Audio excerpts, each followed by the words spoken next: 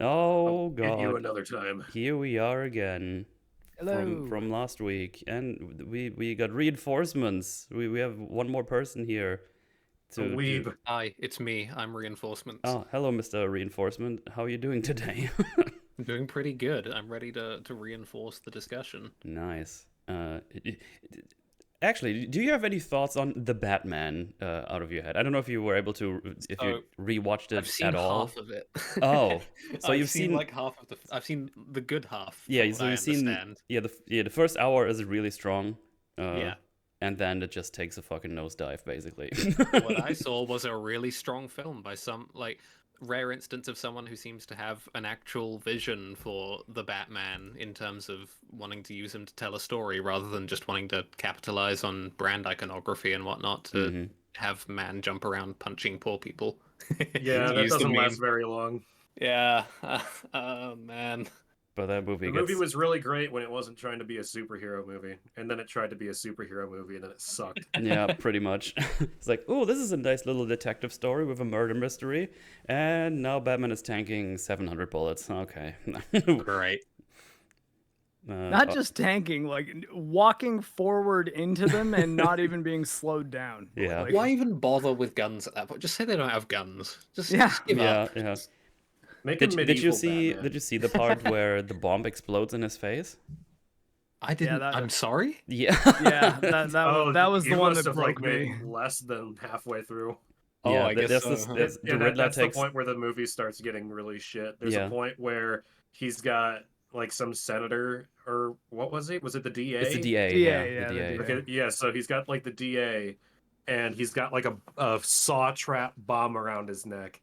And then Batman's got to solve all these riddles for the DA because the DA is not very smart. And then the DA doesn't want to solve the riddles. And then the bomb that's attached to his neck, that is currently about 4 inches away from Batman's face, explodes. And the explosion is very, very large. And Batman gets away completely unscathed without even like a bruise or a scratch or anything. It is Incredible. large. It is large enough to throw Batman about 20 meters, Yeah. like through the air. And So, also like- knock him out for a while. And the Yeah. cops get him, and then they don't take off his mask.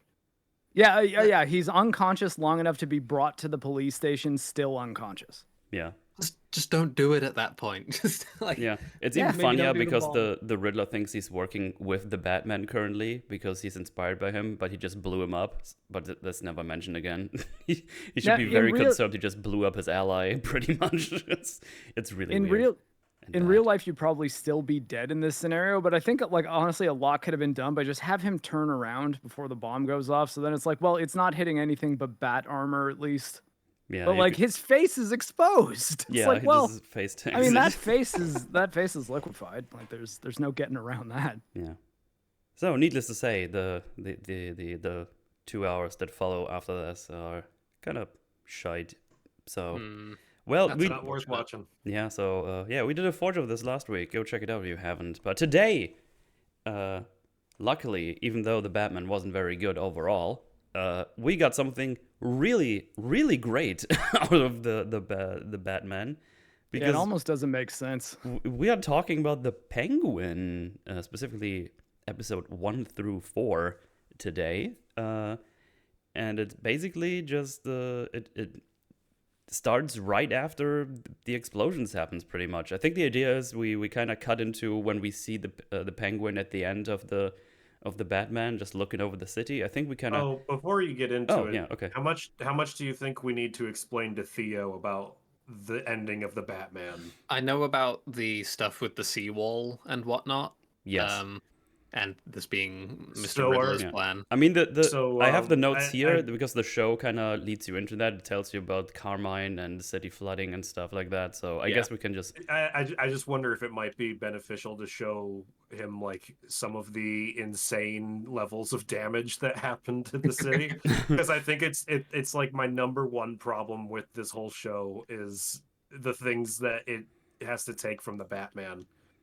yeah. So basically, what Yeah. happens at the end? The Riddler explodes 7 vans around the city, and because they're like at a city wall, it just floods all the poor areas. Because the Riddler is definitely against the poor and not all the rich people he was angry at the whole time, and the leading people. and there's like flooding everywhere. It's like things are completely fucked up.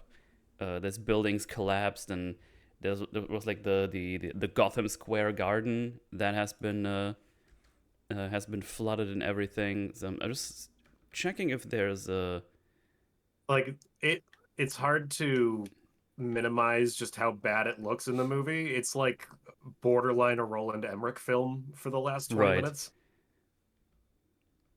yeah. So there's Yeah, it gives the impression that all of Gotham is just underwater now.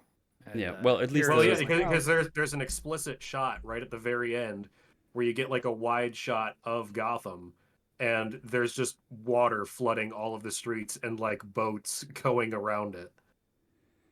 Like it's not just Yeah. a little bit of damage; it's like apocalyptically bad.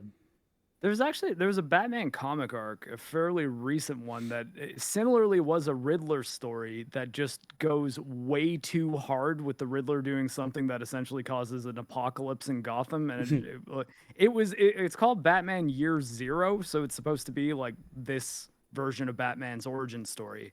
And like the first thing that happens with this Batman is the Riddler basically uses some, I forget what it is that he uses exactly, but it makes like all of Gotham overgrow with wildlife and plants like in Crisis 3 or something. And I was Right. like, wow. Exactly the first thing I was thinking of. Crisis. Yeah, I 3. mean, like, it's the first thing I thought of when I read it. But oddly enough, not made by Zack Snyder, made by Scott Snyder, the other Batman Snyder. I don't think know. they're related. He wrote Court of the Owls, though. That was pretty good. It would be Yes. really funny if they were related, just so there'd Yeah, be that- something yeah. to mock him for.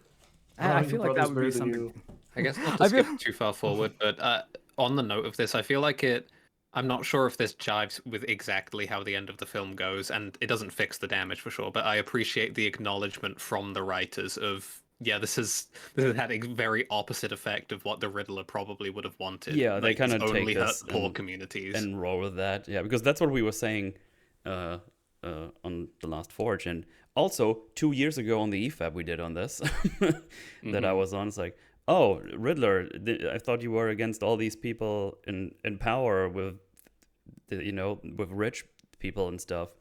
And then this one is like, yeah, the poor people mostly affected. Rich families are just chilling in their houses on green fields. That's pretty much. It's kind of like, oh yeah, they're actually rolling with this.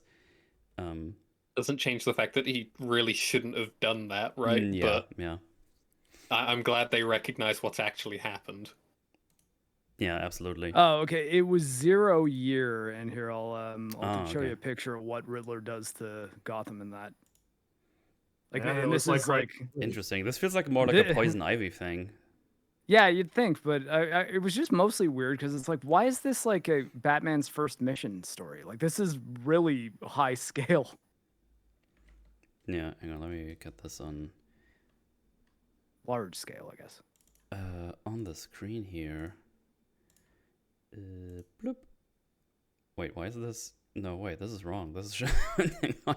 Why is this showing up on the Discord thing? It's all wrong.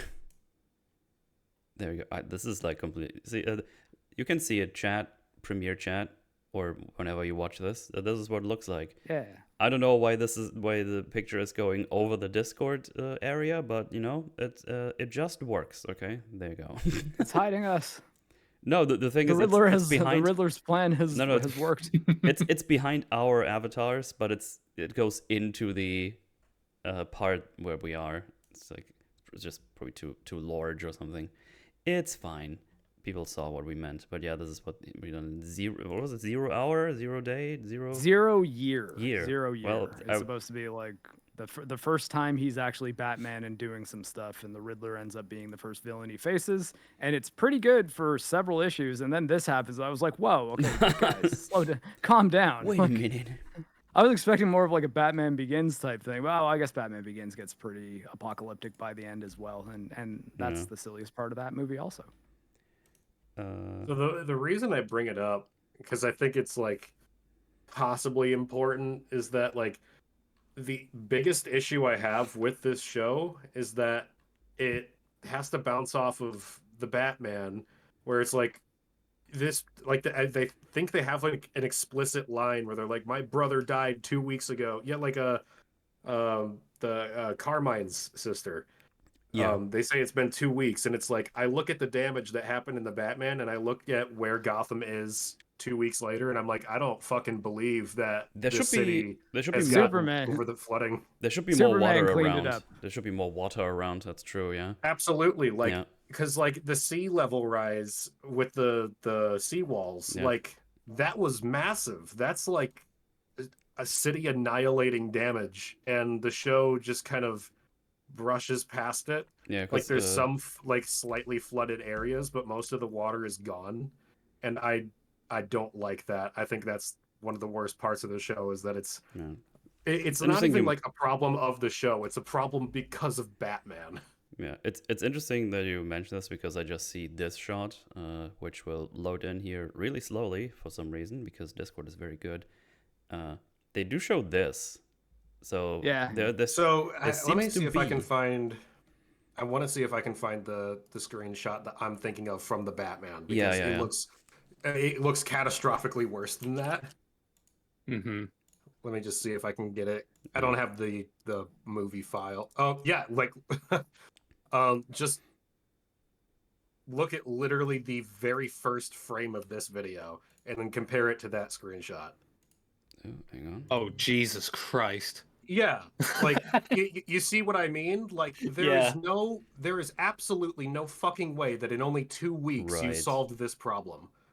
It's not true. I don't believe you. Yeah, it's pretty bad. Like Holy imagine trying to even like get those 7 gaps in the seawall repaired and then compare it to like this, which again the show says it's 2 weeks after this. I don't believe you. Yeah. I'm sorry. So the first episode of Penguin confirms that the Flash and Superman both exist in this universe, and they are willing to clean up Gotham very quickly.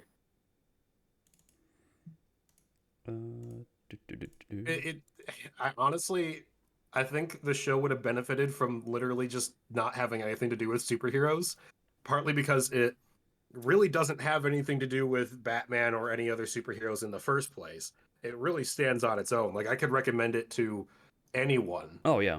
and they'd be able to watch it no problem. You don't have to see the Batman for it. But because it's attached to the Batman, But- then I have to look at this fucking screenshot and then be like, what happened? Yeah. How did you do this? And how did you fix this in only 2 weeks? Yeah, that's It's a good not point. I like didn't even- Florida after a hurricane where the water will go down like channels and shit and just go back into the ocean.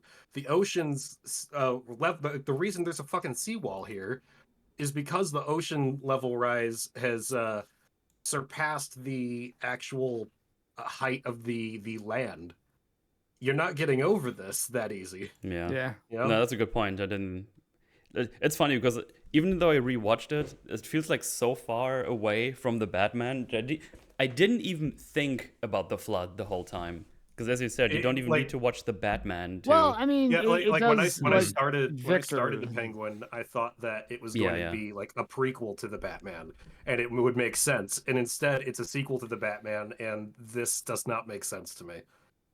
The flood does kind of factor into Victor's story. Yeah, quite heavily, that's though. true. The flood is really does. important. It's just the absolute scale of it, right? Yeah. Yeah, Yeah, like I yeah, don't yeah. have a problem with the flood itself, and I really like what they do with Victor's storyline. I just cannot get past this screenshot. You know? that's fair. Yeah. That's fair. It kind of makes you think though that like if like they could probably talk to the people writing Batman too and be like, hey, when are you setting that movie? And if it's like 3 years after the Batman, which I mean the movie's made at least 4 years after it, so that wouldn't be insane. Like, can you just make this show a year afterwards? Like, would it have made any difference at all?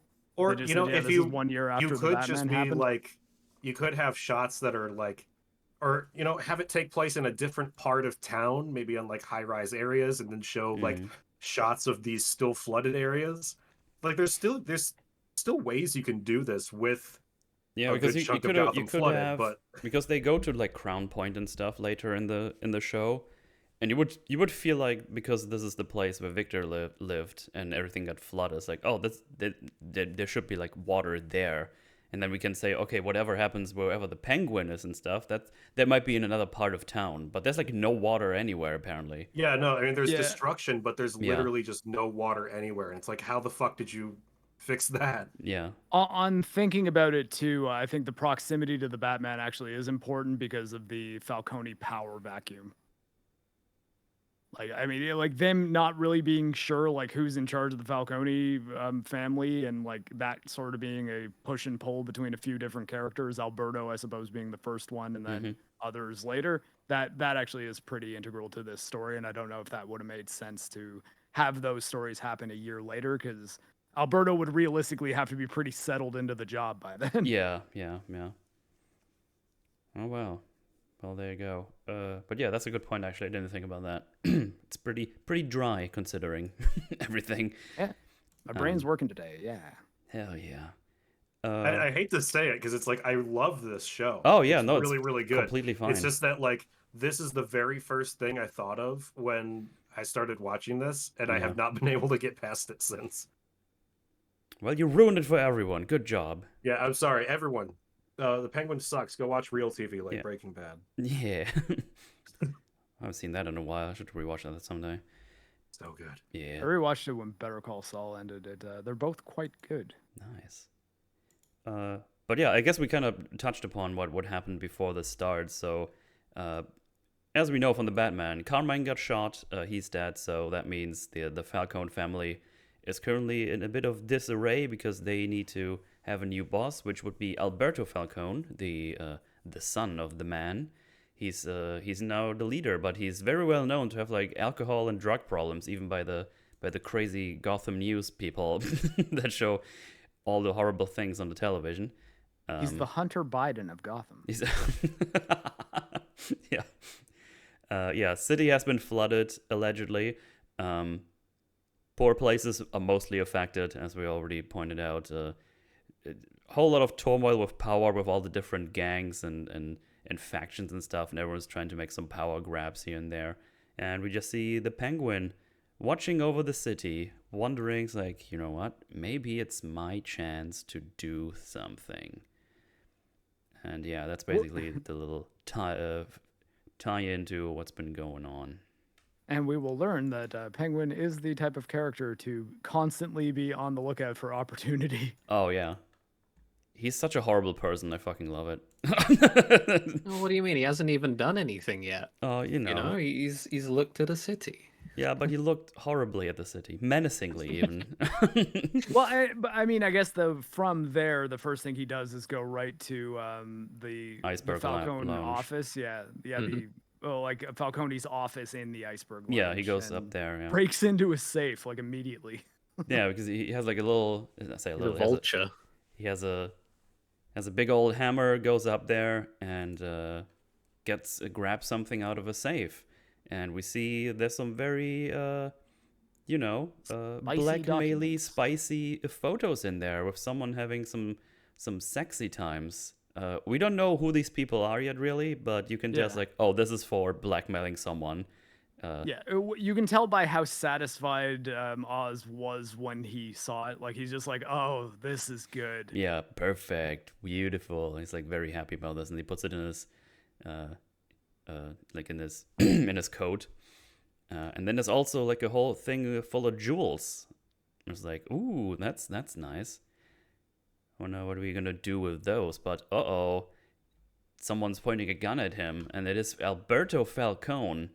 So immediately, something he's trying to plan is not working as intended, because he probably didn't expect anyone to be here.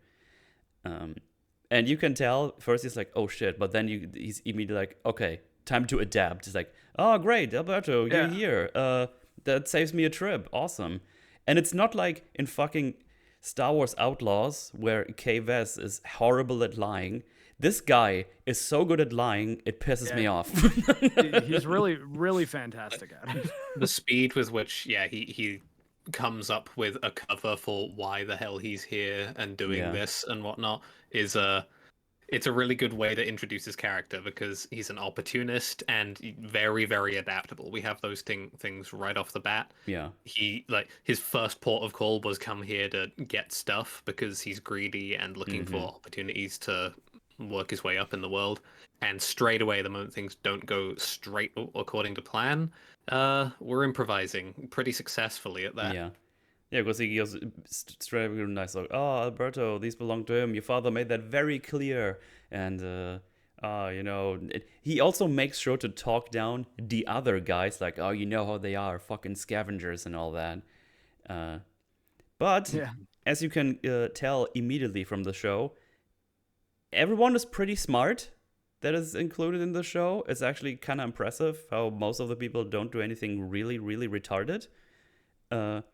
Because Alberto has none of it. He's like, whatever. You're just trying to make me feel nice.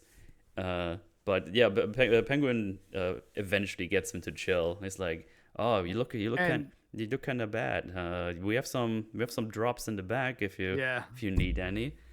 But he's like, oh no, you know what? I got off the drops. I did now with my new position as a boss. I need to have a straight head on my shoulder. So he tries to stay clean, right? And then it's like nothing wrong with having a drink, knowing that all he now has to do is get him drunk and then offer him the drops again. Yes, exactly. Mm-hmm. Horribly manipulative. It's fantastic. Because he does like all the things like, oh, I'm sorry about your dad, but you're gonna do great, all that stuff. But yeah, we cut away to like, half an hour, 45 minutes later, and they're just have some booze, and he's already fucking using the drops already. It's also really interesting because he potentially destroyed this guy's chance to be a good leader to begin with. But he's straight up enabling and encouraging an addiction, which is clearly not going to go great. Yes. What are you talking about? Drugs are awesome. Drugs are awesome. Kids, you should take all the drugs. Maybe this is context. Maybe I don't have from the Batman if it's in there. Like, how bad of a drug are we talking with drops? Is this like Shimmer or? I don't think they really ever show the direct effects of it. No, they just show it's very addictive, but they don't really. It seems like to be. I actually don't know. It's just like something that's addicting, apparently. It's used in a similar way that meth is used in Breaking Bad, but it's like fictional. So I'd assume it's some kind of like upper. Right.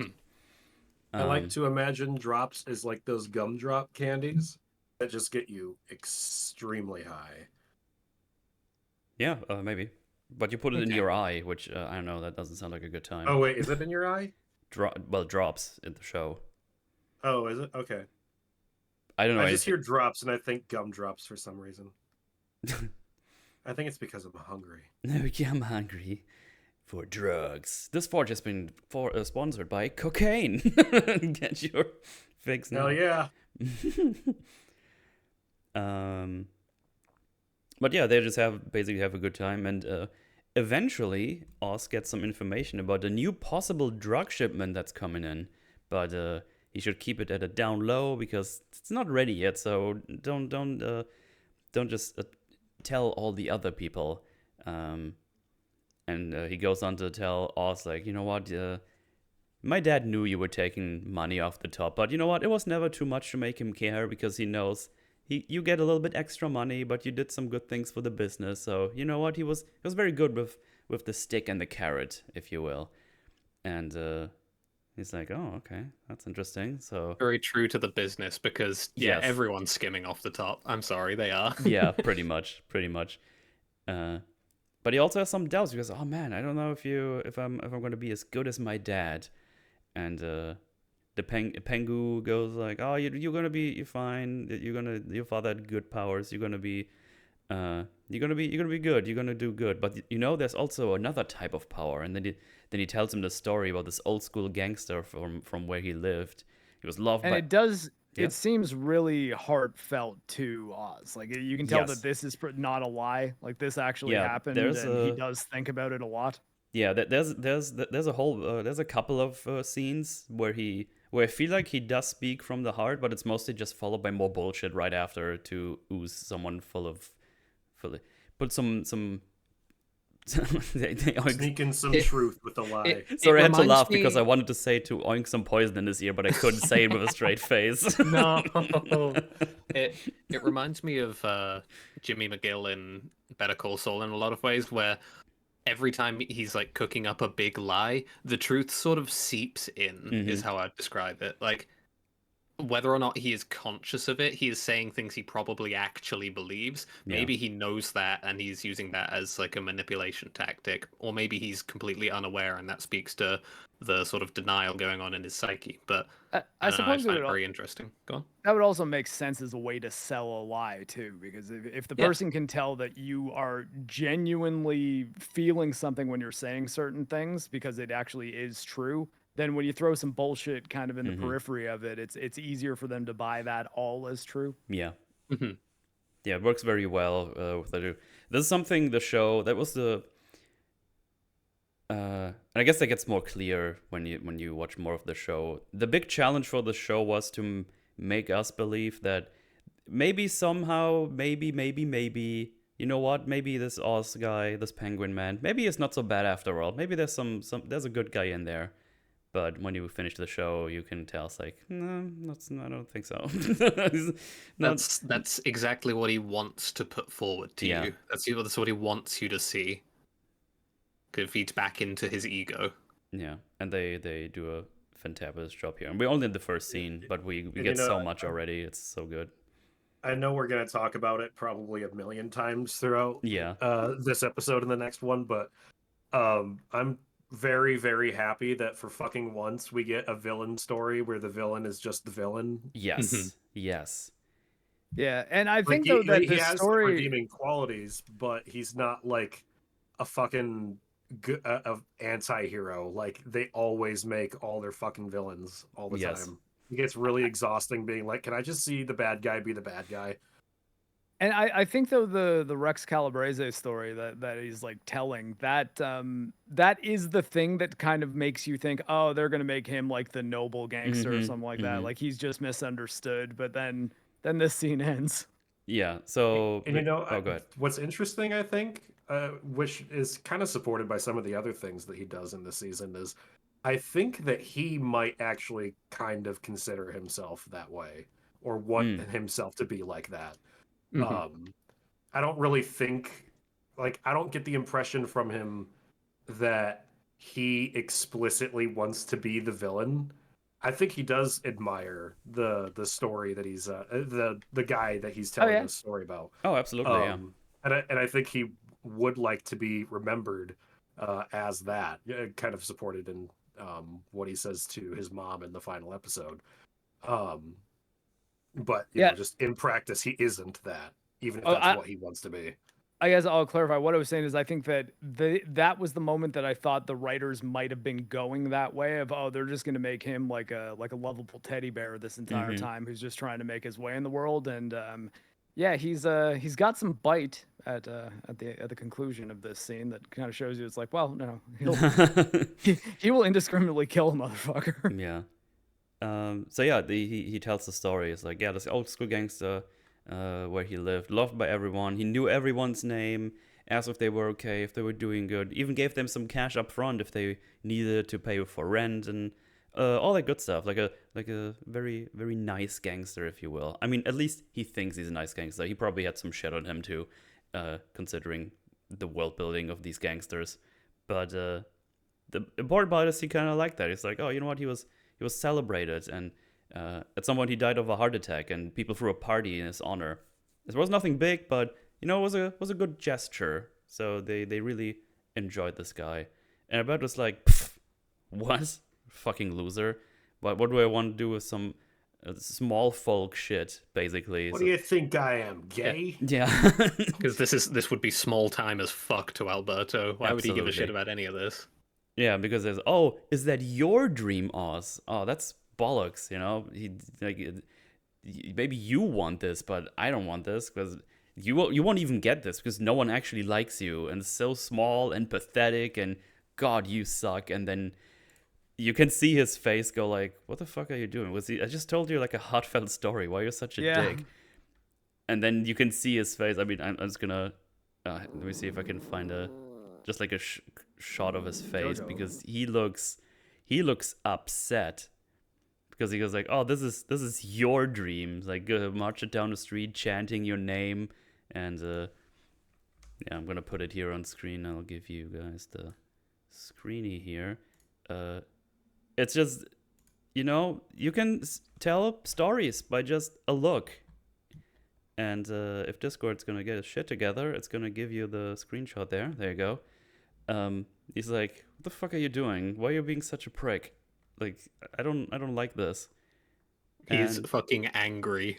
yeah, he is livid. And Oh, without saying Theo, before he can even finish saying anything, he just fucking gets his gun out and shoots him in the fucking stomach like 5 times or something like that. Because he's getting laughed at. He's laughing at him. So yeah, he kills the current boss of the Falcone family. Completely on impulse. Completely on impulse. And his reaction is like, "Ah, yeah, I did it." And then like 2 seconds later, it's like, "Oh fuck." There's that little head gesture where he's essentially saying, "What do you think of that, fucker?" Yeah. Like, Yeah. it's very, very petty in that way. Yeah, it's like You he make does fun like of me. Yeah, well, I killed you. And then he realizes just the gravity of what he just Yes. did. Like, And- I and didn't just shoot some asshole who's disrespecting me and a guy I respected. I shot the leader of this crime family that I'm a part of.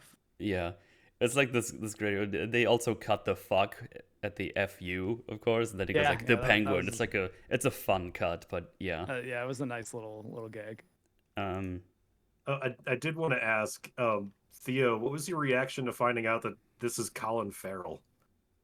I can't see him in there. Like I even don't- still, when I look at him, Yeah. I can't see Colin Farrell. I can't see him under all of the makeup and stuff. Yeah, it's not at so all. crazy. It's insane. Yeah, Yeah. no. When I found it out, I was like, "There's no fucking way that's Colin Farrell." Like, I just straight Yeah. up did not believe that was true. And even the voice, like, he does a really fucking good voice in Yeah. the show and in the movie.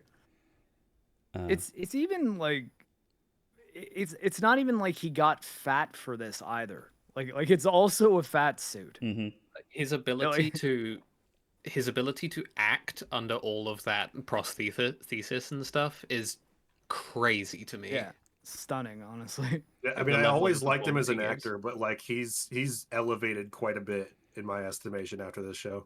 hmm Yeah, it's good stuff. So yeah, this is our intro scene, and it's fucking awesome. It's really fucking good.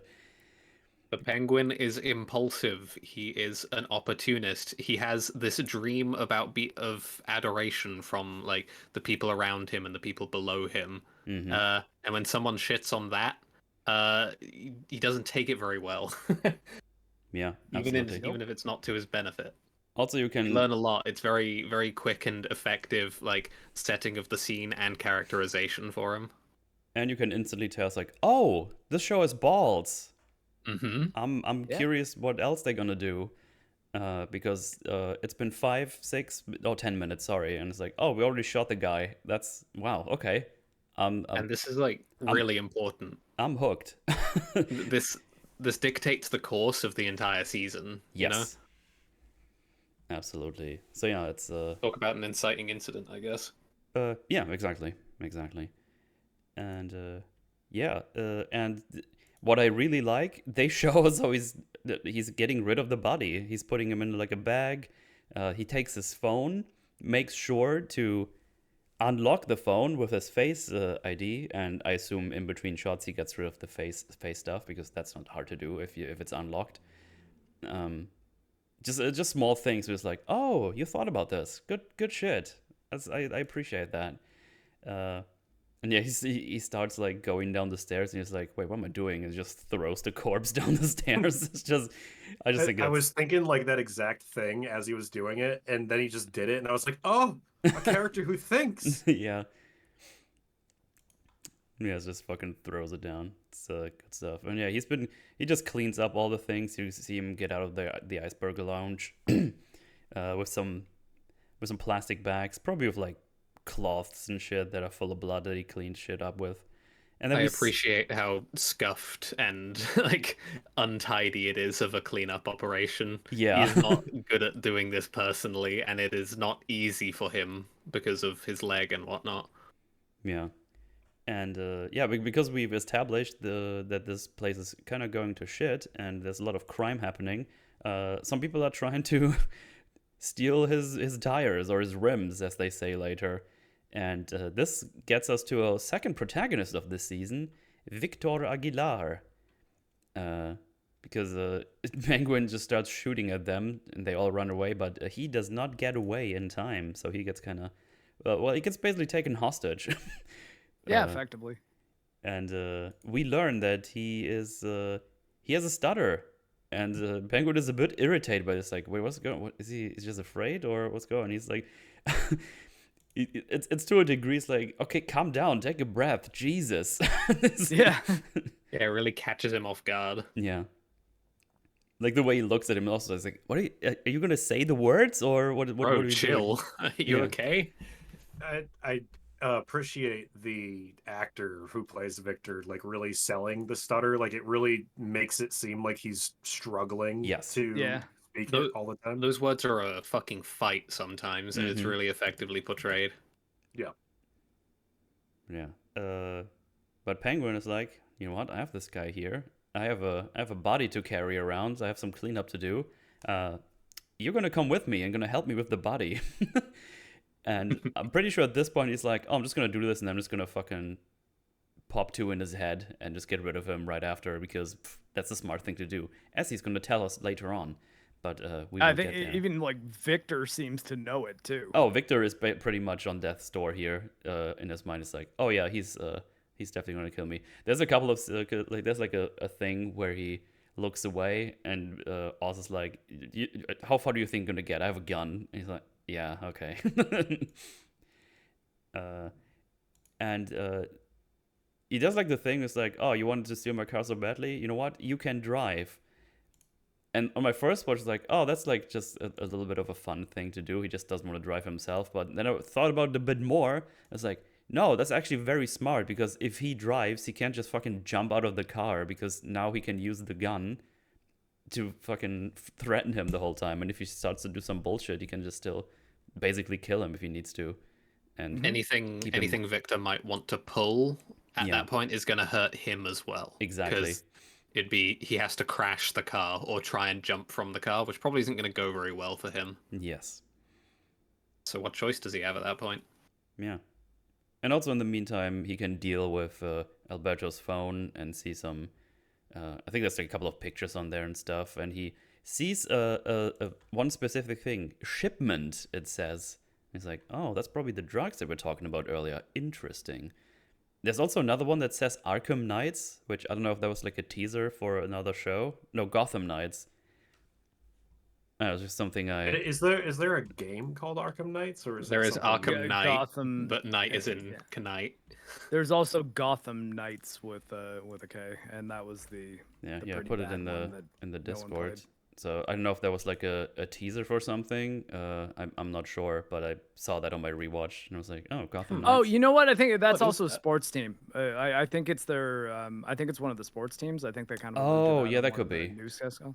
That could be. Oh, okay. I didn't think about that. I thought it was just some like those cringe references that Sony makes in their video games where it's like, hey, look at our Sony phone and our Sony computer that these Sony video game characters use. That one up there says Sofia, right? The really blurry one. Oh yeah, I think it does actually. Yeah. Let's see if I can. Yeah, that is quite blurry, but oddly, I see Sofia there too. It's oddly clear, despite not really being seeable at all. She could also be strange. A B. I'm going frame by frame. That's neat because that would, if that is. Sophia, no, that says Bella. That says Bella. Oh, does it? Yeah. Are you sure? Yeah, there's a bit of a clearer frame. That's Bella. Okay, fair enough. I see. Hang on. I'm gonna rescind the nice thing I was gonna say. Damn. There you go. That's more of a Bella. That's definitely not. You see, if it said Sophia, that would have been because her name is Sophia, right? Yes. Yeah. Yeah, it would make sense that he would have that in his calendar as the given his relationship with her. Yeah. Well, now I can't say that. Fuck you, show. Why didn't you do the thing? I wanted to give you even more points, show. Fuck you. I hope you die, I don't show. even like you anymore. No. friendship with Penguin ended. Something else is my new best friend now. But yeah, Arcane season 2. he no anything but that. But yeah, God, anything but that. he also destroys the phone and takes a picture with his own phone so he can get rid of his phone, which is also just, a small thing to do. But yeah, and then he's it's very important that Vic currently just does not get away. He's now seen enough to be a problem in the future.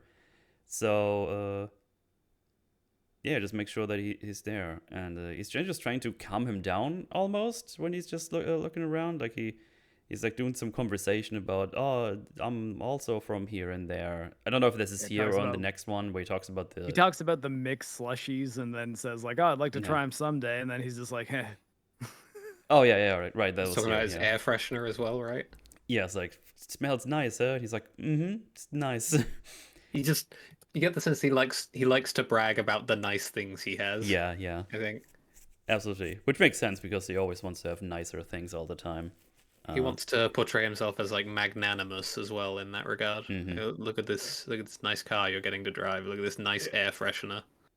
Wasn't the scene, the flashback scene when he was younger, they were looking at like the nicer rims on older cars, and then he's got on his current car really nice rims that people are even trying to steal. Yeah.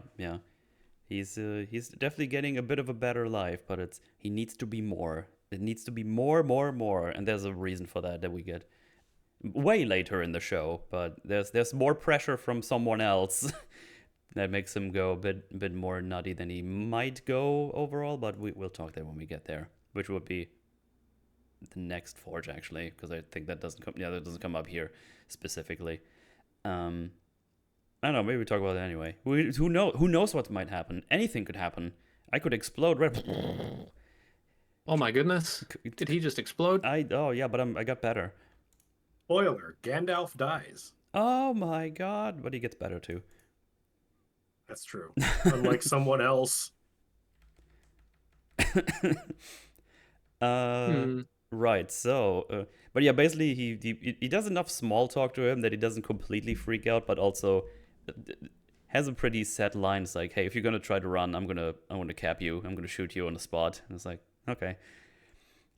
He manages to like comport himself in a way that's like disarmingly down to earth.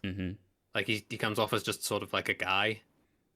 Yeah. He like rather than some larger than life figure. Yeah, absolutely. Yeah. That's the big strength of the show. You always kind of guess, especially when you first watch, was like, is he actually not that bad? Maybe he's just misunderstood, and then he does another horrible thing. He's like, no, actually, never mind, it's fine. He's horrible.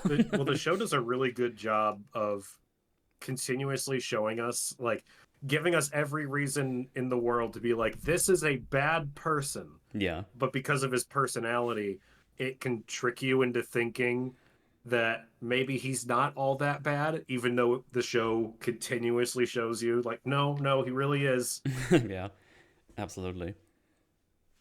But yeah, they talk about the mixed slushies, as Marc already pointed out, and Vic saying it's like, oh, I would try it, in the future. Which, when I'm still alive. Yeah, which is like kind of desperate, but also pretty funny. Yeah, well, and also Penguin very specifically doesn't really answer. Yeah, he goes like, and then if you couldn't tell, this guy is pretty smart. So the next thing we see him do, he's going to his hooker, quote unquote, girlfriend, prostitute lady, and pays her to get a fucking alibi. I was like, holy shit, this is smart. This is good. I watch more now. It's good. It's just so nice to see what he needs to be doing. It's just nice to see smart people. Especially his first port of call. Yeah, you would expect they have the options. Even if it wouldn't be on his own, you would expect to be like, oh yeah, he's like in a gangster family, so if shit goes down, there's probably resources he can use. But as we learn throughout the show, he has a lot of his own resources off the grid that nobody really knows that much about. So Yeah. Especially because of people's impressions of him, he'd be one of the first places that I start going, I think. Absolutely. But yeah, she's called Eve. She's going to be a reoccurring character throughout the show. And yeah, he's basically like, hey, I need an alibi. Are you alone? It's like, yeah. She's like, yeah, starting anytime after 10 is fine. And he's like, that's going to work. In a week. Going to work. And then he pays her for that time. It's like, I'm going to call you. And yeah, he's got an alibi. Good stuff.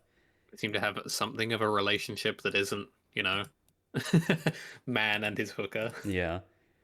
Then they decide to grab some food and start burning the clothes and stuff. Just getting rid of evidence, at a scrapyard. And this is just a couple of things, the small things. He's like, asked for extra pickles, and they gave me 2. So it was one, the normal one. Makes no goddamn sense. There's like small things. We won't get into all of them, but some of the just normal things that Penguin says is just so fun and in a way relatable. And you're like, oh, this is a horrible person, but I get it. That's what I mean. He's sort of like disarmingly normal. He's grumbling about the number of pickles he got. Yeah. I can relate. We all can. We've all had that sort of experience, I asked when for you're no a busy onions, man and you like give the me more Penguin. onions than the God intended. And then he kind of looks over and sees like a whole pile of rims, and he's like, wow, if you would have gone here instead of getting my car, you wouldn't be in so much trouble right now, huh? It's like, damn. He's got a lot of cheekiness to him. That's Oh just, yeah.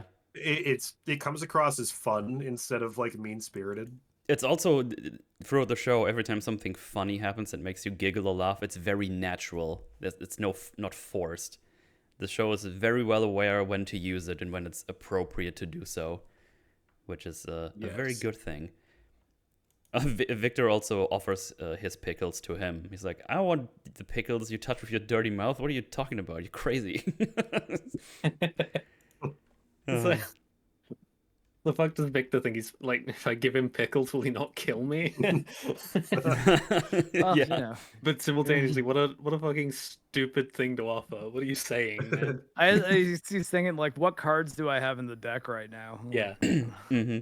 It's like, Pickles. just be nice to him. Maybe he's not gonna shoot me with his gun. It would have almost been really funny if Penguin just shot him right there for offering the pickles. Yeah. It's like, how fucking dare you? Boom. And then he gets annoyed because now he has to carry 2 bodies into a trunk. He's like, fuck. And then we plant a couple of seeds here. The first ones, he's like, wow, you gotta, can you afford to think that small? Like, what was your plan? Just grabbing rims for a little bit of extra dough? You got like $1 in your wallet. You need to think bigger.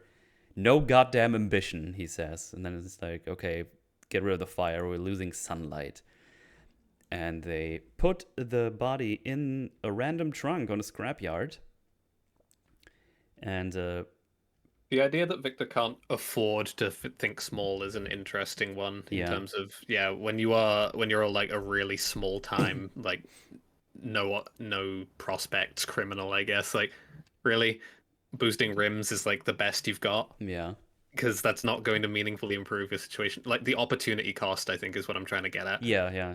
Because look how much trouble Victor got himself into and could have fucking died straight up in exchange for what really would not have been a very substantial payday. Yeah. Why do crime for what will effectively be maybe a week's worth of money? Yeah. If even.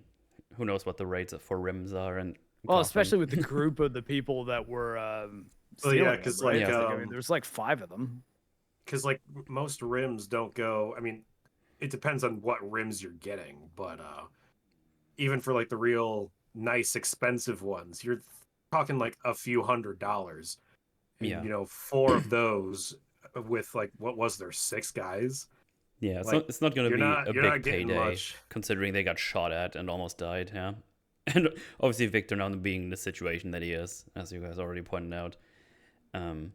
But yeah, they put Alberto in the trunk, but also Penguin gets the ring off of his finger, which is going to be another tool he will use in the future. Everything you see in the show is very deliberate and is going to be used later on. It's quite good. Is the ring a known quantity from the Batman or no?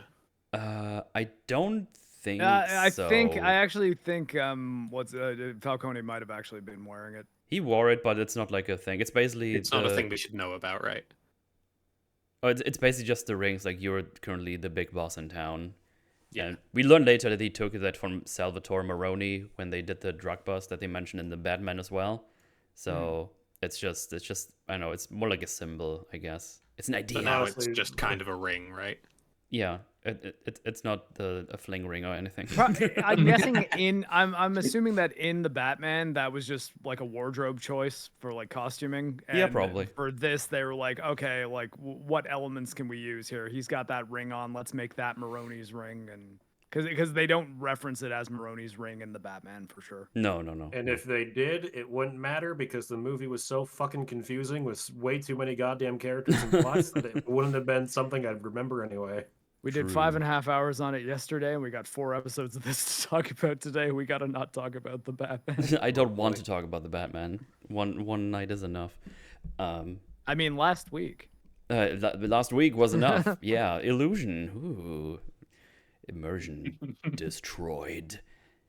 Anyway, they put them in the trunk, and Penguin's like, "Oh, that's a nice sunrise behind you. You should turn around and have a look." And Victor immediately is like, "Oh, come on, man. Yeah. Oh, fuck. Please don't do this." And he even gives him a cigar. It's like, "Have I had one of these?" And he's like, "No." It's like, "Here, you can have this." But yeah, he's like, "Of course we're gonna kill you." Like, No, I love the line. He's like, "So the smart play here is to kill you." yeah. I just killed He's just so matter of fact about it. Yeah, I just killed the kingpin of the city, and you saw it. I got you into this, so the smart thing to do is kill you. But Vic tells him, "You know what? No, you know what? I have ambition, and all I need is a chance." And that's a very important phrase for the Penguin, because all he always wanted, he needs is a chance, and he always grabs the chances. If that becomes makes a any running sense. theme for a lot Yeah. of the show, especially with, I guess, the Penguin's movement as it develops, regardless of what's going on with the actual man himself. The stuff he's talking about is with people who just get passed over on repeat with no actual prospects because no one's going to give us a chance. Yeah, exactly. And that's what Vic is asking for. It's like, I'm not a waste. I could help you with whatever it is. I just need a fucking chance.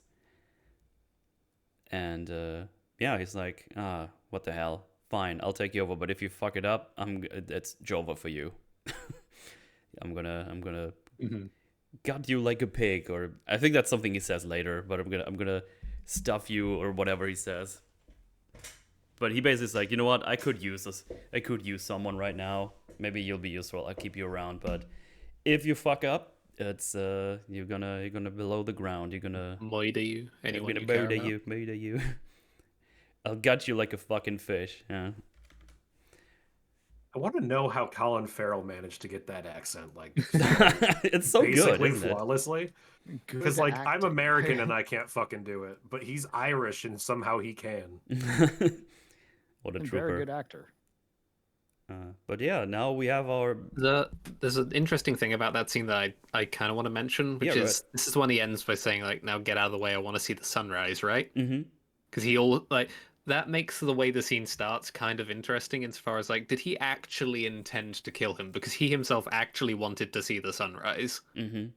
He Yeah. felt that it was something worth, like, stopping and taking the time to look at. Yeah. And he was trying to show that to Vic, but of course that looks like you're going to shoot me in the back of the head the moment I turn my back. Yeah, Oh, absolutely. I mean, he was holding a crowbar at the time, so I think he would be lucky hoping it was a gun.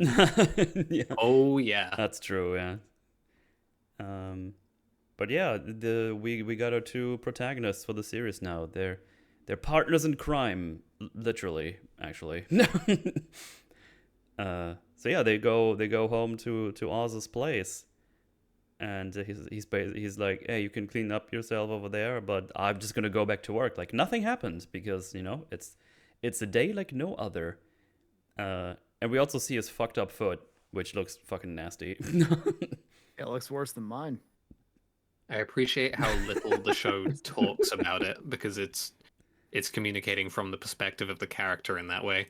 Oz doesn't want to talk about his clubfoot. He doesn't want it to be a part of his identity in that way, even though implicitly it is, because in some way he's relating to Vic because they are both faced with hardships in that sort of capacity. But we don't really, I don't know if we ever really spend, this is the most time we ever spend with notions surrounding the Penguin has a clubfoot. Yeah. After that, it is a background element. When they show it too, all I could think. Sorry, go ahead, Wolf. No, it's okay. You can go first.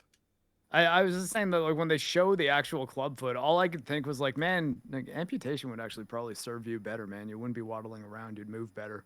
Probably be less You're fat. biased. I mean, yeah, it's true. I was gonna. That looks painful though. Oh, build yeah. off of what Theo was just saying. It's the same thing that I kind of praised the Batman for. Like, there's no stupid flashback scene showing here's how the Penguin got his clubbed foot. It doesn't treat you like an idiot. It just gives you the details through the visuals and trusts that you're able to figure it out on your own.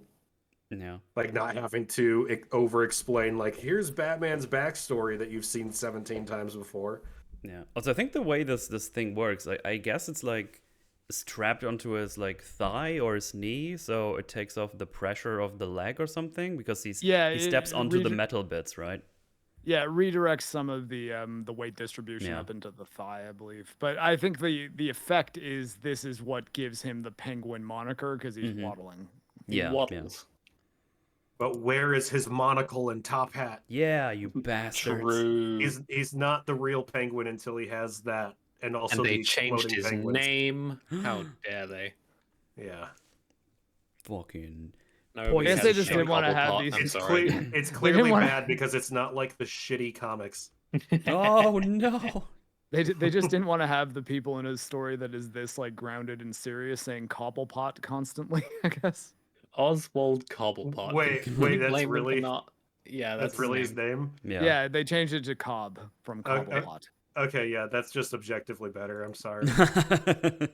Cobblepot, are you fucking for real? Yeah, Nobody has that name. It's and not Batman real. Returns, they go into that.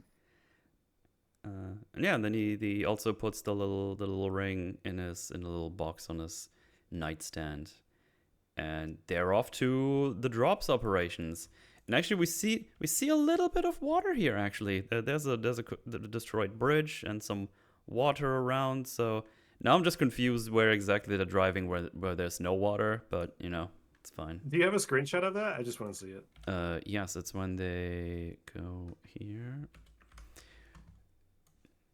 It's when they're on their way to, I guess the day-to-day operations of the Pengo. So this seems to be pretty close to the seawall. Boom. There it is. Okay. So they seem to. Yeah, it seems like that's really flooded, but then it's confusing because they go back to the same town that Victor was, or the same part of town that Victor was from, that we see like a fucking tsunami go through. Yeah. But it's very no close water to at all. because it's like basically right next to one of the explosions. Like you see it's the right explosion. next to the seawall. Like they literally watch it happen right in front of them and see the initial wave crash into his apartment. Yeah. Not to get into spoiler territory. Oh but, no. So yeah, I know what you mean. Now that I think about it, I'm actually also a little bit confused. Because Crown Point was supposed to be one of the worst affected places, right? Yes, exactly. And if that's true, there should be lots of water there. Yeah. Obviously. Like this What looks happens when worse things because flood? there's no water. When flooding happens, there's a lot of water. Yeah. Turns out. Maybe it's just other parts of town, but no, that's kind of a dishonest way to present it. Penguin Cobb even says, "Look what that fucking madman did." Like he's upset at the Riddler, and I get it because destroyed his much of the operation. crime world would be very pleased with what the Riddler's done, because what the fuck, you destroyed the city, Yeah, and also a including lot the of their poor people who do our operations. exactly. And yeah, we got to get a little glimpse as to what he's up to on his day-to-day operations. And you also they all just a nice little continuity thing. They have the same drug bags for the drops, like in the Batman. And I thought it was just a nice touch to keep the continuity going. It's the same like colorful bags that have the drops in them. I think that's just commendable. Continuity is good. Why are the drops bags so much more creative than modern McDonald's? Like, these people rejected modernity and just made something creative. Yeah. What I'm saying is drug dealers are good people. They should make my McDonald's. Yeah. It would taste Bags. better. Unfortunately, it would also Or at taste least better. you'd think it tastes better. Like, you'd just be more into eating it. It doesn't actually taste better. Yeah. But your mind would think it does. And that's all that really matters. Your mind makes it real. So yeah, it seems to be, at least on the surface level, the people down here seem to be kind of respectable towards him. Like, they seem to be okay towards him, but I guess that's also because he's like the boss and they're not, so I guess they don't have a chance. So I don't know if they actually like him or not, but he at least looks like he's nice to them to some degree. He also has like his first little blackmail thing that he's sends to Councilman Haiti. He's gonna be back in the show, I think, like in the second half somewhere when he talks to him.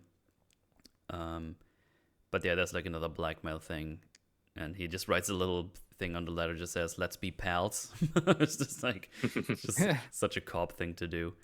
And yeah, basically at the moment they're trying to retrieve as much product as they can from the drop operation, because the flood got rid of most of their shit. They got about 30% back of the drops, but there is some contamination, but they're like, whatever, the addict's gonna buy it anyway because, well, they're addicts, so fuck Yeah, them. I mean, if a person's addicted to a substance like that, possible contamination or none at all is an easy choice for them. Yes. And we get a little information that the other gangs have become testy, and they drag one in, like a guy in that's been shot.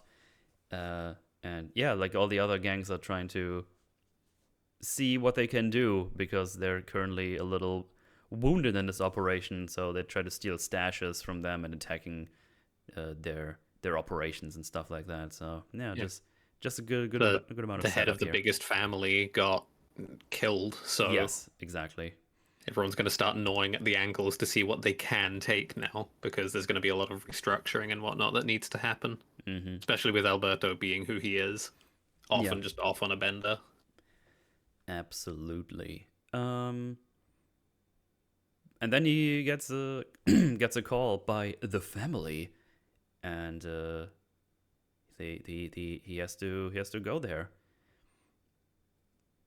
And so they drive there. That's what happens. That's what happens. Victor is worried. He's like, "Do you think they know?" He just says, "I'm holding a crystal ball. I'm holding a fucking crystal ball." And then he tries to like kind of joke around. It's like, if I don't come out, just like, come on, I'm fucking with you. It'll be fine. All is good. But I think he's actually worried. Like he seems pretty worried. And then he's like, nah, it'll be fine. Don't worry about it. He is very worried. He's confident in his ability to worm his way out of a situation, even if it is him walking into certain death when he enters that place. He's like, no, I'll find a way to talk my way out of it. Yeah. Also a nice little touch. He kind of looks at the car window and just kind of gets himself into order, checks his hair, does a little smile. It's like, I'm gonna look good in front of the bosses, or at least as good as he can look, with he being him. I'm saying he's ugly, okay? There, I fucking said it, and I'll do it again. Shaming. Yes, fat piece of shit. Anyway, he goes in. It's like, oh man, a lot of pomp and circumstances. What's going on? I'm not complaining, but are we celebrating something?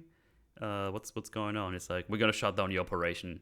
It's like, what? What are you doing then? It's like, well, the heat is too high, lots of activity, and we want to move it somewhere else that's more safe. And I think it's Robbinsville, wherever that is. I don't know, but it's apparently a safer city.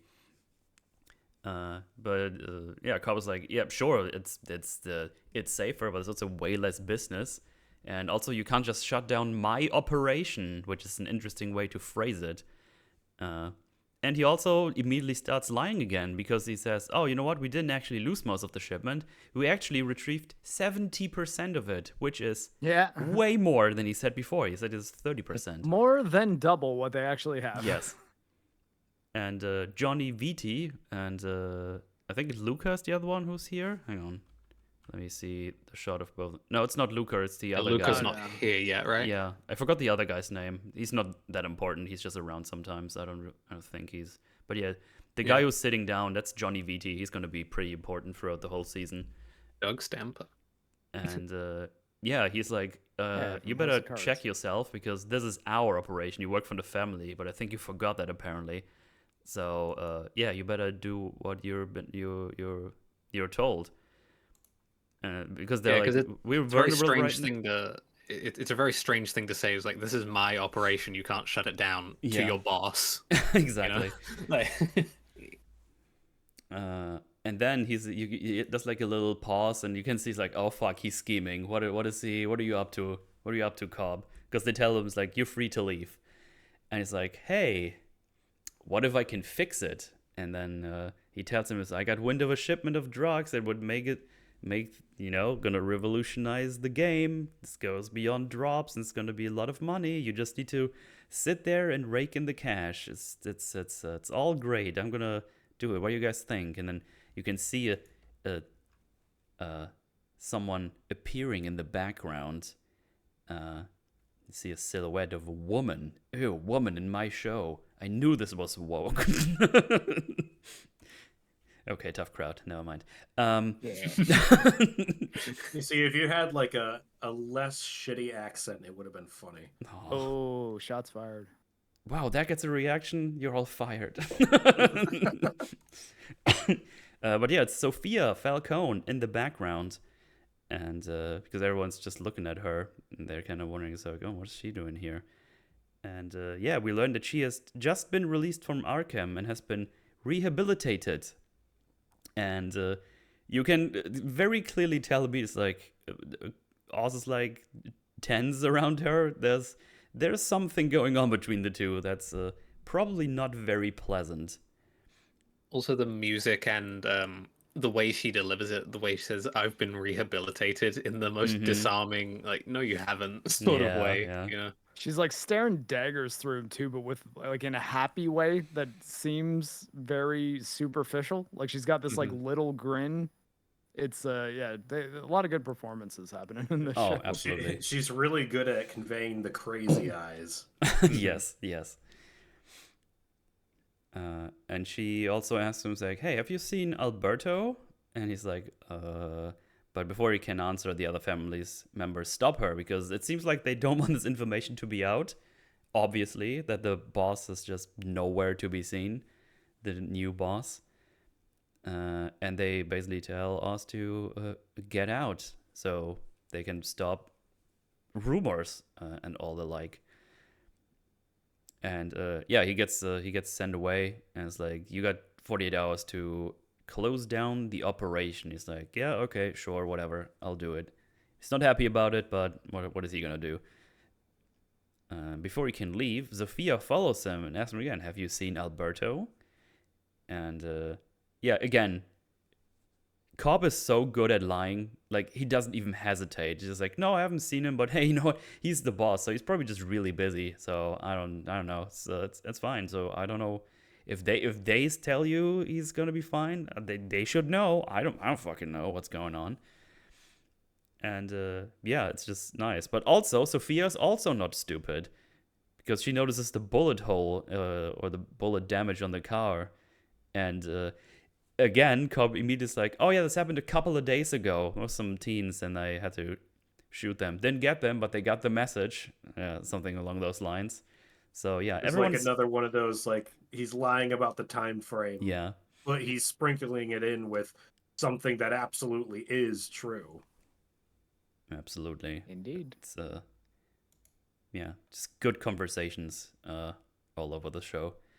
And they're like, hey, we have things to catch up on, so we should have a meal together. And it's like, oh yeah, of course. And it's like, wait, right now?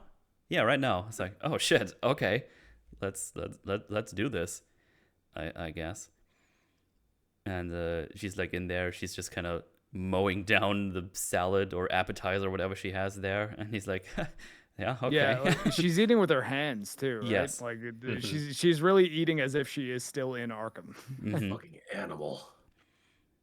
And they just kind of have a talk, and he's like, "Man, how did you know about the drug shipment that was my and my brother's plan, and now you just sit there and claim it as your own? Like, what the fuck is up with that? That was just our secret." And again, he fucking spins some yarn. He says they kept them both in the dark with the involvement, and he doesn't know why, but he claims that he is an asshole. So himself, Cobb. I was like, you know what? Your brother was so passionate about this. I tried to get it done still. You know what? I just claimed it on my own. I have a big mouth, so yeah, sorry about that. But you know what? I wanted to get it along, even though he wasn't there. You know, I just want to get the info out so the drop operation doesn't get shut down, and we can't do it anymore. And she's like 10% buys it. Yeah. She mostly thinks he's fucking with her, but is also like, well, I guess if you didn't know I was involved and I didn't know you were involved, my brother isn't exactly the most straight edge dude. Yeah, But also I know you. He does a really good job of like essentially feeling out what she knows and doesn't know and using that ambiguity to like sell his story, right? Like, Or at least well, sell you didn't know I was reasonable- involved. I didn't know you were involved. So what's up with Yeah, that? does that mean we're partners until he gets back from his bender or what? Like, what are we doing here?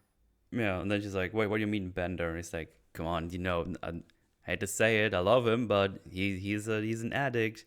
I'm pretty sure he got something with alcohol and sex too. So, not the first time he went on the Bender and came back. So, you know what? He's gonna be fine. Don't worry about it. But he also goes on to say, like, you know what? If you need to know, we can go check out the lounge. But I was with my lady friend last night. Remember, he has an alibi that he made up with Eve, drowning my sorrows. But if you want, we can go check out the lounge and see if anything's there to put your mind at ease. I was like, damn, he's using all his tools. It's fucking awesome. It's just so good to see. Good writing and dialogue from smart characters. It's good stuff. But she's like, you know what? No, don't worry about it. Let's just enjoy the meal. And before they leave, he's like, oh, thank you for the meal. I'll get the next one. And she just kind of gives him a little hug and a little kiss on the cheek. And in his ear says, like, I'm not underestimating you. I know everybody else does, but I won't. So basically, it's like she doesn't fucking trust him at all at this point. And also kind of referencing the thing he says to Victor in the car about like, yeah, most of the time the powerful guys call you in. They want to feel big, so I make myself small. It's like a song and dance. And she's like, I know that you're not actually small in your own mind, and you humble yourself in front of those guys so that you can operate more effectively. Yeah. Very good foil to establish very quickly as well. Someone who like. A really, really good challenge for Oz is someone who isn't underestimating him already. Yes. Mm-hmm.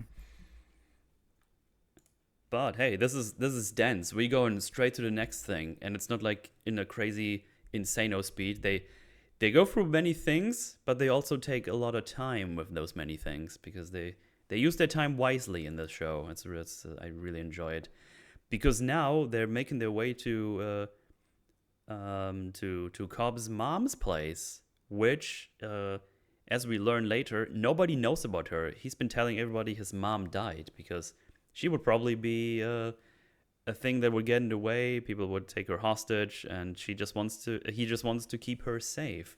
That'd never happen. What? There's actually another nice little touch here where there's 2 handicapped seats, and Vic looks at him. He kind of glances at Cobb, but he's not taking them. I think that's a really nice touch. It's like, I'm not gonna use them. I'm not gonna make people think I need the handicap spot with my bum leg. All about image. So it's really nice. Don't really draw attention to it, but yeah, it's a very important little detail to pick up because it's revealing of his psychology and how he looks at things. Yeah. So now I have one kind of fun thing. So there's a guy going around with a Riddler mask, telling QR people code. to scan the code. This is actually where it leads you. It leads you to ratalada.com, which is the URL that Batman found. And if you go on that site, it has like a GCPD apartment has been seized by this. That's just a fun little thing if you go there. I'm gonna put it on screen. A little ARG. ARG. Yeah, it was like a little thing going on, but then it goes like to Gotham Police. Actually, it's not loading properly for me right now, so for some reason I can't show. Oh wait, now it's doing something else. Okay, it did something different from last time I checked this URL, so I don't know. It goes to oh, there it is. Yeah, this domain has been seized by the GCPD. Let me get this here real quick now that I know it actually works. Oh wait, it's already here. Boom. So yeah, it's just this domain has been seized by the GCPD, which is that's kind of fun. I assume it was like a little bit of a marketing thing that people were able to find while the Batman came out or something, but just a nice little touch. I wonder how long they're going to keep that domain name before like just forgetting about it or being like, why are we spending money on this anymore? Only for someone else to seize the domain name and turn it into a porn site. Yeah. But also, I'm wondering, would really someone still be for the Riddler after what he fucking did? After he flooded the whole city? I don't know why you would be. Yeah. Because, let's say maybe you see this movement of, the elites are fucking us over, Gotham is corrupt to the core and everything sucks. And then the person, like, selling you all of this is like, I have destroyed the seawall to flood your house. Let's go, change! especially with the amount of crime in Gotham, it's probably not the safest thing in the world to be on the subway with a Riddler mask on, handing out that QR code. You're going to die. Yeah. Yeah. Like, someone's gonna fuck you up really fast. Yeah. And you can see, I don't know like, about Cobb that. is looking quite annoyed at him. He's like, yeah, I get it. So yeah, I don't know. I thought that's a little bit weird. It's a small thing, but it seems a bit odd. But yeah, they arrive at whatever station this is, and he has like a little, I don't know. I don't even know. It's a Volvo. It says it right there on the car. I'm stupid. It's like an old Volvo, like the opposite of what he was driving before, because he was in his crime stuff. He drives this purple, really colorful car that people can see, and this is just like an old car, and it's all It's too plum. It's plum. Sorry, it's plum. Yeah. Ah, fuck. See, I fucked it up. Oh, that actually comes up in the conversation with Sofia earlier, where he says it's plum actually, and it comes back to him as like a little zing towards him later on. Just kind of fun. But yeah, he drives that car to a little house somewhere in a nicer place, and this is where his mom is currently hanging out, living. And now we introduce a whole different layer to the Oz persona, if you will. So yeah, they drive through this car. There's like a bumfuck nowhere basically. So his mom can, I don't know, be safe, I guess. But she knows what's going on with him. That becomes clear pretty soon. And the mom is older. She's clearly dealing with some sort of Alzheimer's, dementia, whatever it is. She threw the pills in the tub, doesn't want to take them and everything. And honestly, it's so fucking real, because my grandma, before she passed away, did the exact same thing. just always complaining, kind of in and out of the Alzheimer thing, like getting clarity sometimes, and then sometimes just because she says like, oh, the boys were playing in the tub, and I remember my grandma was like, oh yeah, the boy was hanging out here, and I was like, I'm like 30 now, but that's sad. Yeah, I had the same thing. My great grandmother had serious Alzheimer's at the end, and she would just say like the most random shit that Yeah. like no one knew what the fuck she was talking about at any given time. Yeah, for me, for my one was like weird because I'm like an alone child, like from back then. I mean, I guess I have a sister now. My mom remarried and got another child. But in the in like years ago, when my dad was with my mom and I came out, unfortunately for many people in this world, I was an alone child. But for some reason, she imagined like 3 versions of me. There was the current me that came to visit her. But then there was also 2 other ones of me. Are you saying that your grandma had the ghost of Metal's past, future, Yes, and present? pretty much. Oh no! I never thought about that. That's amazing. But I wonder which one would tell her what. But it was actually confusing. I never heard about that they just make up new people. But yeah, that was always a bit weird. But yeah, so what I'm trying to say with this seems like very real to reality, what they portray here. Weirdly enough, my grandma also had like a thing with her arm, kind of similar to what she was doing. So I was like, man, this looks familiar. Well, with all the whole crime thing, obviously, but you know what I mean. But yeah, it was just like, I don't want to take the pills and all that stuff. And yeah, basically the reason they're here is that Oz is like, you know what, we're gonna go somewhere nice and safe. We're gonna go hide, basically. So I think the idea is, if I did not misread the scene, he just wanted to fucking bail, right?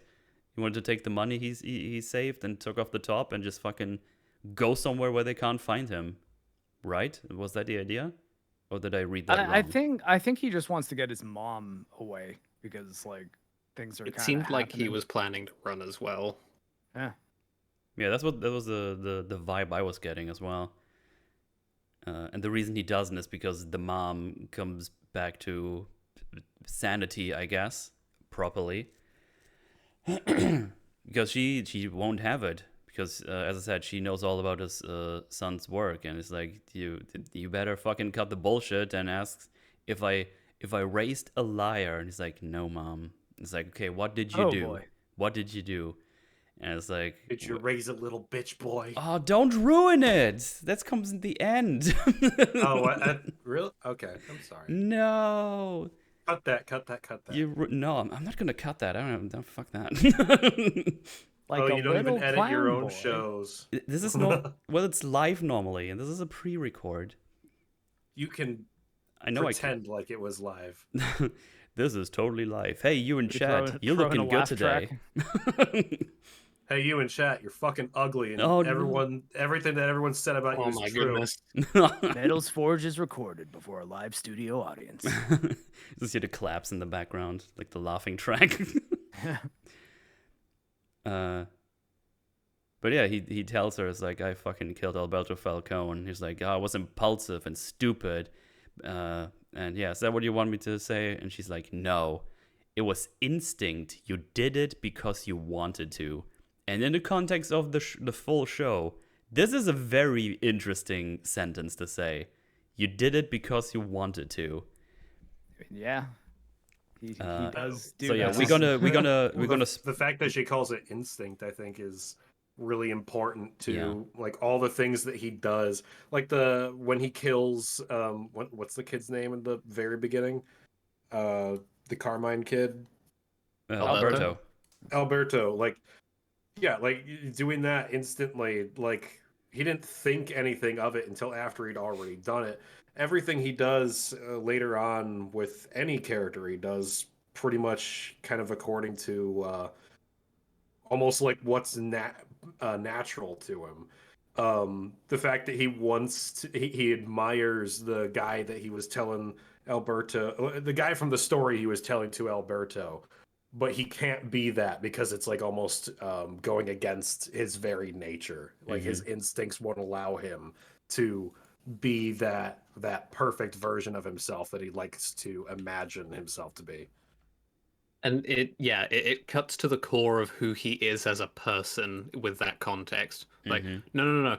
This is what you do, kind of thing. Like, this isn't an unusual behavior for you. This isn't some mistake. This is how you comport yourself in the world. Which right now it's being framed in a sort of positive way of like, yeah, he's a real go-getter, you know. Surely that's what she means by this. I mean, I'm gonna go there right now because I think it's important for the scene to, because I'm probably gonna forget about it when we get to that, when it actually happens. Because there's like a whole bunch of things we don't actually know yet. So we see that he has brothers in like a picture, but they're dead, and what we are led to believe is that they died in an accident. But we learn, second to last episode, I think, that he killed them as a child intentionally, without any remorse whatsoever. So with that context in mind, this thing, and also we were led to believe she doesn't know this happened, but she does know. She figured this out like pretty much right immediately. Away, And yet another person who did not underestimate him. Exactly. And her saying like you did it because you wanted to is because she knows what he did to the brothers without any remorse. So yeah. No, I didn't think about that. That's what you do. Yeah, good stuff. by flashlight. And also in I have it on screen here, but Cobb says a couple of things with like a little lower voice, and it's like, you see how weak you sound? You like a little pussy boy. It's like, oh my! I was laughing so hard the first time, and I was still laughing. I'm gonna cry like a bitch. Like a bitch. You're gonna piss and shit. But yeah, she basically is like, you're gonna fucking go get it because you almost got them, and you're gonna make them your own. You're gonna, the city is meant to be yours, and you're gonna go get it. Yeah, and her behaving this way to him, like, without future context, it comes across sort of positively for Oswald. It's like, oh, he's been getting gaslit by his family. His mum's been, like, trying to put him on this path, right? Yeah, that's probably what's going on here, so it's no wonder that he goes to the lengths he does. Yeah. Good stuff. And then they're kind of watching television. There's like a song playing it's called like Blame It on Mame, I think she says Mame. And Victor asks like, who's Mame? And Cobb says, doesn't matter, it's just a scapegoat. Which is basically what he does like all season, finding a scapegoat for something to put on, right?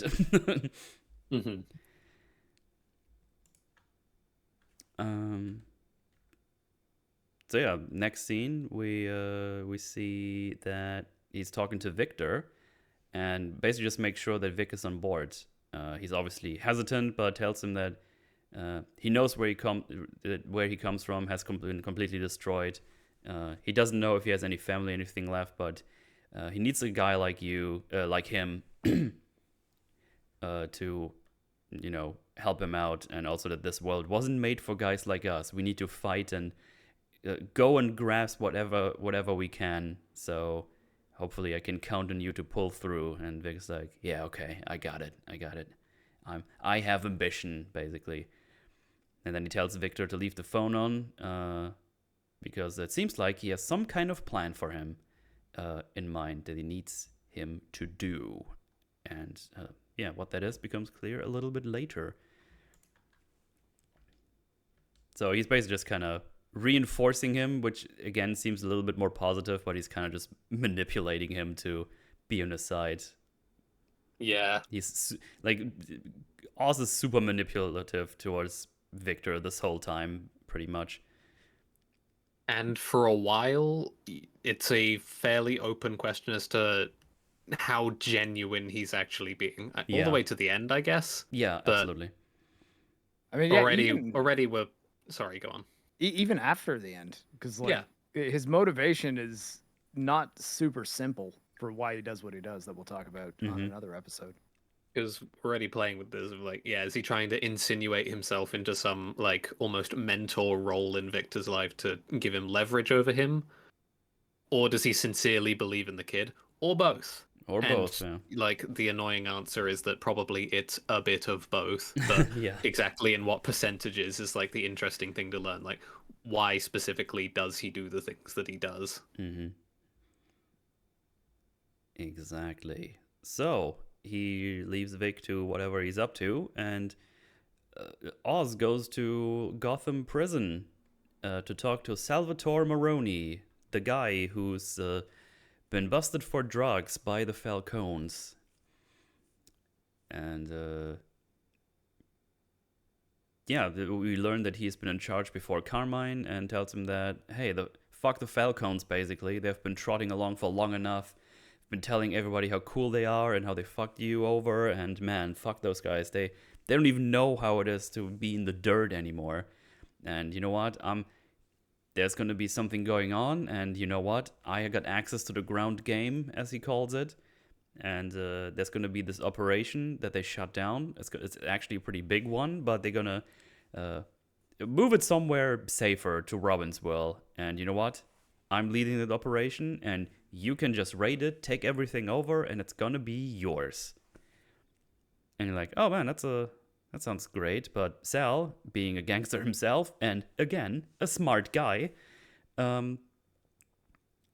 because, you know, the show has a lot of smart characters with different motives and agendas and resources, and this always plays into the conversations they have.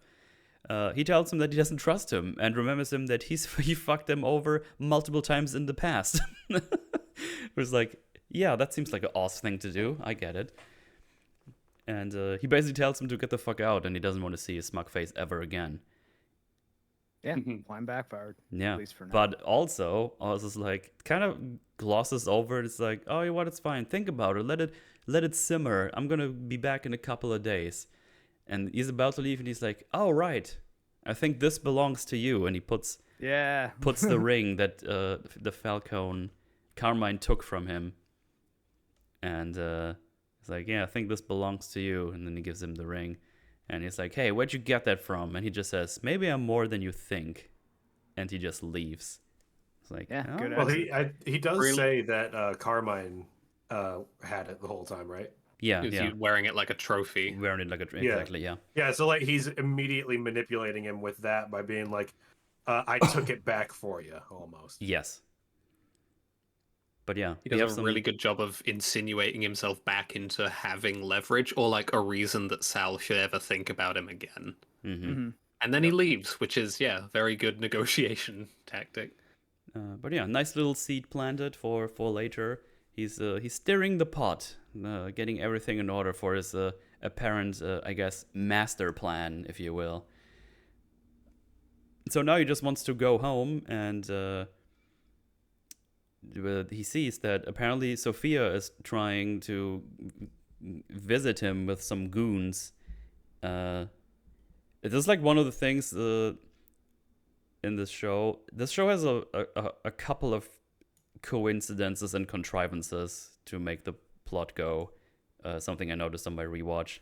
Like, if she would have just left or arrived a little earlier and was gone already, this conversation wouldn't have even taken place. There's a couple of those that are not super crazy bad, but I noticed they kind of rely on a couple of contrivances in the show.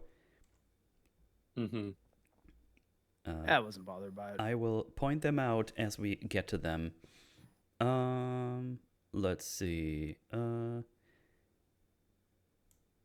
So yeah, he's trying to visit him, and yeah, because he has a plum car, she notices, of course, and he drives off, tries to get them away. And if you've seen The Batman, you know he's pretty good at driving, apparently.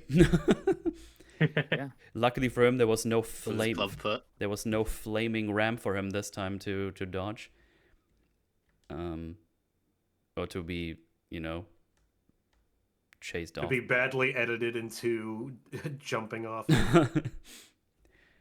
And then he makes it to like a market, and they have like a nice little diversion there because you would expect him to hide in the crowd with another umbrella.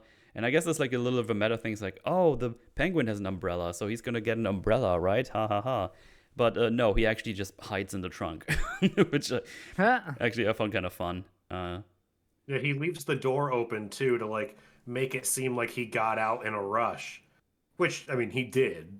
Yes. But like it gives them the impression like, oh, he got out and ran into the crowd. Mm-hmm. But when Also lets him when he get pops back in faster. Yeah, but like when he popped back into or popped out of the trunk, I was like, oh, Yeah, same. that's nice.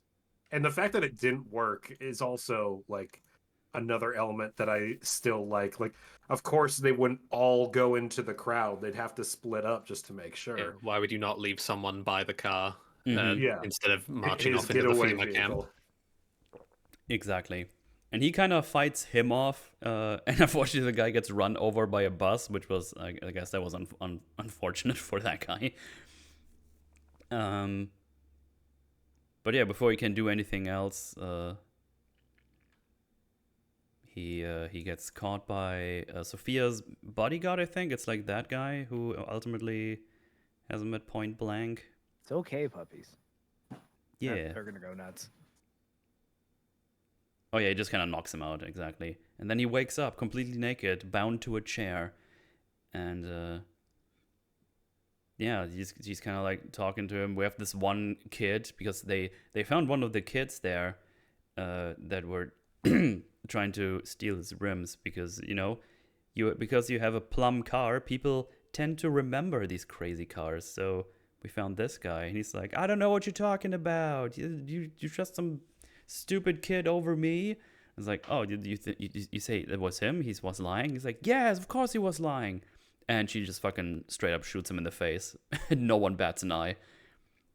It's like, okay, we just killed this random teenager. This is, yeah, ballsy. Ballsy show. Which is interesting because it would be sort of a question as to like, hey, what if this guy can tell you useful information? But from the way the scene like progresses from there, Sofia got what she needed out of him, and he also got she got a read on Oz from that, which was basically the important thing. Is like, he's, whatever happens, he's going to keep lying, no matter how the consequences affect anyone else, which is kind of relevant going forward. Oh my, yes.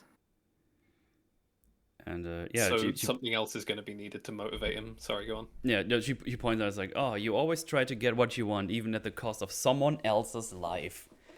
And but yeah, before he can do anything, because she asks him, tell me, is Alberto alive? But before he can do anything, also should point out, he's been trying to call Victor the whole time, but he didn't pick up the phone. So he's like, oh shit, I can't count on him, I guess. But yeah, before he can answer anything, we hear a car arrive, and it's the car that Alberto is in the back of, in the trunk. And goddamn, Victor, what impeccable timing. How lucky that he didn't arrive a little later, because otherwise that arm would have been gone or something, whatever they had planned for him. Individually plucked out every single one of his chest hairs. Yeah. Also not 100% sure how he pulled that off exactly. I mean, he put like the brick on the thing, and he got it here from somewhere. I just have no idea how far this car went on its own in a straight line to get here, is what I'm saying. But yeah. The thing is, that makes him get away. They open up the trunk, and there's Alberto in there. Cut off the pinky is cut off, and it says payback in the inside of the trunk.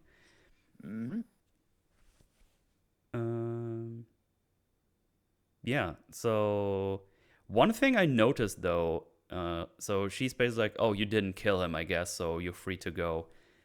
I don't think it's ever really mentioned again that he just drove off super fast instead of just talking to Sofia from the get-go.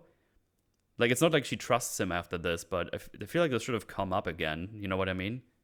Yeah. It's like one of these things, like, I don't think this is, like, completely accounted for after this.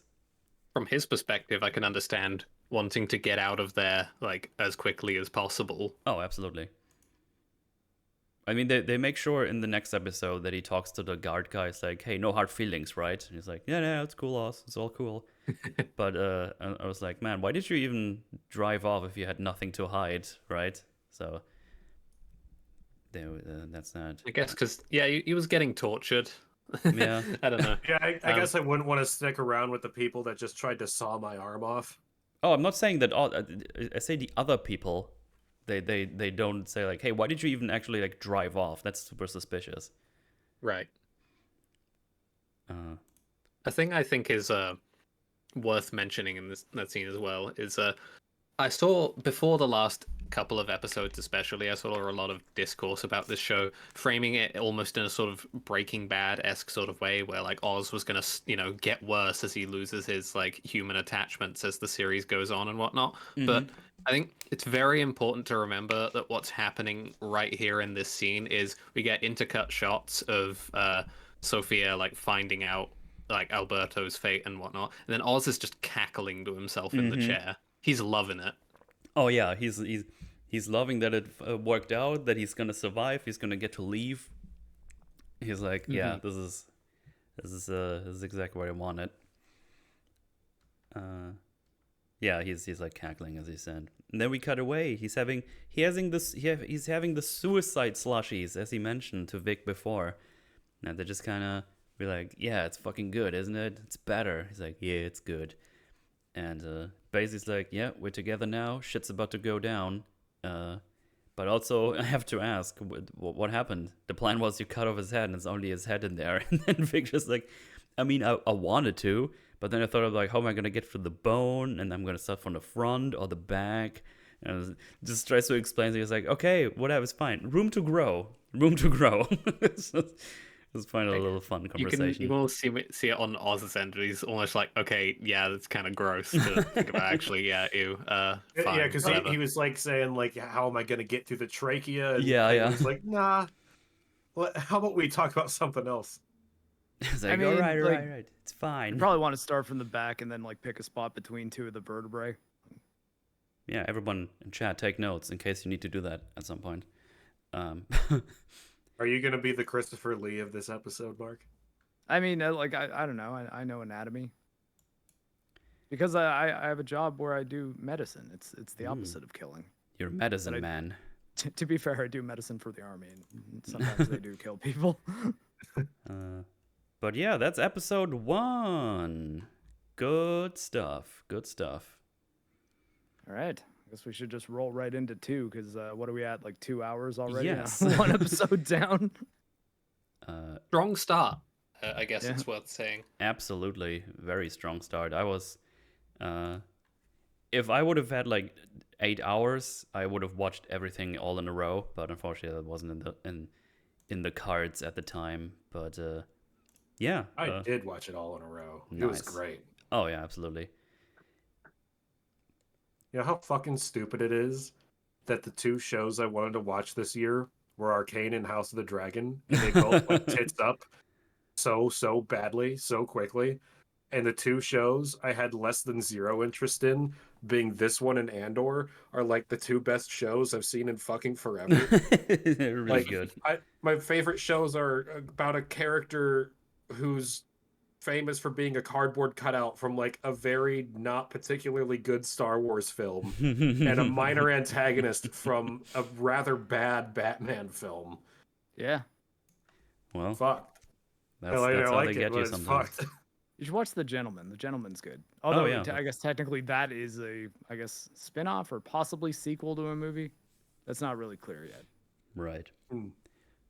Well, we start the episode with getting a small glimpse into Sofia's time in Arkham, but it's more like a hypnosis or hallucination. We see that her brother is visiting, but his pinky is missing, so she's just kind of in therapy right now. There's like some neat visual details, like this hypnosis light Julian has. It like shows up on the door behind her. It was kind of fun because you could also things like, oh, this is like just the door. It's like a little futuristic thingy maybe going on in Arkham for extra security, but no, it's just like a little visual cue that this is not a real thing that's happening right now. I kind of enjoy that. And Actually, the stuff he's doing, I believe, is real. It's called EMDR. Hold on one sec. I don't want to get the acronym wrong, but it's something eye movement, and then the DR is something else. right. I'll get back to you on that. Yeah, no worries. But yeah, he's basically telling her to breathe in, breathe out. You're fine. Like, can you see the items on my desk? Can you see the picture on the wall? She's like, yeah. Eye movement desensitization and reprocessing. Okay. It's a mental health treatment technique. Yeah. The pointing out of objects and whatnot, and like drawing attention to things in the moment that's a mental health strategy as well, to cope with distressing situations and whatnot. Yeah, when you find yourself getting pulled back into the traumatic experience, just remind yourself that hey, it's not happening right now. Yeah. So yeah, she's getting out of it, and she's like, "Hey, tell me what you saw. What's going on?" And he's like, I can help you. You're not in Arkham anymore. You're safe." And she just says, "I'm not safe. I am home." It's like, yeah, I guess that applies. I get it. Doesn't seem to be a safe environment you're in. And then we go right back to Penguin. He's making his way back to Sal, where he hopes that he would take the fall for the killing of Alberto. He also takes a sip of Pepto-Bismol, which, I don't know, that just gave me a kick. I found that funny. That he just has that in his car and just is like, "Oh, I got some heartburn." He's under a lot of stress. He might have a bit of reflux happening. It's like one of these small things. It's like, it's kind of fun. I enjoy this. Yeah, but he's in here. His Sal's wife is here. I always forget her name. I think it's like Natalie or something. Or Growl. Growl could be the name too. That's true. Sorry. And also Sal's son is here, which we will get to him at some point. He's gonna be a chess piece, I guess. And so Sal's basically like, "Okay, why the fuck would I accept this war and then just throw you to the Falcones right now?" And Cobb says, "Well, you are already gloating and wearing the ring, so you know what? Might as well lean to it and take the shipment." And then we get a little blurb from his wife, says like, "You know what? He's a dog, but dogs can be made submissive." She says like in another language. So, I think they're like Italian or something. The Maronis. Yes. So, Maroni and Falcone are both very Italian. His wife is Shore Agdashlu. Yeah, she's Irani. What the fuck did you just call me? Shore Agdashlu. Oh my god, you can't just say it again. Also Grayson from Arcane. Yeah, He's in a lot. The lady with the distinctive actress. voice. She plays Avasarala in The Expanse. She plays one of the Quarians in Mass Effect. She's she gets around. She's in the fourth season of 24. She's also in Destiny. She's not like a character, but she's like one of the quest givers, I think. That would make sense.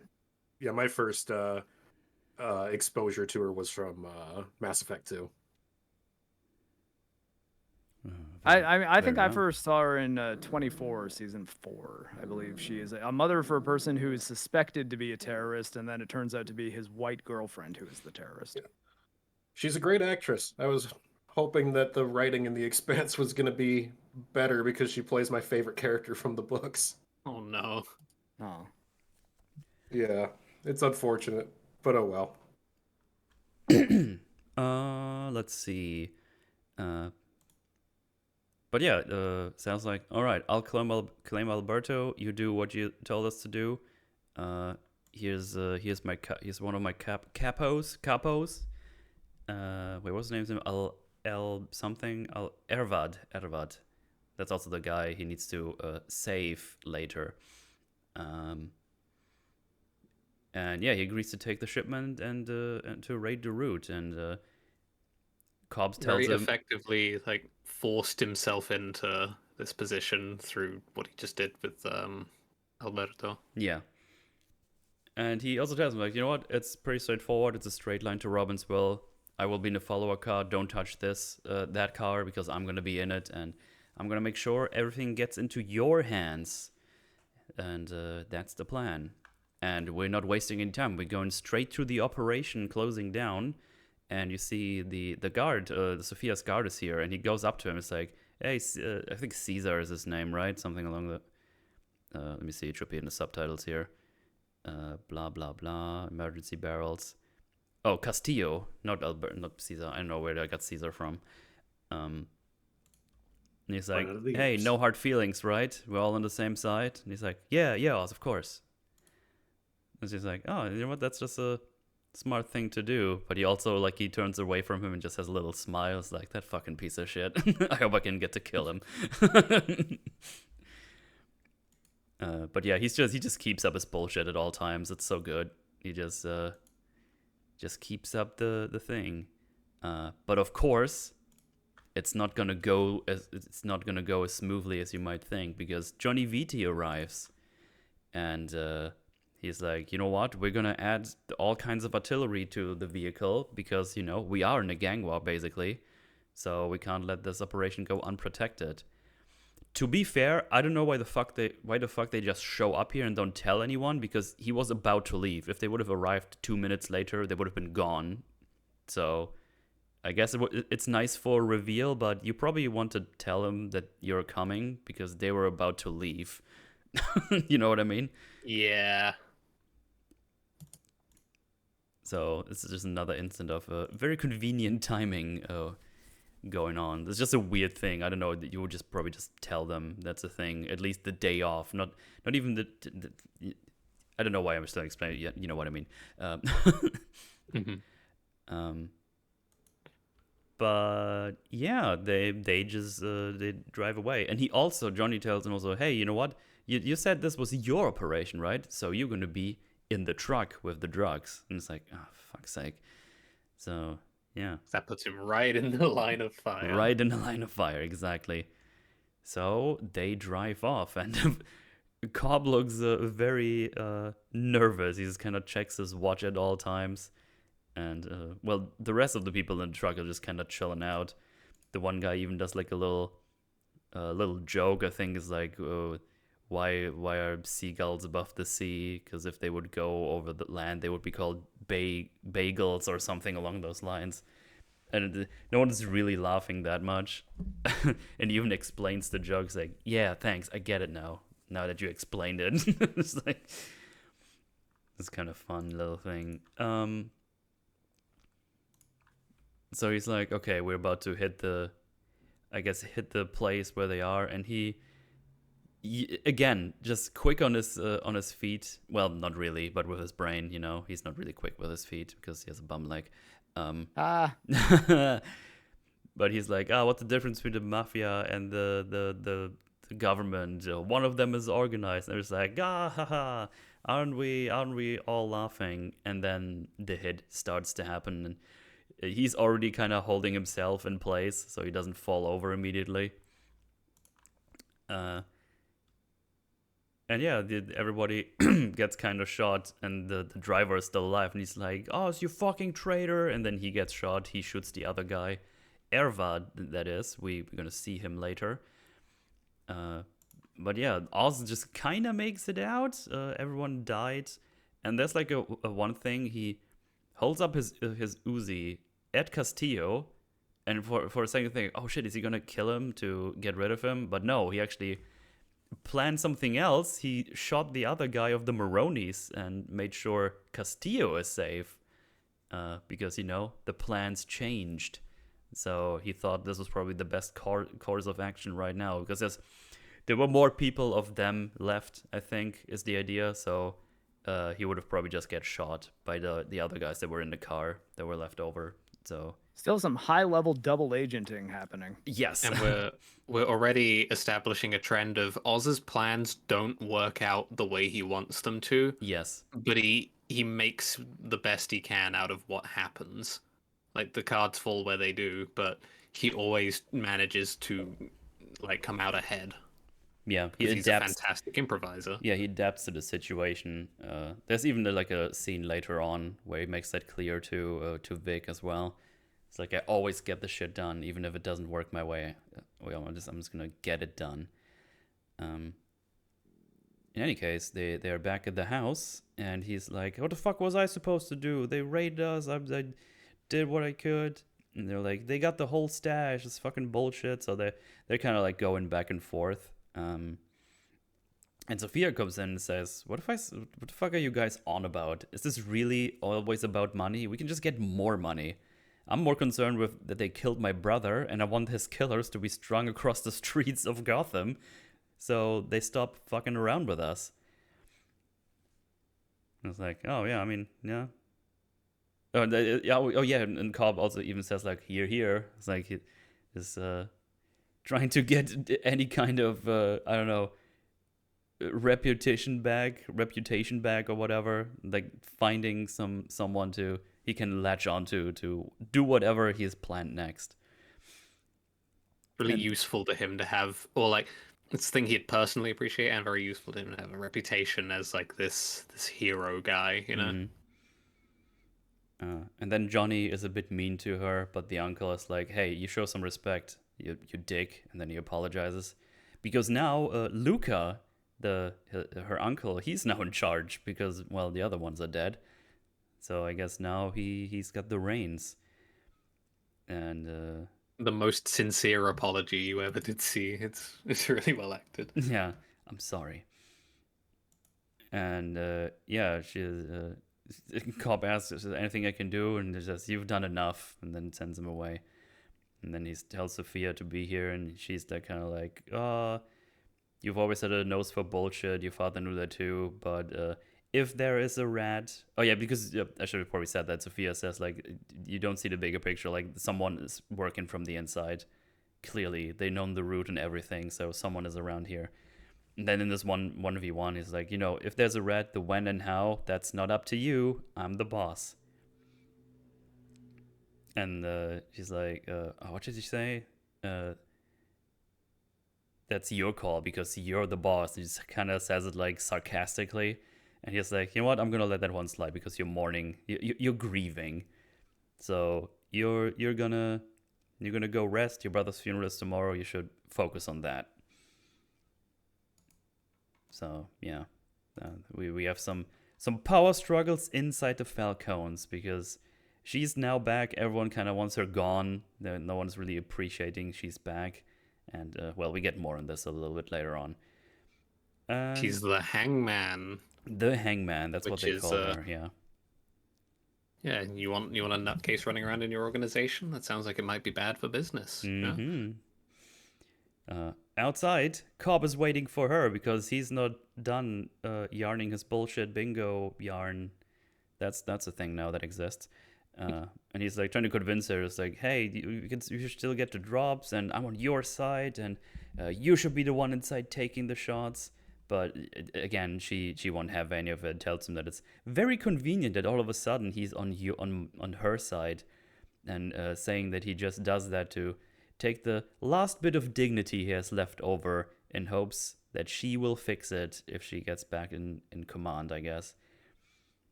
And it's like, oh, you think I owe you? And then Cobb says, you know what? I'm the one owning you, actually. So, yeah, just did I miss anything? Hang on, I feel like my notes cut off here. I don't know why. I don't know. Did I miss anything? Maybe you guys can help me out. I don't think so. I don't think you missed anything from the scene. No. Okay. You missed like an entire episode. Oh my gosh! Shit. Like I missed really indefensible. I missed the episode in between the episode. We jumped right to episode 3. I think I just made my notes have just like a weird layout where there's like more gap than there should be. So I was like, wait, did I accidentally cut something off here? But no, I think the one thing I would mention is I think we've got a pretty neat parallel already with Sofia getting essentially passed over and underestimated by the rest of the family. Yes. Just like Oz. Mm-hmm.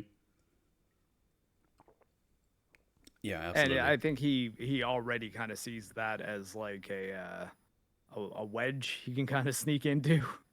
Mm-hmm. Let's see. Oh yeah, we follow Vic and good old Pengu around, and he kind of he tells him in his place how he got into the family by some guy who was like, hey, you should be my driver, but he had no idea how to drive, so he just stole a car over the weekend and just taught himself to drive so he can take the job, even though he bounced around like crazy. So yeah, just taking all the things he can and make it work, because that's what he does. Also, Vic fucked up an order and put like cilantro on the tacos, and I guess he doesn't like that. Well, he's got the cilantro is bad enzyme. It is like a physical thing where some people produce an enzyme in their mouth that makes cilantro taste like soap. And he actually says, like, you might as well put a whole bar of soap in my mouth.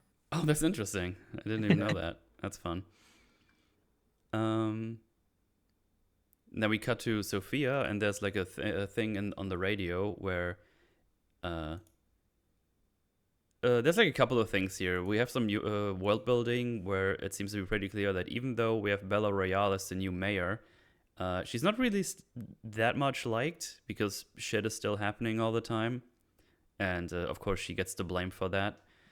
And yeah, we also hear that she on her watch they released some mad woman, the hangman from the prison, and that she has apparently killed 7 women, which are only the ones they know about. Like, ooh, what did Sofia do in her past? Now that's interesting. She certainly sounds and seems unhinged. Yeah. I mean, maybe she shouldn't be out. Maybe she shouldn't be out.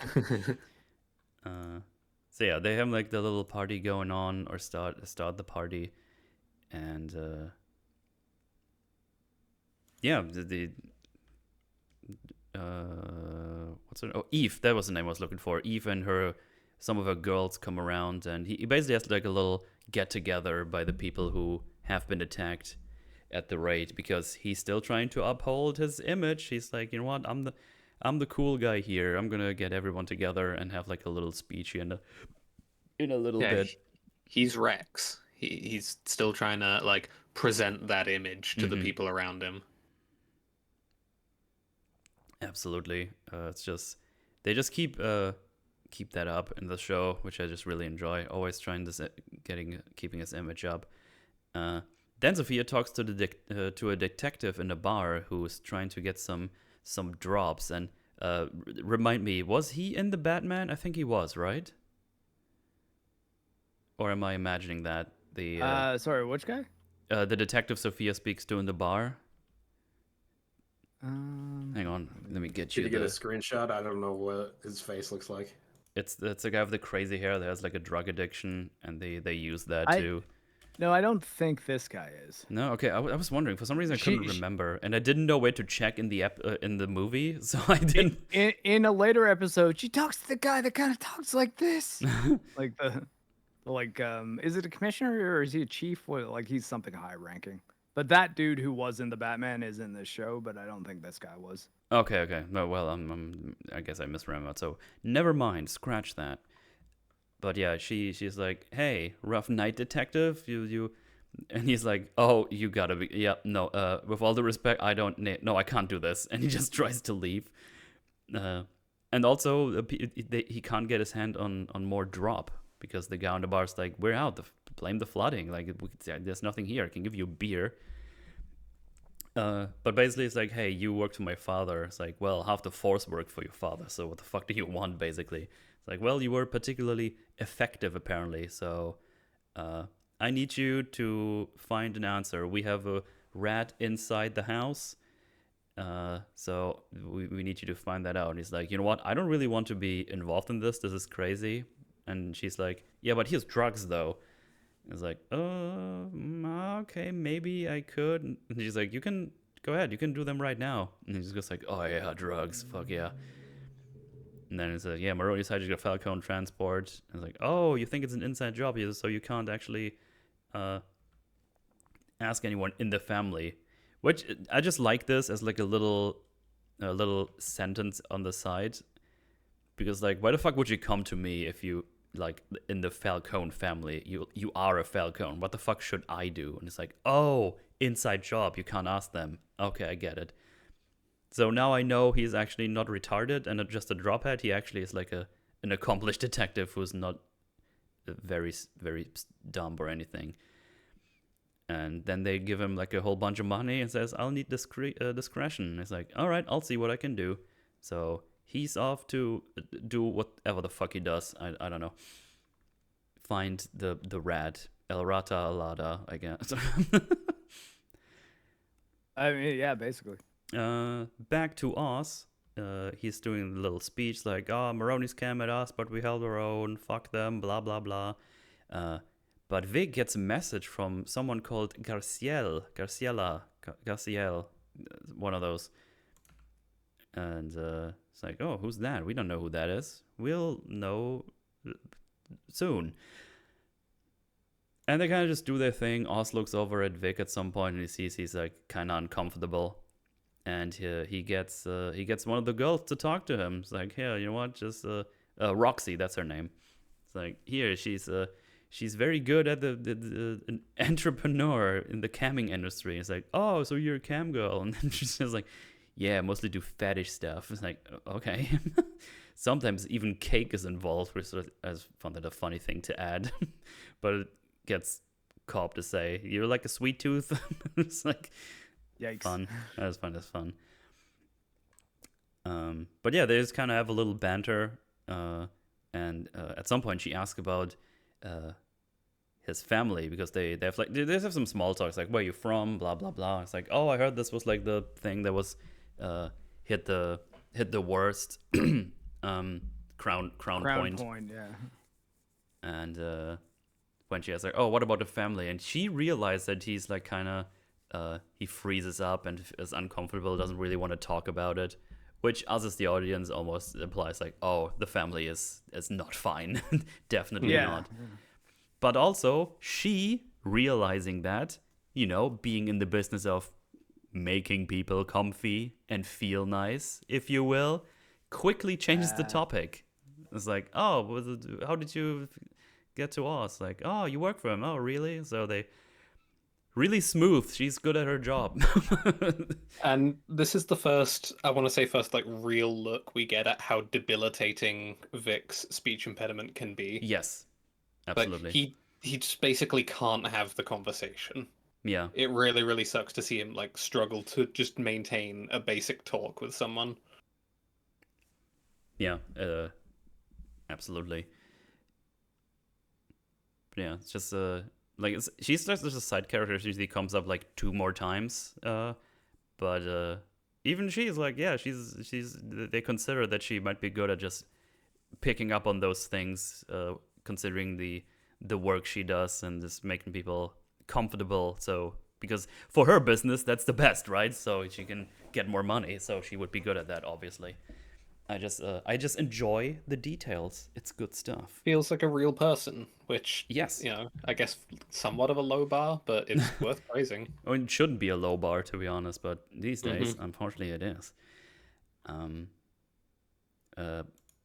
the meantime, Oz is in his room and he checks some files that he has on Johnny Viti, and he's like, I'm gonna slip those to Luca soon enough.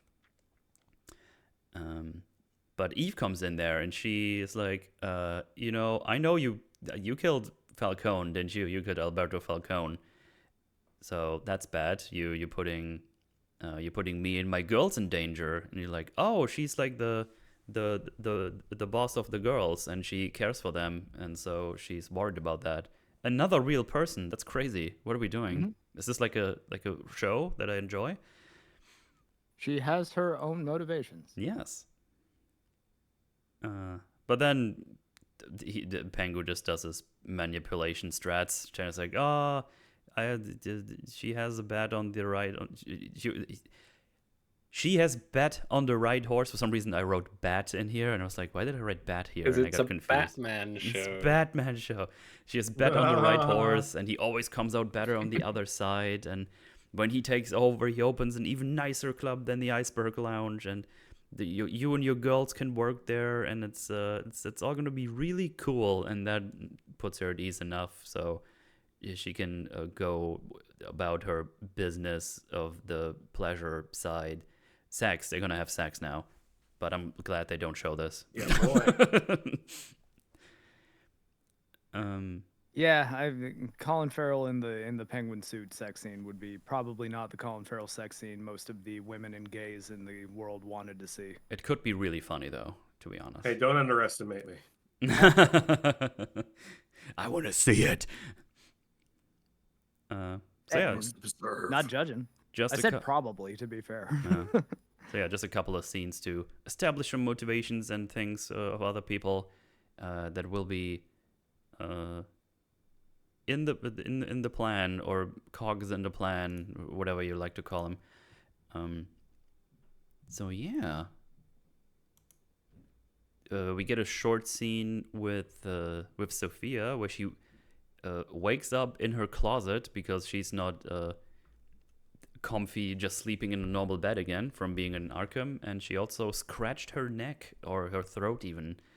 And why that is, we learned a little bit later. Getting very early indications of like, yeah, this person's not right in the head as such, but they're opening up questions as to exactly why very quickly. Because this all seems Arkham related. Absolutely, yeah. Rather than to do with some experience prior to Arkham. It seems like Arkham was the problem.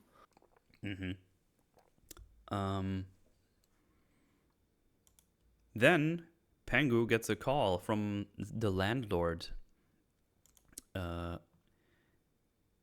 And he goes to the landlord of his mom's landlord, and he goes over there. It's like, hey, what's going on here? And the landlord tells him, it's like, hey, the dementia is getting worse. He was trying to go to mass, even though it's not Sunday yet. So I don't know. She lives here, I know, but the dementia is getting worse. She should probably be in like a facility of some sorts.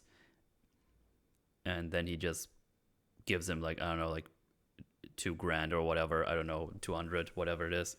It's like, yeah, don't just make sure she is fine here or whatever. So yeah, it's more than a little abusive to have her living on her own. Oh, absolutely. With dementia. Yeah, I mean, immediately once she's not taking her medications at the proper times and like throwing them away and stuff, it's like that is why that's when you need full-time care, because it's like, well, okay. You need someone to make sure that you are taking your meds and that they're being taken at the proper intervals. Otherwise, you might end up doing like things that really you could hurt yourself, like actually hurt yourself because of it. Yeah. So yeah, he just gives him a couple of $1 dues, and it's like, you know what? Don't worry about it. Just keep an eye on her. There's like a small bit where Vic lets him out, and he just tells Vic, "Be careful." Which was just found an interesting thing to say. I don't know what he has seen before, but you know, the landlord can tell something fishy is going on, pretty much. And then we get a scene between those, and this is where we get a little bit more of what the mom's all about, because. Also trying to make it a little bit better. He puts on some music, some jazz music, which they both enjoy, and they have even a little bit of a dance going on. You know, when she was more fit and all nice, and you're like, oh, that's considerate. That's nice. And at some point, the mom says, "You promised me to get me a better life. I don't want to live in this shitty house anymore. What am I if my son is a nobody?" And you go like, oh. That's a rough thing to say. We're Holy adding shit. to the you know, the gaslighting sort of theory. Like, yeah, surely she's the reason he turned out this way. Yeah, but with context, the reason she might say that is you know, rather substantially different, shall we say? Yeah, absolutely. So yeah, very very interesting seeds we're planting here. And there's a lot of things you notice on the second watch. It's like, oh, with the context of the show, this is like even more crazy and insane what's going on here. But then Vic says like, "Hey Oz, the funeral is gonna start because they're about to go to the to Alberto's funeral." And we see that there's like tons of protesters here, and they're like, "Send Sofia back to Arkham, fuck the hangman, blah, blah, blah, blah." And yeah, Oz just tries to slip the blackmail to Luca, but he's already on his way out, so he can't really pull that off here. So he goes and checks on Sofia, and they just kind of go about, and it's like, oh, Al would have hated this, and he would have found a party that's better and everything. But Sofia also noticed that he wasn't actually there, and he just kind of bullshits around. It's like, oh, I was in the back, thinking about how Al would hate this. And then he goes on to tell a story about his mom. It's like, oh, you can't let let this eat you up, because when my brothers died, my mom didn't leave the house for a month or so.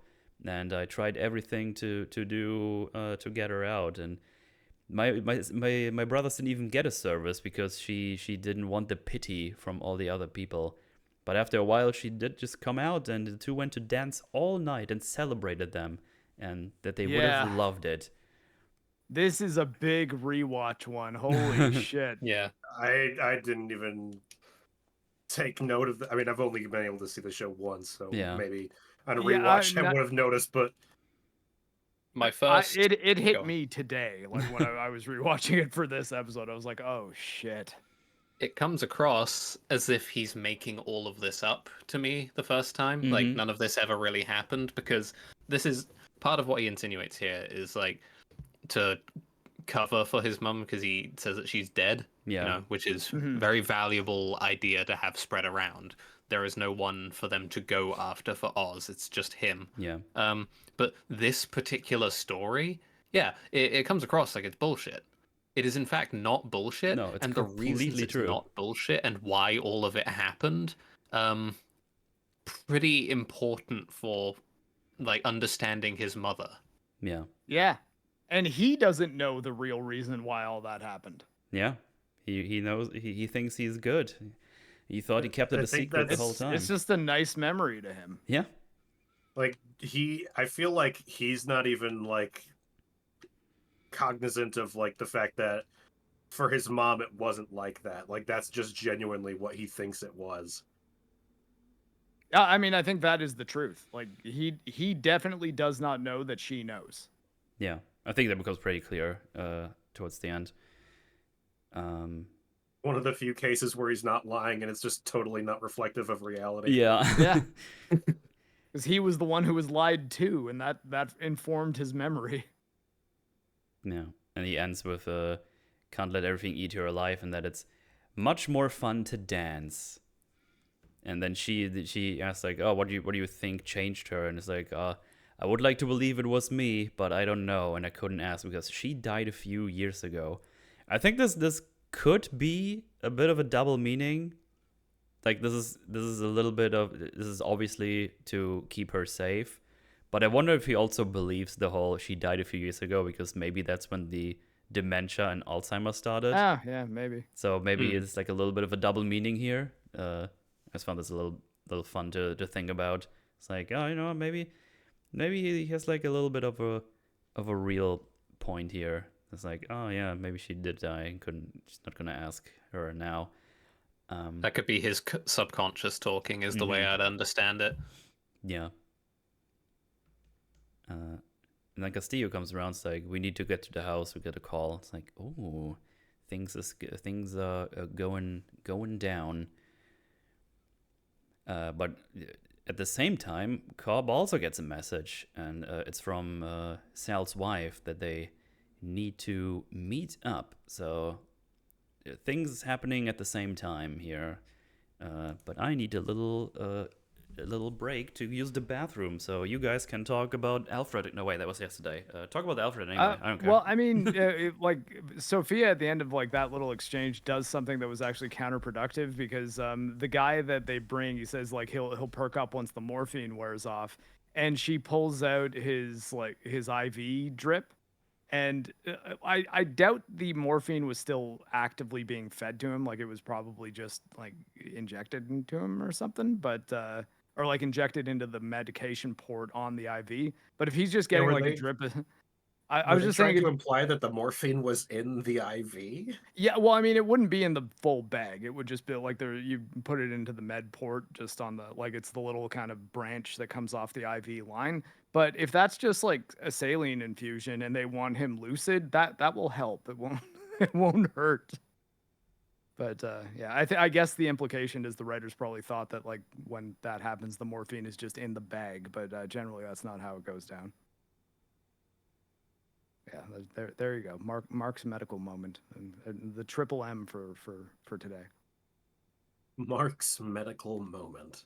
Yeah, I just made that up right now. It's pretty easy when there's that much alliteration happening. Well, now you need to make this a recurring segment on the show. I mean, I You kind do. of do anyways. It's like, I mean, yeah, I always end up saying something about medical stuff because generally we're watching movies or TV shows where people get hurt, and yeah, there tends to be things to say about the way they handle violence and injury and illness in movies.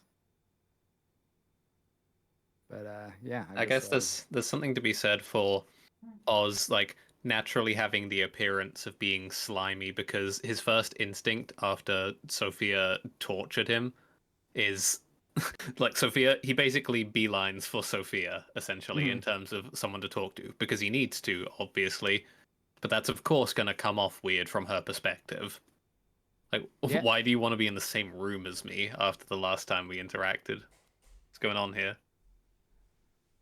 Yeah, it's one of those things that a lot of these characters I think are like feeling each other out, in particular like Sofia and Oz. Hello. And hello. Keep- But yeah, keep you talking. missed a Marc's medical moment, which is now a segment. That's fine. That's I'm cool with that. That is very cool. Well, you done? Okay, I guess I timed this perfectly, I guess. Yeah.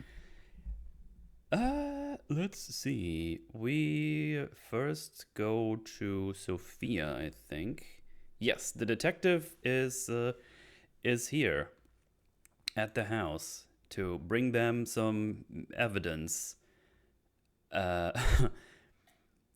So he opens up his trunk and he has a fucking Maroni back in there.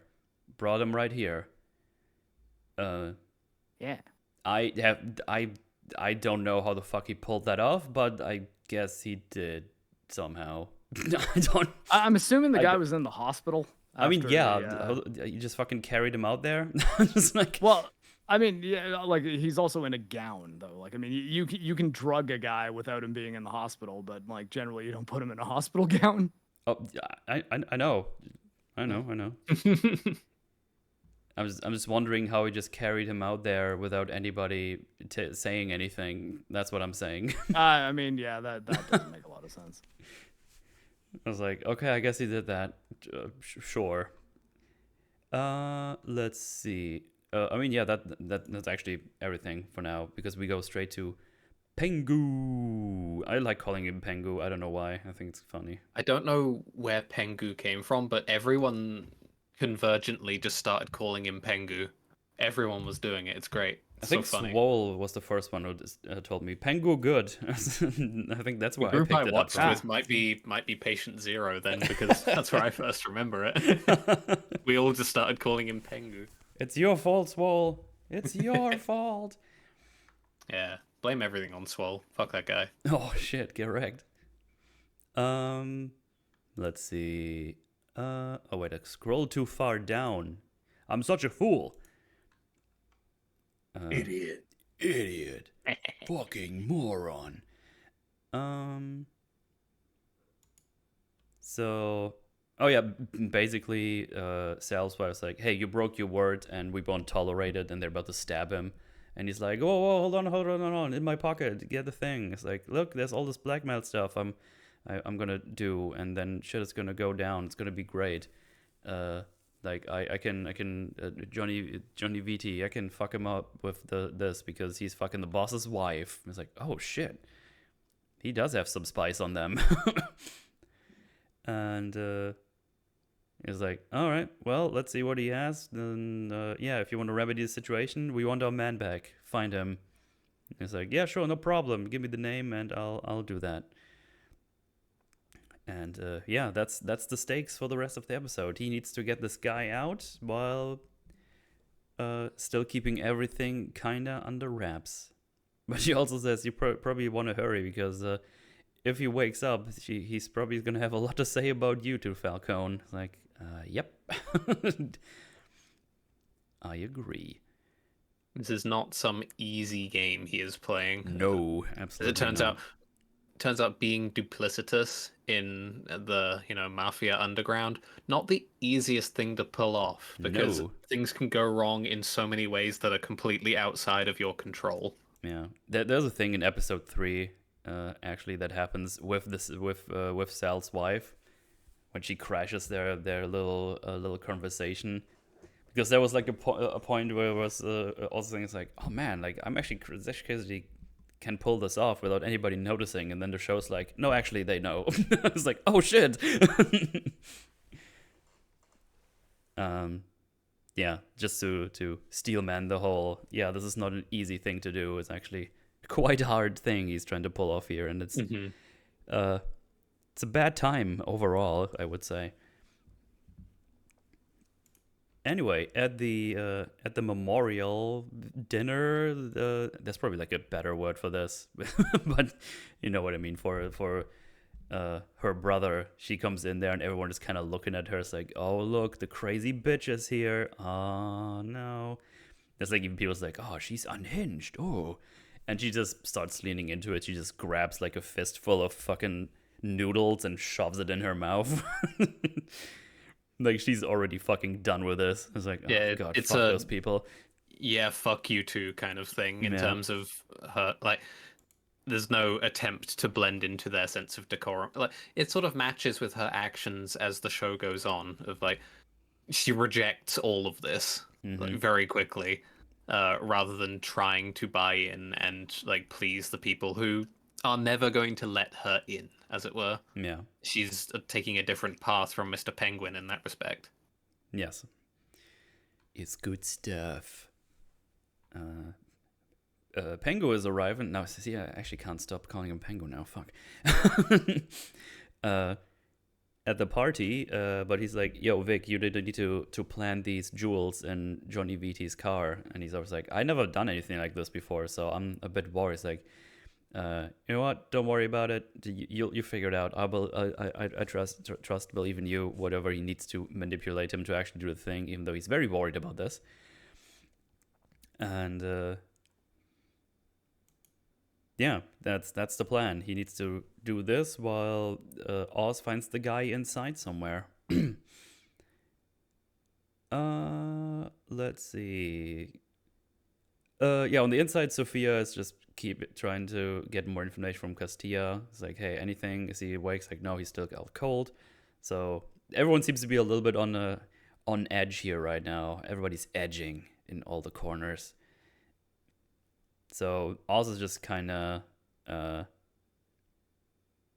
don't know, he's just kind of snooping around, and I guess he has a bit of a lucky time because he catches Castilla on the phone. It's like, yeah, he's down here doing the thing. Really, really lucky. Yeah. Really, really lucky. Yeah, he looks around the corner, like, oh, he doesn't look too good, but I got my eye on him. Well, get him up. It's like, oh, okay, well, yeah, really lucky. Because that's the info he needs. It's like, oh, yeah, he's in the basement. But then the next thing he does is, like, I enjoy, because he does it, like, pretty smart. He's pretty smart about it. He goes to Luca and Johnny Viti.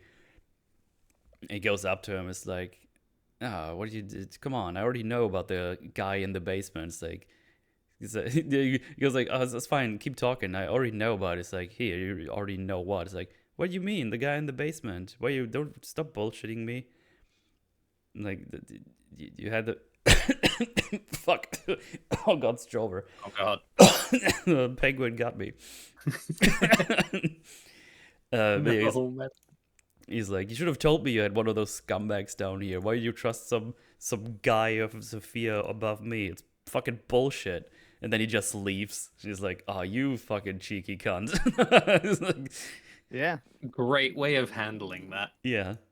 He's like, "It's bullshit. You won't even tell about some Sophia's guys." And these two are like, hang on, what?" And then they just go check it out immediately.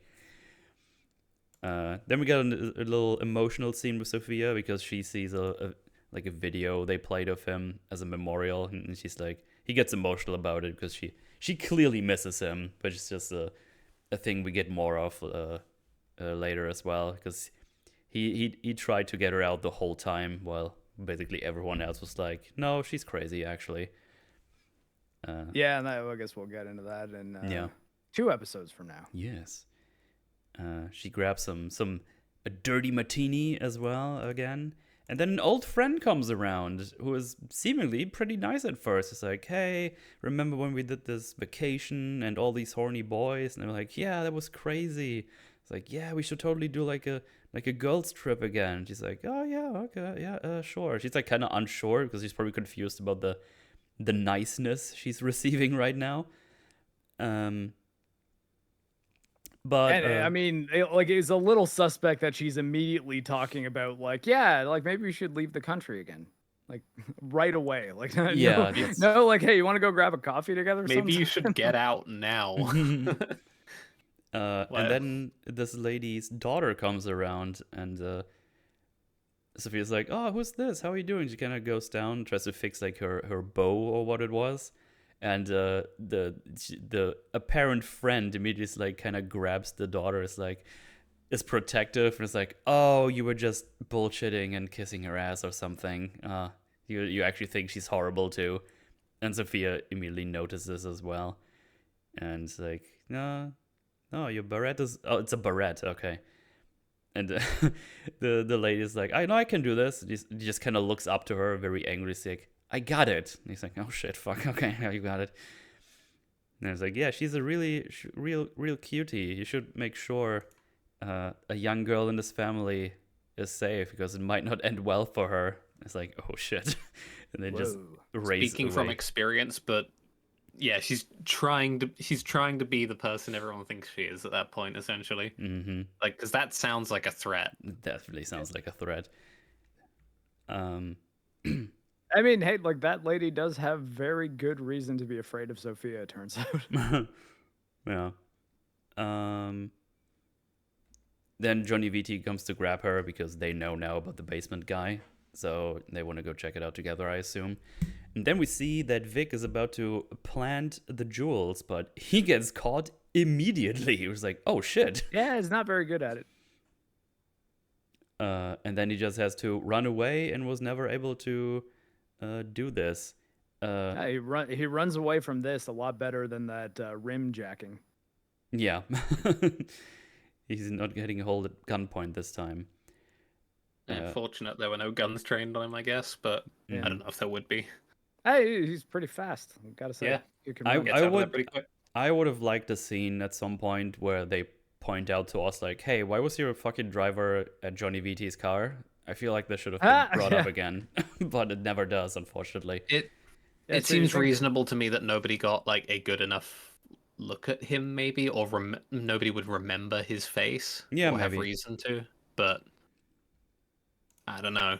It's something that definitely could have come up again. Yeah, it's a small thing. I was just wondering about this because, like, man, he's like racing away. But yeah, maybe it is very short, so you might got a point there. Yeah. To someone who doesn't know who he is, perhaps he just comes across as like some shitheel kid who's trying to steal a car or something. Mm-hmm. But at the same time, I'm trying to remember, how close of a look does anyone get at him? I mean, he gets grabbed by the first guy out of the car, and they stand face to face. Let me see. Yeah. So he gets him out, and I mean, yeah, they're just... Yeah, they are right there. So I think I gotta be able to remember that face. I don't know if he necessarily would, but yeah. The consequences of this too are, I'm sure, not what Vic expected. No, absolutely. He gets consequences from Oz. That's for sure. But yeah, for everybody's listening right now, if you couldn't tell, these are the things we talk about as flaws right here. So you can tell there's a lot of good things here. So it's mostly contrivances and conveniences and things of that nature that I found on my second watch through that bothered me a little bit. And I guess the whole flooding thing that Wolf brought up, of course, that I didn't catch up on, but. It's a very strong show overall. That's what I'm trying to say. So we gotta pick a little bit on the smaller things here. 2 very good gangster shows this year. It's Gentleman being and bold Penguin. with its choices. Yes. What was the other good gangster show? The Gentleman. The Gentleman. With the Guy Ritchie okay. show from the beginning of the year. It's very good. Yeah, very good. Neat. Big recommend is on Netflix. Yeah. Let's see. So yeah, Vic has to run away. In the meantime, our boy the Pengu is down in the basement, and he's having a little talk with the guy down there. And well, his plan right now is, hey, I'm here to help you, but you gotta do something first. You're gonna mention the name Johnny Vitti. Can you say this? Like Johnny Vitti. He's like, yeah. Oz, I can do it. I can say the name, he says. So he's on board. He's gonna help him out, so he can help him out. It all seems to go okay, but then he gets the call from Vic. It's like, what's up? He's like, I couldn't do it. They called me. Security's on my ass. It's like, I'm sorry, I couldn't do it. It's like, oh shit. So again, plans have to change. He's got to adapt. And while the guy says, yeah, you got it, Oz. I'll say the name. You got it. He's like, nah, sorry, pal. Plans changed, and he gets a knife and fucking murderizes him. Just stabs him in the gut and kills the guy. Because he tells him, like, well, I need to give them something more, otherwise they get to me. So sorry, gotta stab you in the gut. His frame job can't really go through anymore. Yes. So again, we're improvising and absolutely no qualms about just killing people straight up to make it happen. And I like how they hold on it because they make it a very messy death from how it looks. Yeah, which yeah. is I approve of the show for being so gritty in that respect, I guess. Absolutely. Yeah, there was like a discomfort I felt watching him like just wriggle the knife inside of his chest and watching it pull up around his hand. It's nice. Like, I don't know, even a lot of things that are gritty feel kind of overly sanitized now, and I appreciate it when it makes me feel uncomfortable. Yeah, because you have him like holding down. You could like he's kind of like shaking because he has to use a lot of force to keep him down, while also just kind of mangling around in his belly, and you see all the blood going out. It's like, yeah, this is uncomfortable, but also great. And yeah, the guy has been Stabbing a guy is not a clean process. No. Then he finds he gets like a little towel or something and cleans a little bit the knife, and well, now he just gets out of here. And right out, like a couple of minutes later, maybe the Luca, Johnny Vitti, and then Sofia, they go check out the things. Like, oh shit, he's dead. And Sofia's like, I fucking told you, there's an inside man here. And they immediately go like, yo, get us everybody that was in the drop operations, and just get them in here. We need them here. And yeah, they make them all stand in a line. And I just like always when Oz in this consideration, he's just kind of looking around, just trying to figure out what's going on. It's like, okay, who's here? What can I do? Like, he's always fucking scheming. Like, he's like, okay, how do I get out of this? Because they're looking for a knife because they saw he got stabbed. It's like, okay, fuck, what do I do now? And then he kind of just puts the knife like behind him in like his sleeve almost. And it's like, okay, fuck, what am I gonna do? And then Johnny Vitti arrives, and they do another nice little subversion here that I didn't expect. Because my instant thought was, oh, he's gonna fucking plant this on Johnny Vitti, obviously. Because he's gonna kind of like, oh, you motherfucker, you gonna did you fucking did this? Are you with the Maronis? And he's like, fuck you, and he's like, no, fuck you, fuck your mother, and then he go like really, really hard on on the incels, and they kind of squabble, and then like Castillo goes in there and kind of just they try to get them separated, and then they tap on Oz, like, look for the knife, nothing there. Then they go to Johnny Vitti, they also find nothing. I was like, oh shit, what is going on now? Turns out he planted the fucking thing on Castillo while they were squabbling, and I was like, oh shit, that was a nice subversion. I like it. It's really cool. One thing I wish they did is like actually like if you slow it down, you could see the sleight of hand.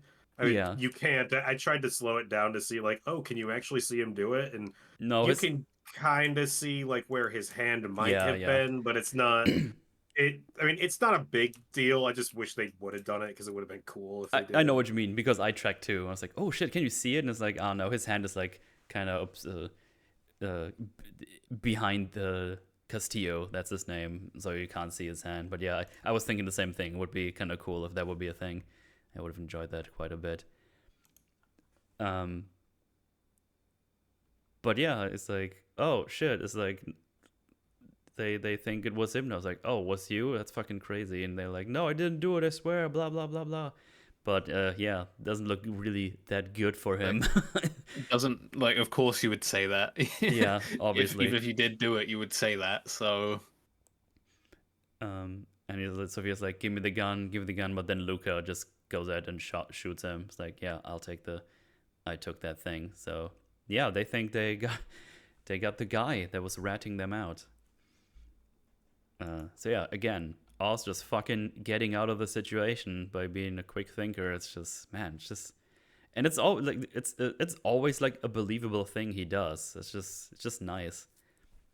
I don't have to. The misdirect is really, really nice to see, because of course you'd think he'd go for VT, but like it'd be so difficult to make that fly as such. Yeah. It'd almost be like too obvious. Like, yeah, well, of course he planted on me. Yeah. The guy he just started a fight with. Yeah, exactly. So yeah, good. Now that I think that was my first thought when I watched this. Like, oh, he's probably gonna do an VT, but man, right after they had a squabble, that's weird. And then they do this. I was like, oh yeah, that checks out. So yeah, that's even smarter than I thought it was. It also makes more sense because you could believe that Castillo could be bought out more than VT could be. Also true, yeah. God, what is this? This is a good show. It's well written. It makes me angry because everything else is so bad. Like, VT also prompts more questions. Like, yeah, why the fuck would you do this? Yeah, exactly. Whereas if it's some rank and file guy, yeah, like, you'd probably be paid off pretty easily. So yeah, he's out of there. So that's good for him. And she goes up to Luca. It's like, hey, it was my call to kill him for my brother. And it's like, nope, I took the lead here. And you know what? I think it's time for you to leave Gotham, Sofia. You know, for your own safety, which of course is bullshit. It's for the safety of of the family. They just want her to be the fuck out of here. So it's bad for business, as Theo said earlier. Like, some crazy chick going around. Everybody thinks she's crazy. She's in the family. It's like, yeah, how about you go to Sicily and just chill out forever or something. And she's like, yeah, you're right. Maybe I do need a rig. It's good for me. Thank you, uncle. It's like, I'm sure this is all going to go very well for the family trying to get rid of her. Nothing bad's going to happen. Anyway, Oz gets the task to clean up the bodies, but obviously he makes Vic do that. And yeah, they dig a hole, put them in there because he's gonna teach Vic a lesson, pretty much. He's like about to go out. It's like, nope. He kicks him in there. And I was like, lay down where you belong. He's like, oh, I'm sorry. Geez. It didn't mean to do it. It's like, lay down now. It's like, oh shit. And he just has to lie like on top of the corpses. It's like, goddamn. He's like, "Oh man, how does it feel? Because this is what happens if you're not quick on your feet. This is how it feels. I almost got shot in the head twice here today, so because you fucked up. So I had to plant a blade, do the jewels, a lot of work for me, Vic." And he's like, "I'm sorry, okay? I'm sorry, I mean it." He's like, "You know what? Fuck apologizing. You want to survive? You gotta adapt. Respond to the environment, the situation. Gotta think quick on your feet. Otherwise, this is what happens. Whatever coming through at me, I delivered on every goddamn time." And it's like, It's yeah. good for you, man. Taking that opportunity to big yourself up. Yep. Was it really every single time? Who knows? Who knows?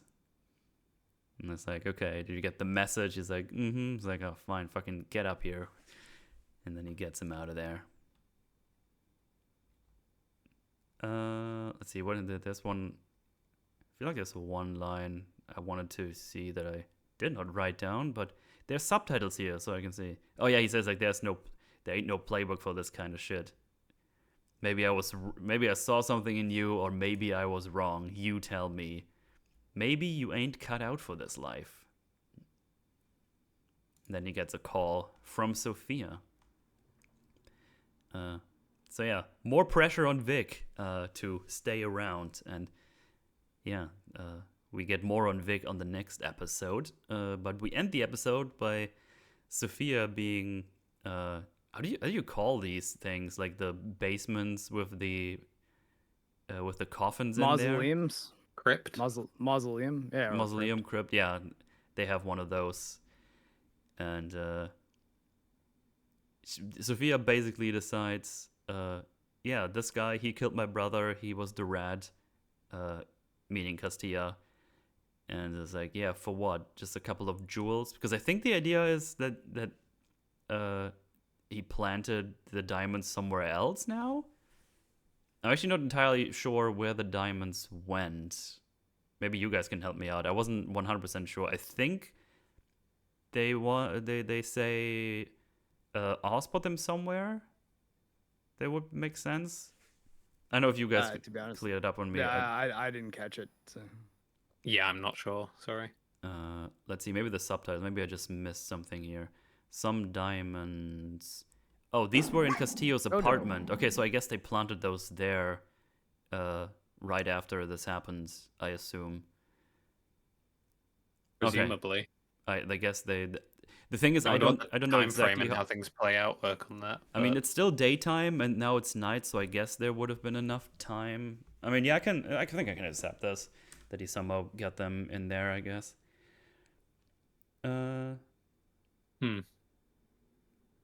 So yeah, I guess thin maybe. But... yeah, they just say this happened, I guess. But she basically is like, you know what? I'm done with these guys. I'm gonna start taking it from them. It should be fun. Are you in, Oz? And he's like, let's dance. And this is how episode 2 ends. Pretty good stuff.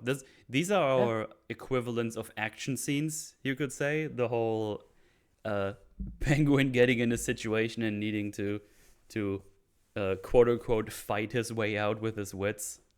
Yeah, it's like a little fun puzzle that he has to solve. Yeah.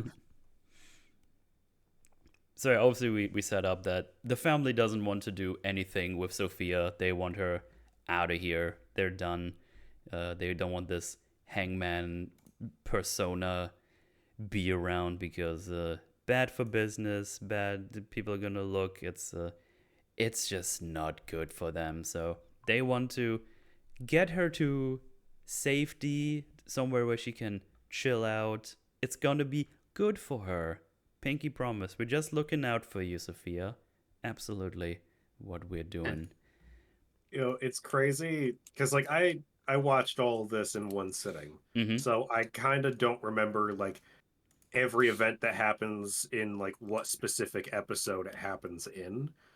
And just like going over it and you saying, okay, so we finished episode 2. It's like, holy fuck, these episodes are packed. Yeah, they're dense. Like they're dense, and it never feels like it's flying past anything. It's really, really well paced. Honestly, Unlike, it's the say, opposite of another what show. Arcane Season 2 was. Yeah, exactly. God. Like it's just because Arcane was like, let's pack 3 seasons worth of content into one. This one's like, it has a lot going on, but it's properly developing everything. Yeah, because we have the conversations we need to have at the correct point where they should probably happen, and not like, Yeah. I am now on your side. No, I'm not anymore. It's like, oh, okay. But I'm here you, Jesus. Now I'm very, very evil Jesus. No. In the span of like 30 minutes. I want to be done with this man. you Evil won't Before I be left it all because behind. he's now in the game as Yeah, Vincent's back in business. Vincent, right there. That's- and Mauler told me Sorry today. for awakening the trauma theme. Mauler messaged me today. I played the gay Victor today. The best part is they made him broken. He's overpowered right now. wait, why is he overpowered?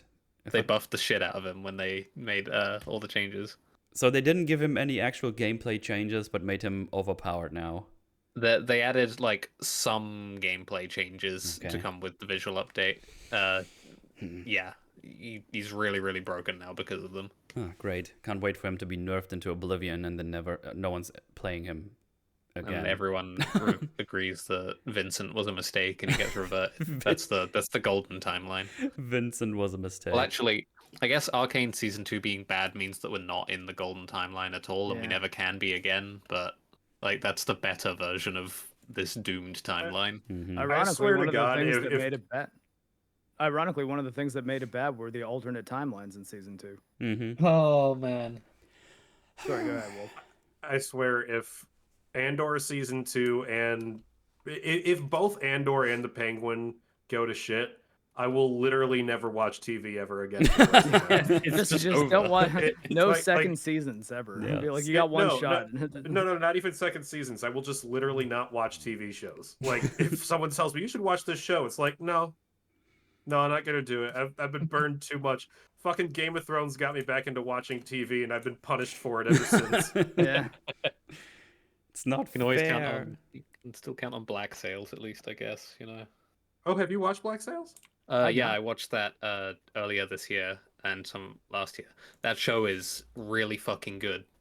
Theo, I love you. I just I've been trying to I- get the I- EFAP gang to watch this shit, man.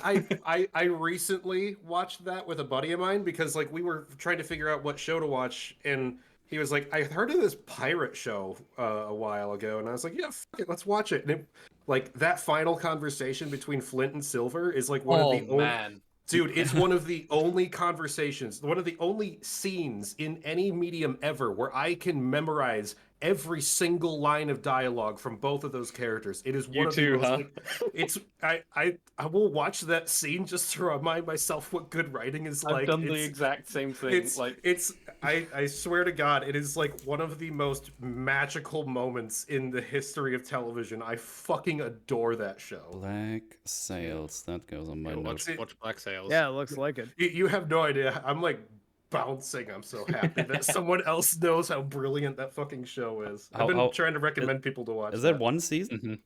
There's Uh, 4 it's- seasons. It's 4 seasons. Okay, I can't pull that off in 2 weeks with Mauler when I'm over there. Damn. Yeah, I mean, you I can mean, chip away at it. Probably could, but we're gonna do other things like drinking. Penguin. Like, Yeah. drink- Oh shit, yeah, the penguin, right? Well, I mean, the first Wait. scene here is pretty much just Victor talking to his girlfriend, and then the end of the Batman happens, and you see his family's apartment just gets destroyed before he can contact them. Yeah, Not it's that they We wouldn't have have been some- able to do much even if they didn't pick up. Like, We have some neat stuff going on with the way Vic's dad comports himself. Like he's refusing to ask for a raise, right? When his living situation seems to be like okay, yeah. but he's content with okay in a way that his family isn't. And seeing Vic push for that, like that like explains some of how he got where he is, and why he might believe in the Penguin, who is constantly aiming higher and higher kinda- and higher. Mm-hmm. It also kind of shows Victor wasn't lying about that "I do have ambition" line in the first episode. Like, I mean, Yes. yeah, like he actually does. Like, he actually He did wants a better life before- for yeah. himself and the people he cares about. Yeah, pretty much, because Victor got him some parts, and it's like, hey, you should really ask him to pay you more money for these special parts. They were kind of hard to get by, and as you guys said, it's like, yeah, no, I'm content. We need to remember where we come from, and then we're fine. We're just chilling. We're all right. And then you have like he's like, oh, I'm gonna meet up with my girlfriend and the people up on the roof. There's gonna be some fireworks over the Gotham Square because of the mayoral campaign. And it's like, oh, is the one guy gonna be there? And he's like, oh, shut up, Dad. You don't even know him, Dad. Don't even know him, Dad. It's like very normal teenager stuff, I guess.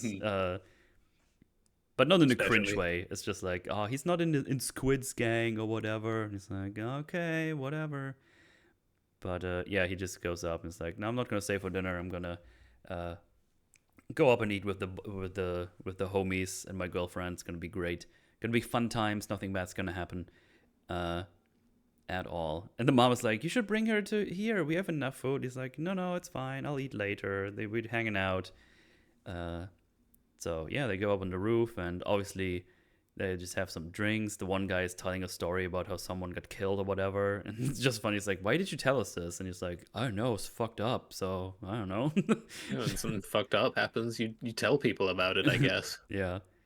And then Squid comes around, which he's a character that we remember for later because he's going to be coming up, I think in episode 5 or 6 or something. Like as almost the guy who runs the street now that it's completely fucking destroyed. And he's a bad dude. He's a bad You don't wanna be Squid or with Squid. Or a squid. That's true. Yeah. That's true. Life of a cephalopod. Got to be rough.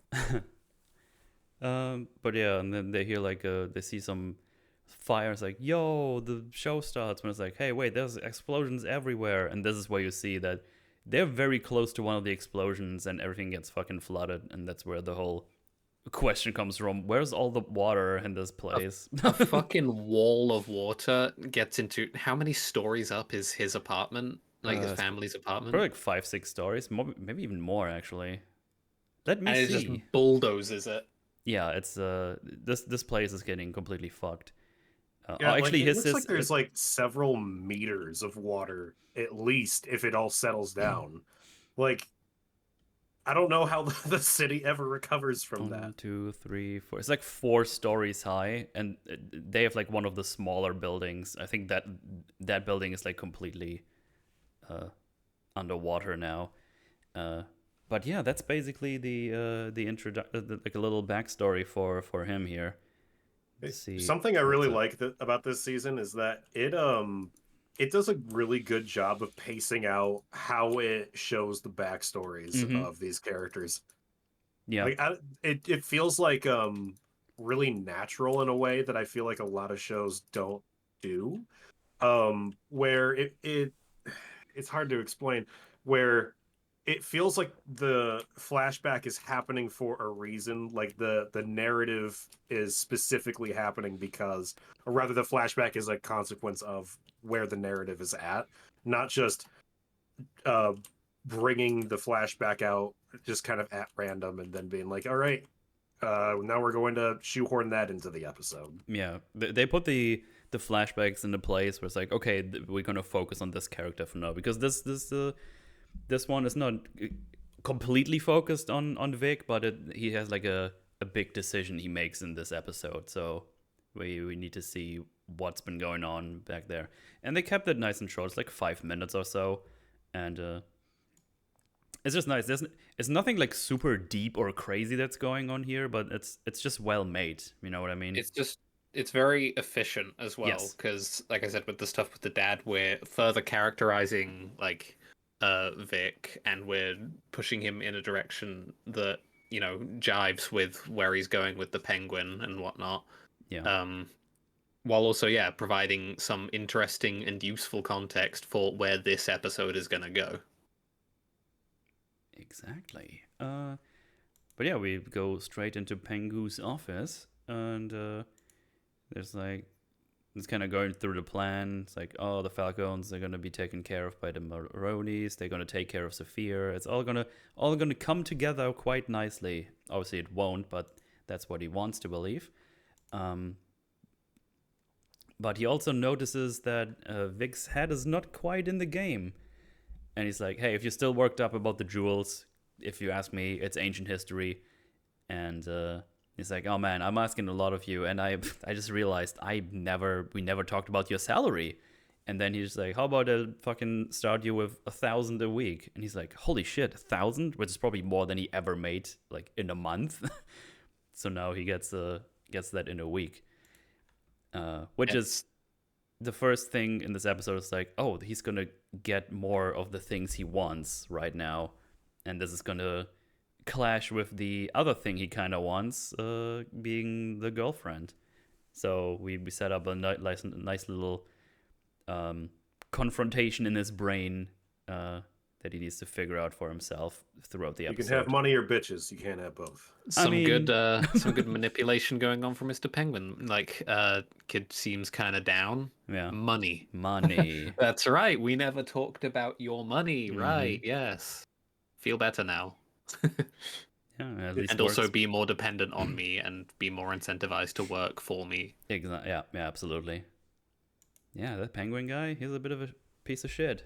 And I love it. He's a bit rude.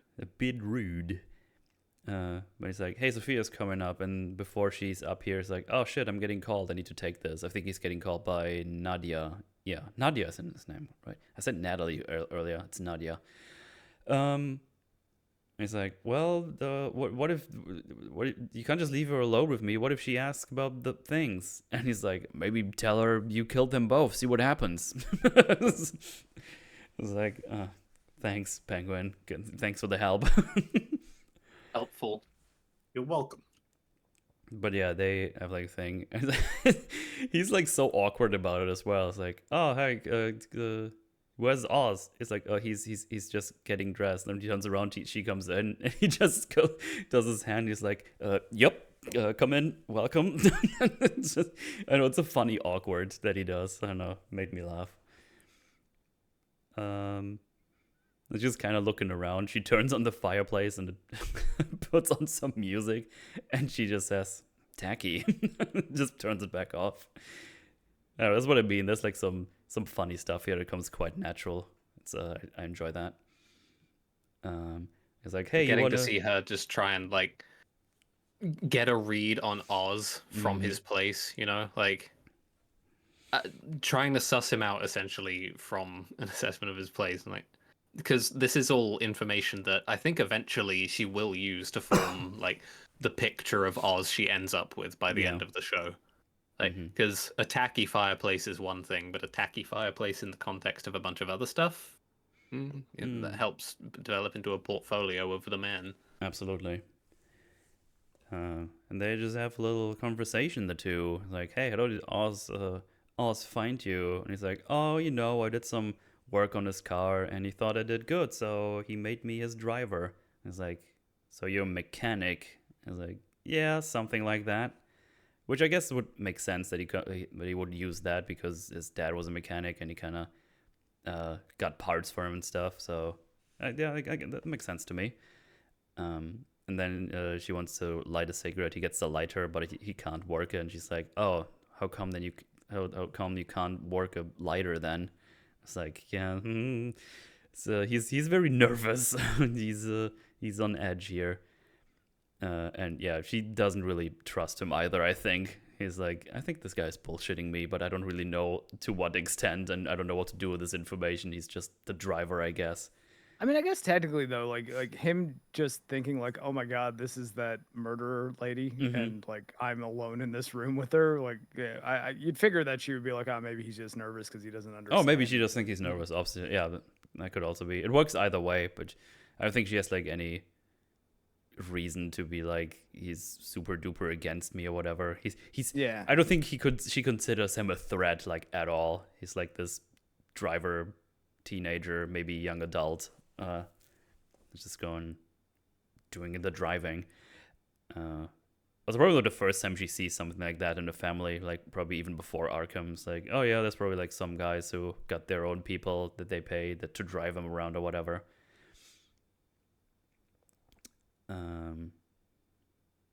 So then they basically just are ready to leave, and they're about to go, and she's like, nope, only us two. We're just like old times.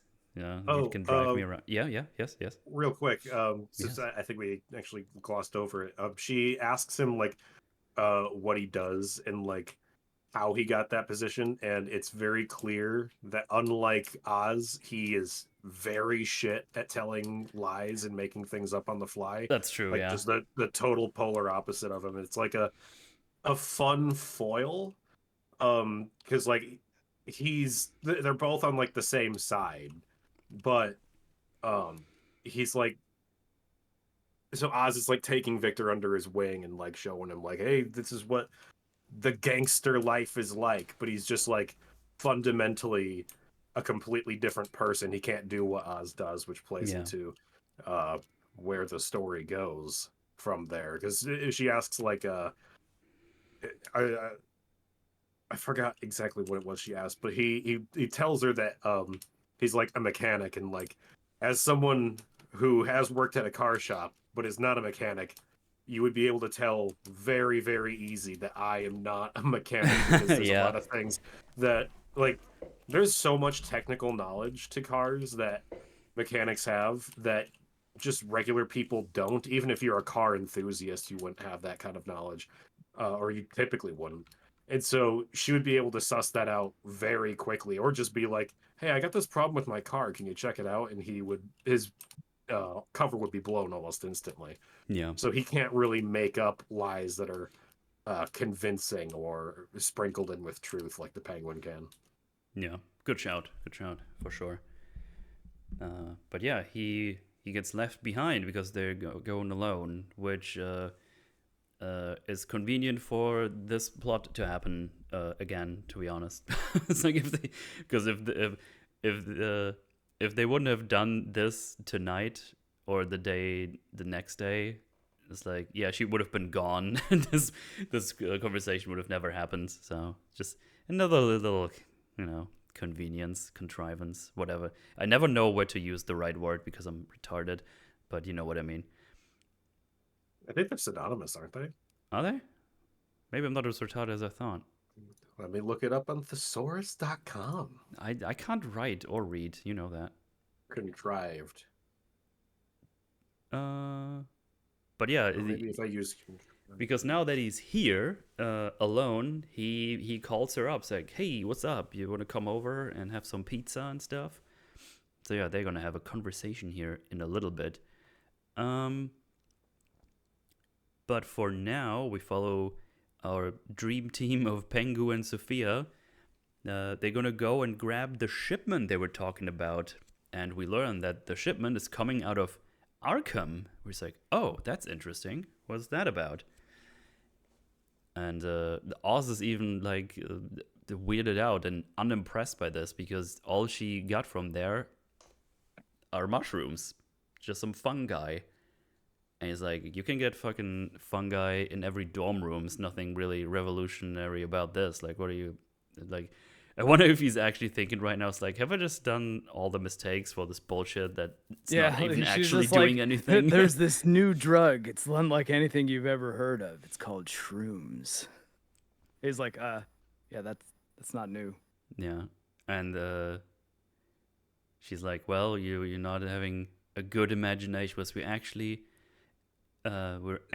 after the red goop that's coming out of it. Because yes, I'm sorry. Finish your sentence. Oh, it's just the red goop out of the nets give you a big old high. He says like, oh, so it's like a party drug, and she's like, yeah, something like that, I guess. which is interesting because she knows what it's actually used for in Arkham. So him calling it a party drug has like a certain reaction to her because like, yeah, I'm not really thinking about party when with this drug. So I found the difference Yeah. between convenience and contrivance. Okay. Convenience helps the character while the contrivance forces them into a situation. Okay. Well, there you go. Let's see if I can remember that in the future. I probably won't. But this VOD will always exist to remind you. Yeah, for people to shame me is like, Wolf told you right there, you fucking moron. Yeah, I'll join them. I'll be like, I told you right there, you fucking moron. Fucking asshole, I hate you. You're German. Puh.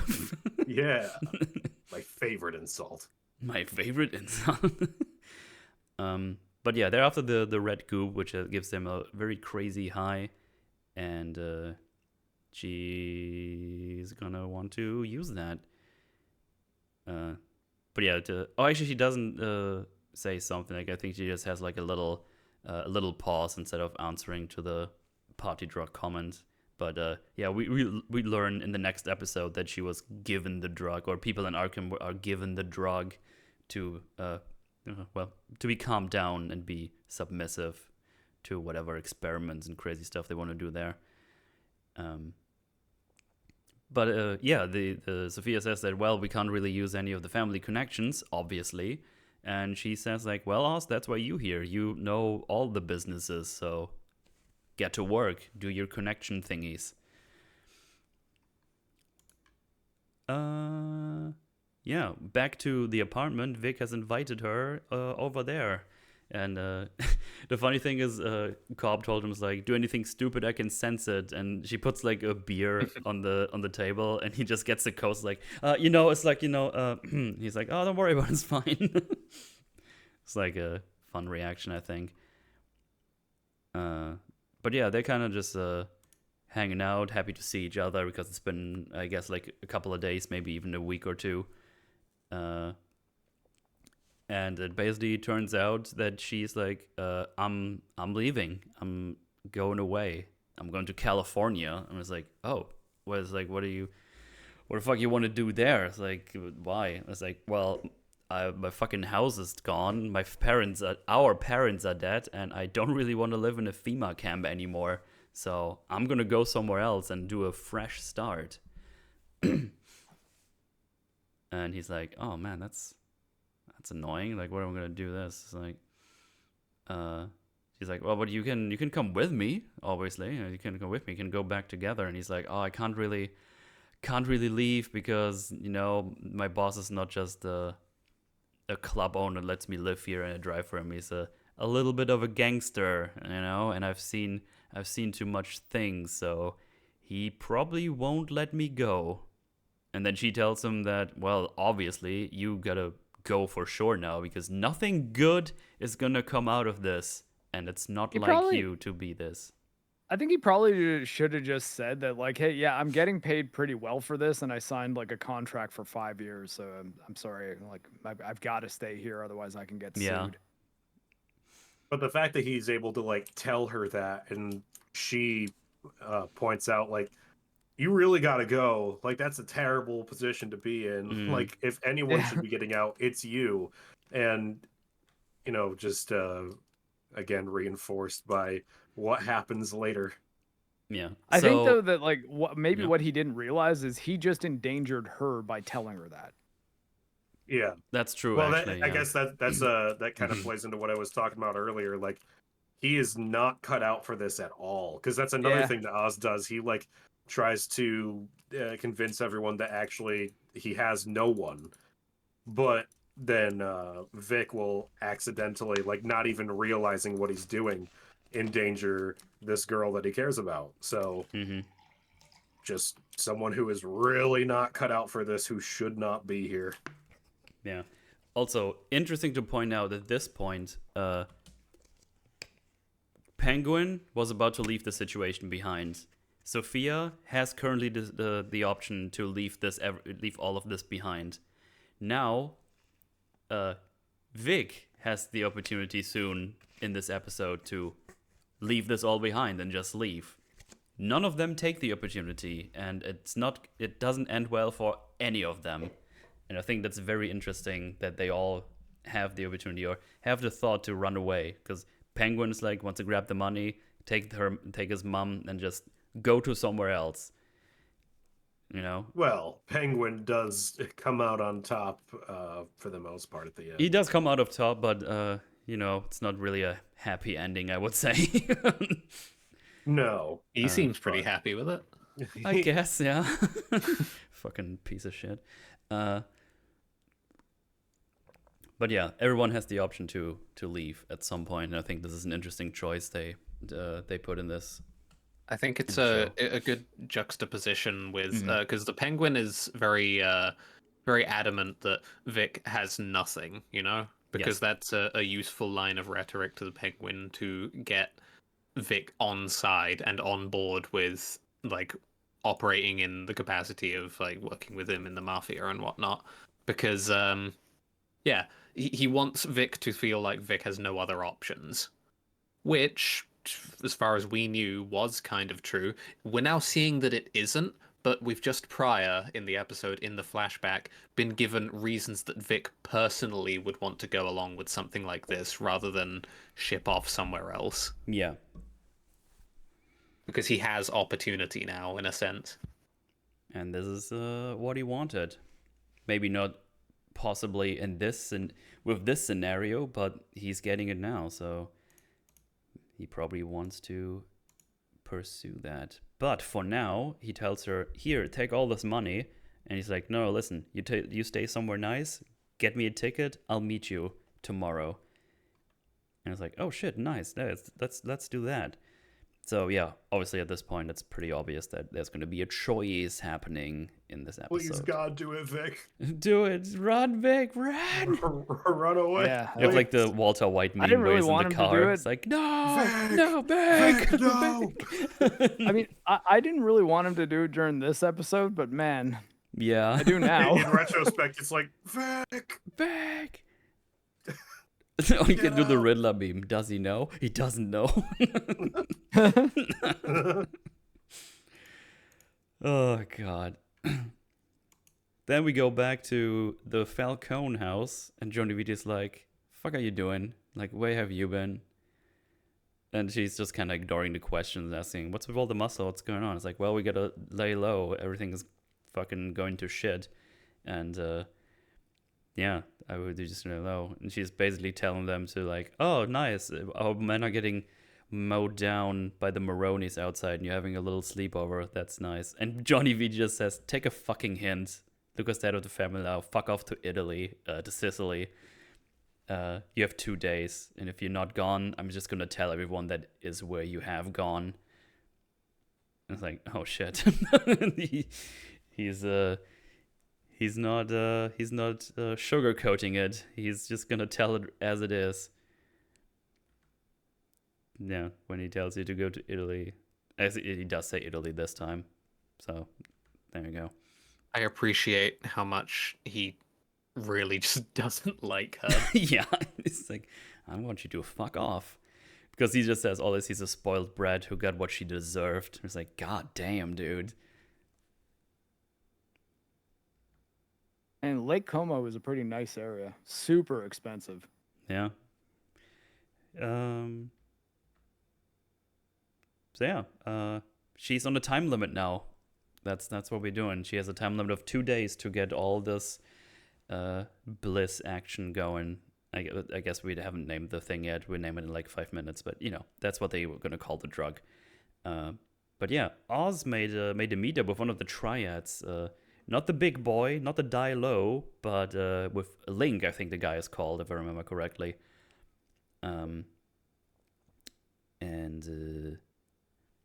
Yeah, we got a little bit like a small exposition line here where she's like, what are we doing here? Like, the Falcones put them out of the drug business and drove them back to Chinatown. Like, what are we doing here? And I says, well, we're here because we need to make a connection with someone who doesn't just rat out immediately when we go talk to him to fucking take over the Falcone business. I was like, yeah, that checks out. It's a good choice. Like the whole kind of thing of the enemy of our enemy is our friend, or whatever the saying was. That's the one. Yeah. And yeah, he brings some You expensive. could have gaslit him into believing something else, and that would have been so funny. The enemy of my enemy is also still my enemy. Oh no, that's so many enemies. What am I gonna do? Everybody wants to be my enemy. Oh no. Okay, I misery. don't like that one. Sorry.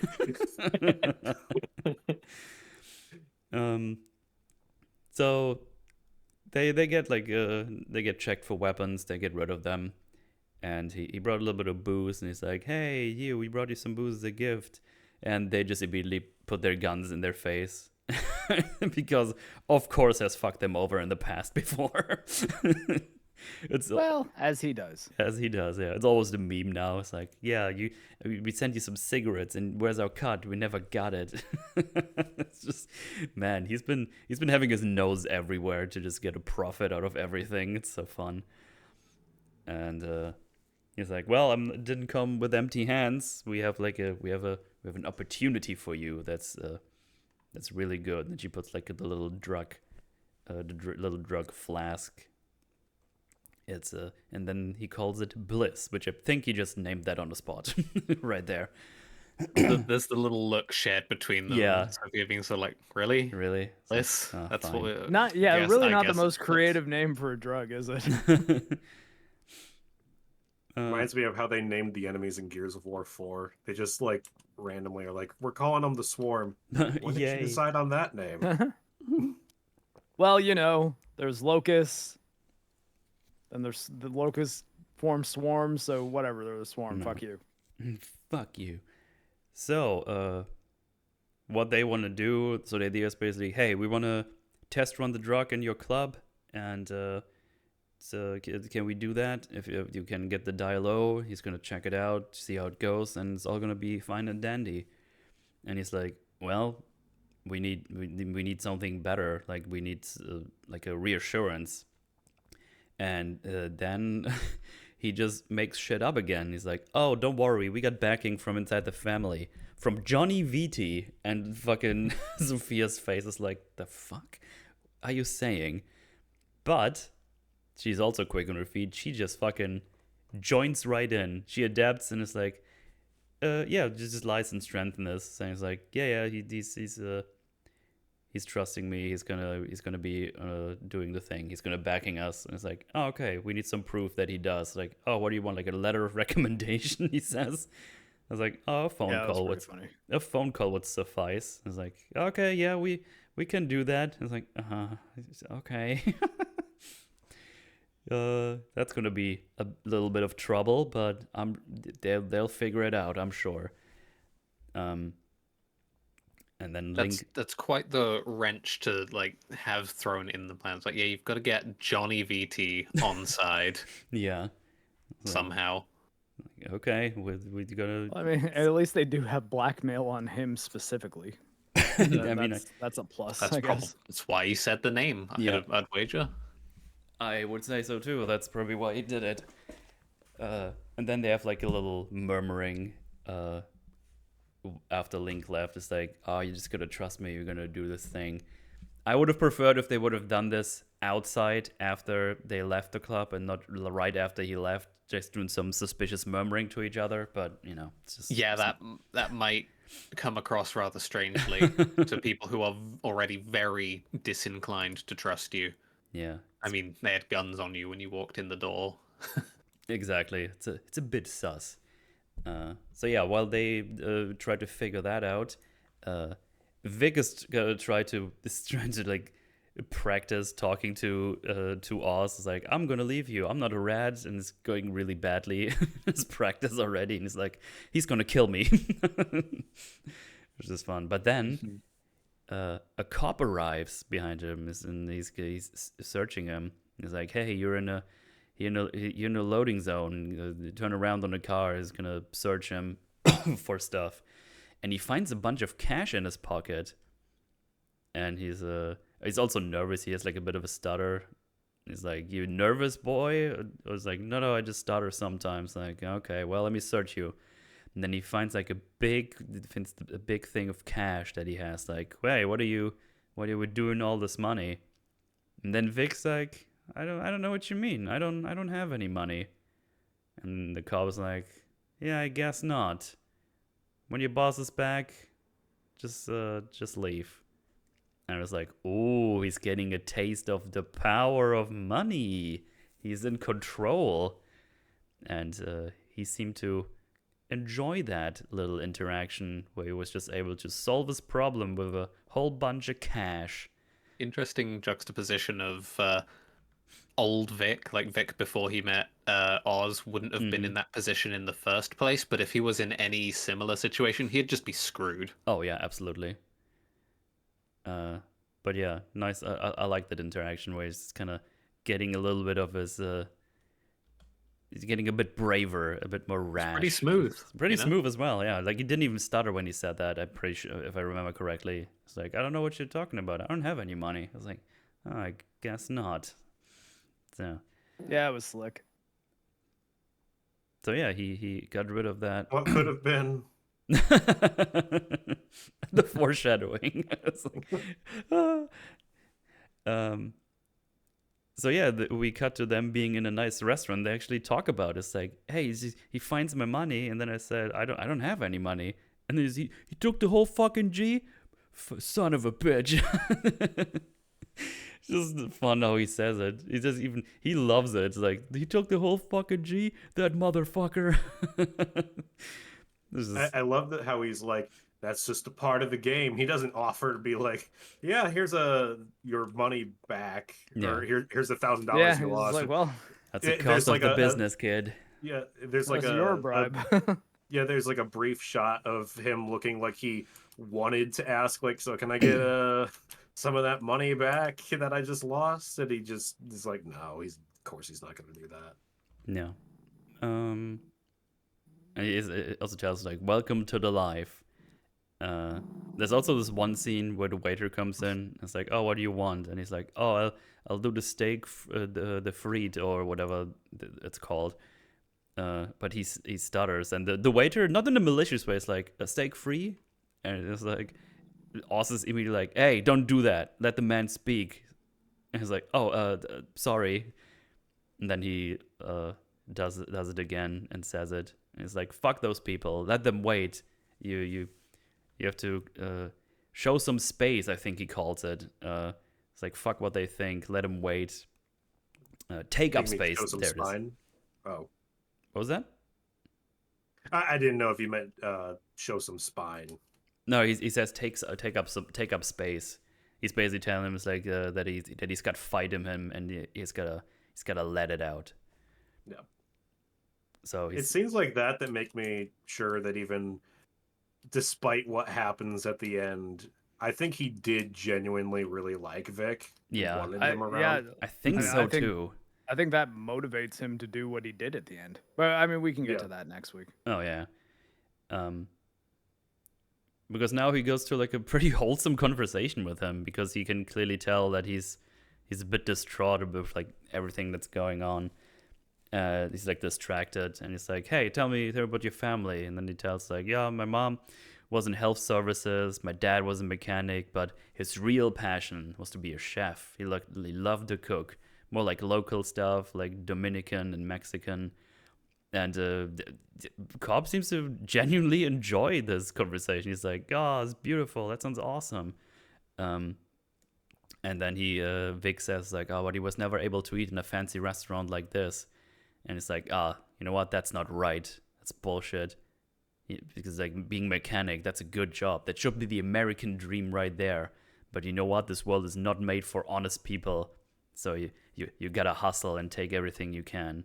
And then he asks his dad's name, and they have like a toast on him, and tells him that, you know what, he would have been proud of you. He raised a good son. I was like, oh shit, he's like giving him like all the stuff he would like to hear, basically. But see, this is like one of the conversations where I'm still not sure if this was like fully just manipulation, or if he was like actually trying to be nice here for once.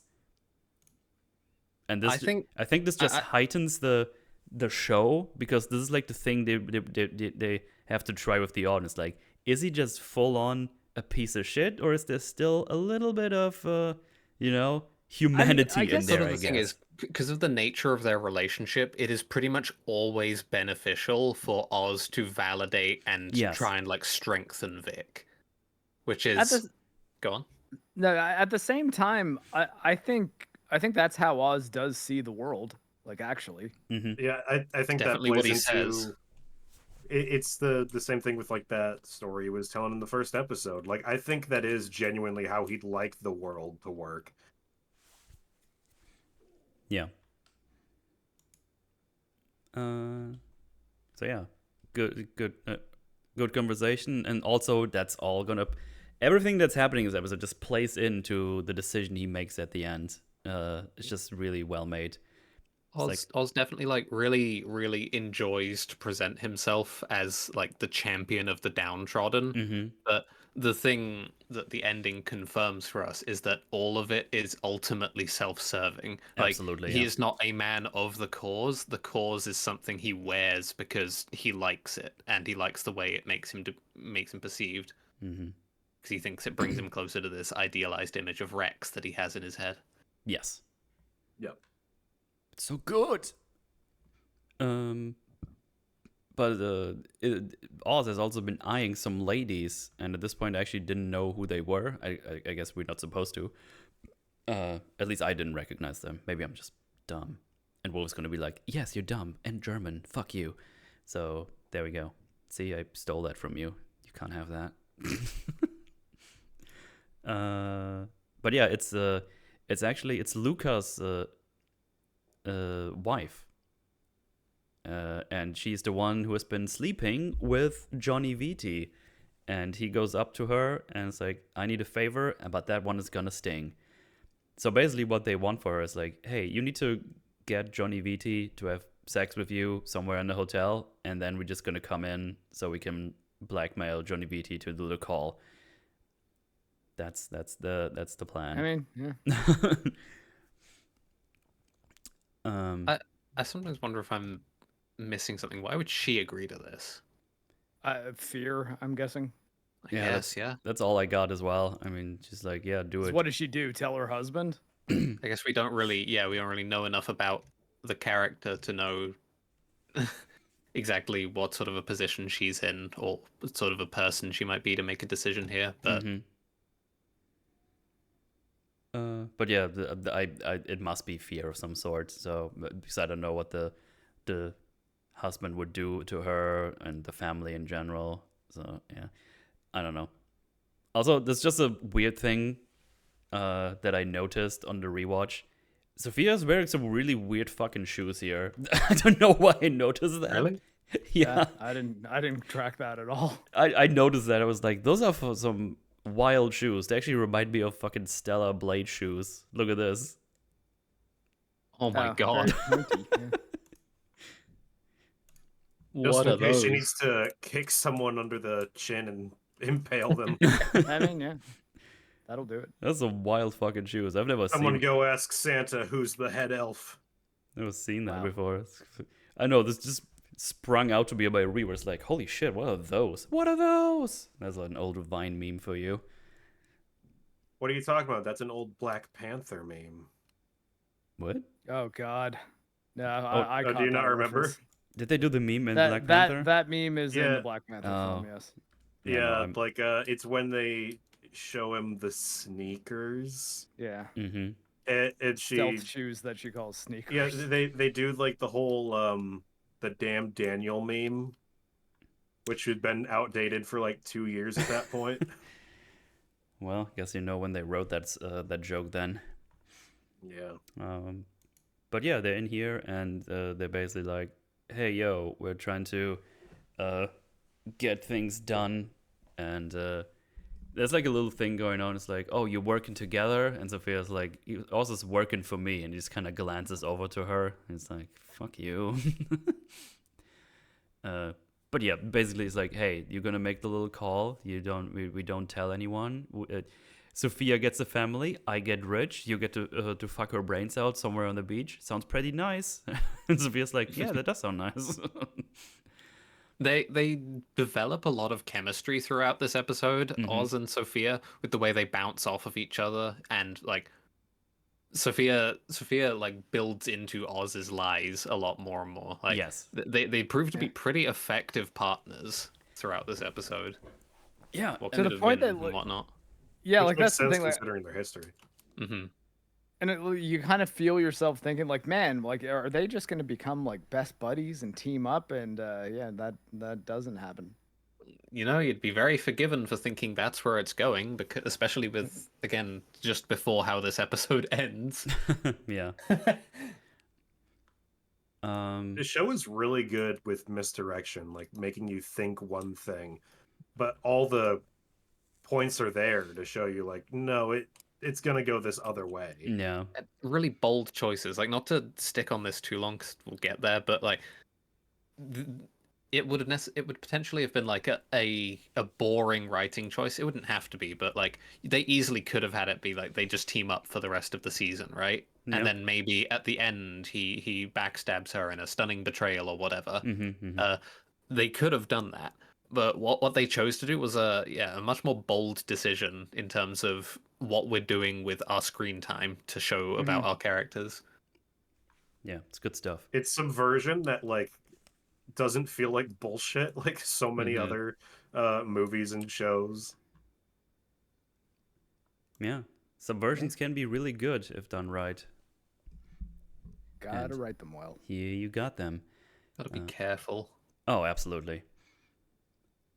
But yeah, Johnny Vitti is still talking shit. He's like, oh, you don't actually respect them. You know, Penguin, no one actually respects you. You're fond of card games and stuff, but no one actually wants to keep you around. Nobody thinks you're smart, and they sure as shit don't trust you.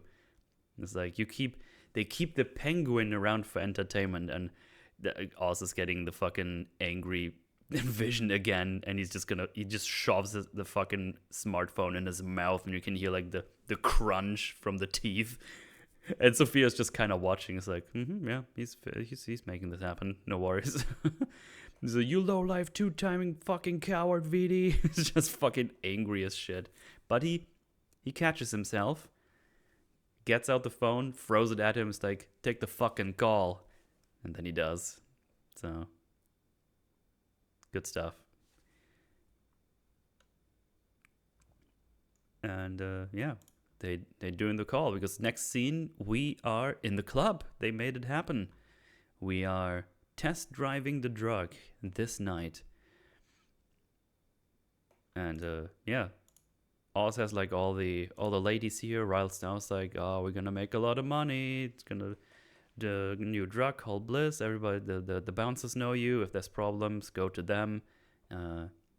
Vic is the bagman. He's got all the goods. So if you need more, go to him, give him the cash. He's in charge of the drugs. And he gets another message from Graciela. And it's like, oh shit, yeah, he promised to do the thing. Uh-oh. We got all these things in his brain right now. But then we got immediately right after this, like, hey, you got this. There's a reason I picked you as the bagman. I trust you, and I believe in you. It's like, oh, more affirmation. He's getting everything he would want right now. Yes. He's getting affirmation, and he is like achieving and progressing in society, even if it's in a different sort of form, because you know, you stop and you take a step back. And what's he actually doing? Oh, he's the guy in charge of holding the drugs for the drug dealing. Yeah. I see. Also, Roxy's there, so like there's already a girl who he's had kind of a bit of a moment with that is there to be like, yeah, there's other girls too. You don't necessarily need that one. Oh, that's true. Yeah, I didn't think about that. Yeah, I mean, she even kind of like personal connection outside of this business is about to drive away. So yeah, everybody goes through the club, do their thing, but Sofia and Oz have a little bit of a conversation here. It says like, oh, you know what, she wonders, oh, do you want this more or me? And he's like, oh, you know what, I want this for you. But she just makes it clear, like, hey, you know, the Triad boss is here to see me and not my former driver. And it's like, oh shit, okay. And she also poses the questions. Was it worth it? everything you put me through, was it worth it? And Oz like, who's thinking, you or Johnny Vito, because you're eating right off his hand right now. And it's like, he didn't tell me anything I didn't know already, so I want to know, was it worth it? And he's like, oh, geez, it was 10 fucking years ago. We have like a thing going on. It's like, I'm not an ignorant kid anymore. You can't play around with me anymore. So I want an answer. And yeah, it's like, Zhao was here for me, not for you. So she takes a lot of opportunities in this episode to put down Oz. Yes. Like, very specifically, like, no, you're working for me. You are not working with me. Yes. Very interesting. As you already said earlier, she's like a good opponent for Oz, with all the backstory, and she being very witty herself as well. Right after this, we just follow Vic around a little bit. He's like getting cash from the ladies, giving them more drugs. We see everyone taking the drugs, and everybody's having a great old time. A blissful time, if you will. Har, har, Wow. har. Dun, dun, dun, dun. But yeah, Zhao is here, and they have a little talk, and Oz says like, "Hey, it's going really well. We already raised the prices 2 times. It's going out for 60 a shot now, and they want more, and more." And Zhao was basically like, okay, you know what? This is all very intriguing, super successful, but you know what? The risk is way too high. And the Triads and the Falcons' history is pretty hostile, and you know what? I'm also very worried about you because you were in Arkham for 10 years, and I don't know you, basically. It's like, I don't know what your word is worth. And you should also know that I opened a bottle of champagne when your father died. And then she says, well, as soon as I could, I was dancing on his grave. We might have a bit more in common than you think.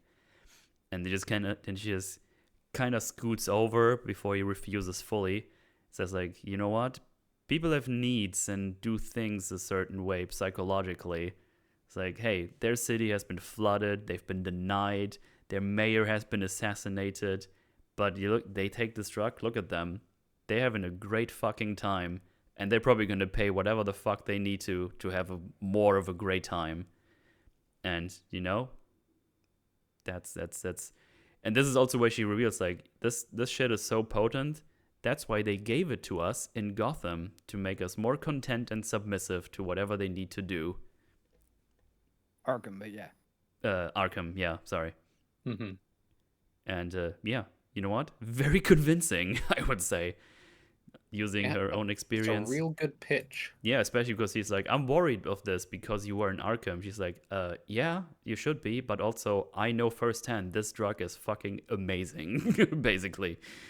It makes them very addicted and submissive, and they have a great time. Not just amazing, it's like the right kind of drug for the state of the city, almost. Exactly. It's exactly the sort of thing that's gonna sell. Yes.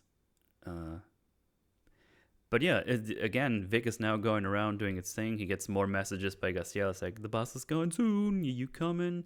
But he seems to be enjoying the power and the responsibility. As Marc said, there's another girl, and she's like kind of flirty with him. And but then the show is starting, and there's some lights that look like explosions, and he's got a full PTSD breakdown of the flood and explosions and shit. And it's like, oh, fuck. And his guard was a little down because of the lady also. Yes. And he gets like kind of knocked over a little bit. He drops a bunch of the Bliss. And yeah, I think it's a very effective PTSD scene, I think. I quite like it. Effective, it's really good. Portrayal of a trauma response, yeah. You see like the Bliss thing on the ground shaking, like the stones in the flashback we saw in the beginning. The lights being similar to everything. And they kind of intercut it with all the people taking the Bliss and being like, yay, we're having fun, even though everything's been flooded. And they even see unlike that embarrassing scene from The Last of Us 2 where Ellie accidentally knocks over a broom and she sees Joel's fucking bludgeoned face. Wow, I don't even remember that scene. Well, I remember it only because because I laughed so hard I accidentally dropped my controller and popped out the battery. Oh, I guess I have to do my Last of Us arc next year, because I think spring, they said, is season 2 of Last of Us coming out. Oh, I'm worried. The first one's pretty good. Oh, first one is awesome. Love the first season. It's good shit. No, But- I mean the first game. If you got to replay right. the games for it, but yeah. But you say Two- replay, I haven't played those games. Oh, okay. Well, yeah, okay. Oh, well, really? Yeah, Yeah, the first one's all right. Yeah. It's fun. I remember distinctly. I played all the Uncharted games, and like gameplay wise, they're a little bit similar, I think. And I played it right. Yes. I don't think they're all that shooting similar. controls, maybe. Yeah, like they I played like a differently. third-person shooter for a couple of weeks, and I played this. And I don't know. I like the introduction scene, like the first scene that you get. I think it was very good. And then I just didn't play anymore. I don't know why. Maybe it has nothing to do with Uncharted. Maybe I'm just making that up in my mind. But for some reason, I didn't play it. I don't know why. Yeah. Well, First game is like the most overrated video game in existence, but it is, I think it's a good game if you just like Last set of Us or aside like Uncharted. Last of Us. Yeah, that's fair. Because like I bought that game when I bought my PS4 for the first time, and I was like, well, everyone says this is like the best game ever, and I played the Uncharted games first, and I really, really loved them. And I was like, this is awesome. I'm gonna love The Last of Us. And then I played it, and I was like, this was okay. This one was okay. Yeah, I mean, honestly, I think the people that say it's the best game ever are like 99% talking about the story and the cinematics and stuff, and less Even about then, how I the don't game even think actually it's like plays. it's like a kind of like, all right, the story's okay. Yeah, I mean, It's yeah, like it's like nothing that's like groundbreaking enough for me to be like, wow, that was the best game ever. I kind of got to assume that the people who say that have not played many games. That is true. Yes. It's Very, a like, kind of- perfectly fine game that is absolutely undeserving of the status it has. It's the normie console gamer take of just like, I have only played big AAA releases ever, and this is one that really looked the most like a movie. Therefore, it's the best ever. That's I what we want completely- out of our. 100% agree. That's what we want out of our games, for them to look like films. Yeah. Sure. I'm Away so from that. fucking sick of movies looking like films. Yeah. I want to play a video game. God damn it. Games should look more like video games, and movies should look more like films. That would be nice. Yeah. Anyways, we do still have a full other episode of Penguin to go, so Yeah, we should it's- probably shift back to the Yeah, Penguin track. it's fine. It's fine. But yeah, he had his PTSD breakdown. He went to the bathroom and he's like, "Okay, get your shit together, Vic. We got this." And then he got another message like, "Boss is leaving soon. Are you coming?" And then Oz comes in. He's like, "Holy shit, you did great. We got the Triads in. It's awesome. We almost there. Now we just need to play it cool and close." And then he hears the he says like, "I told Roxy to get some bottles," and then he sees that the phone was ringing. It's like, what's going on? Give it to me. Like, he's immediately suspicious. It's like, what do you mean? It's like, oh, it's like, you going somewhere with my fucking money? It's like, no, I did not with the money. He's like, with this fucking clothes, and you want to bail for what? It's like, actually, you know what? Let me get the transcript up, because for some reason, I like how angry Oz is here for some reason. It's like, it's just effective. His little episode. monologue almost is really, really, really effective here. Yeah, Penguin. Wait, this is episode 3 transcripts. I'm sure that's out there somewhere. Yes. Oh god, this is not dark mode. My eyes.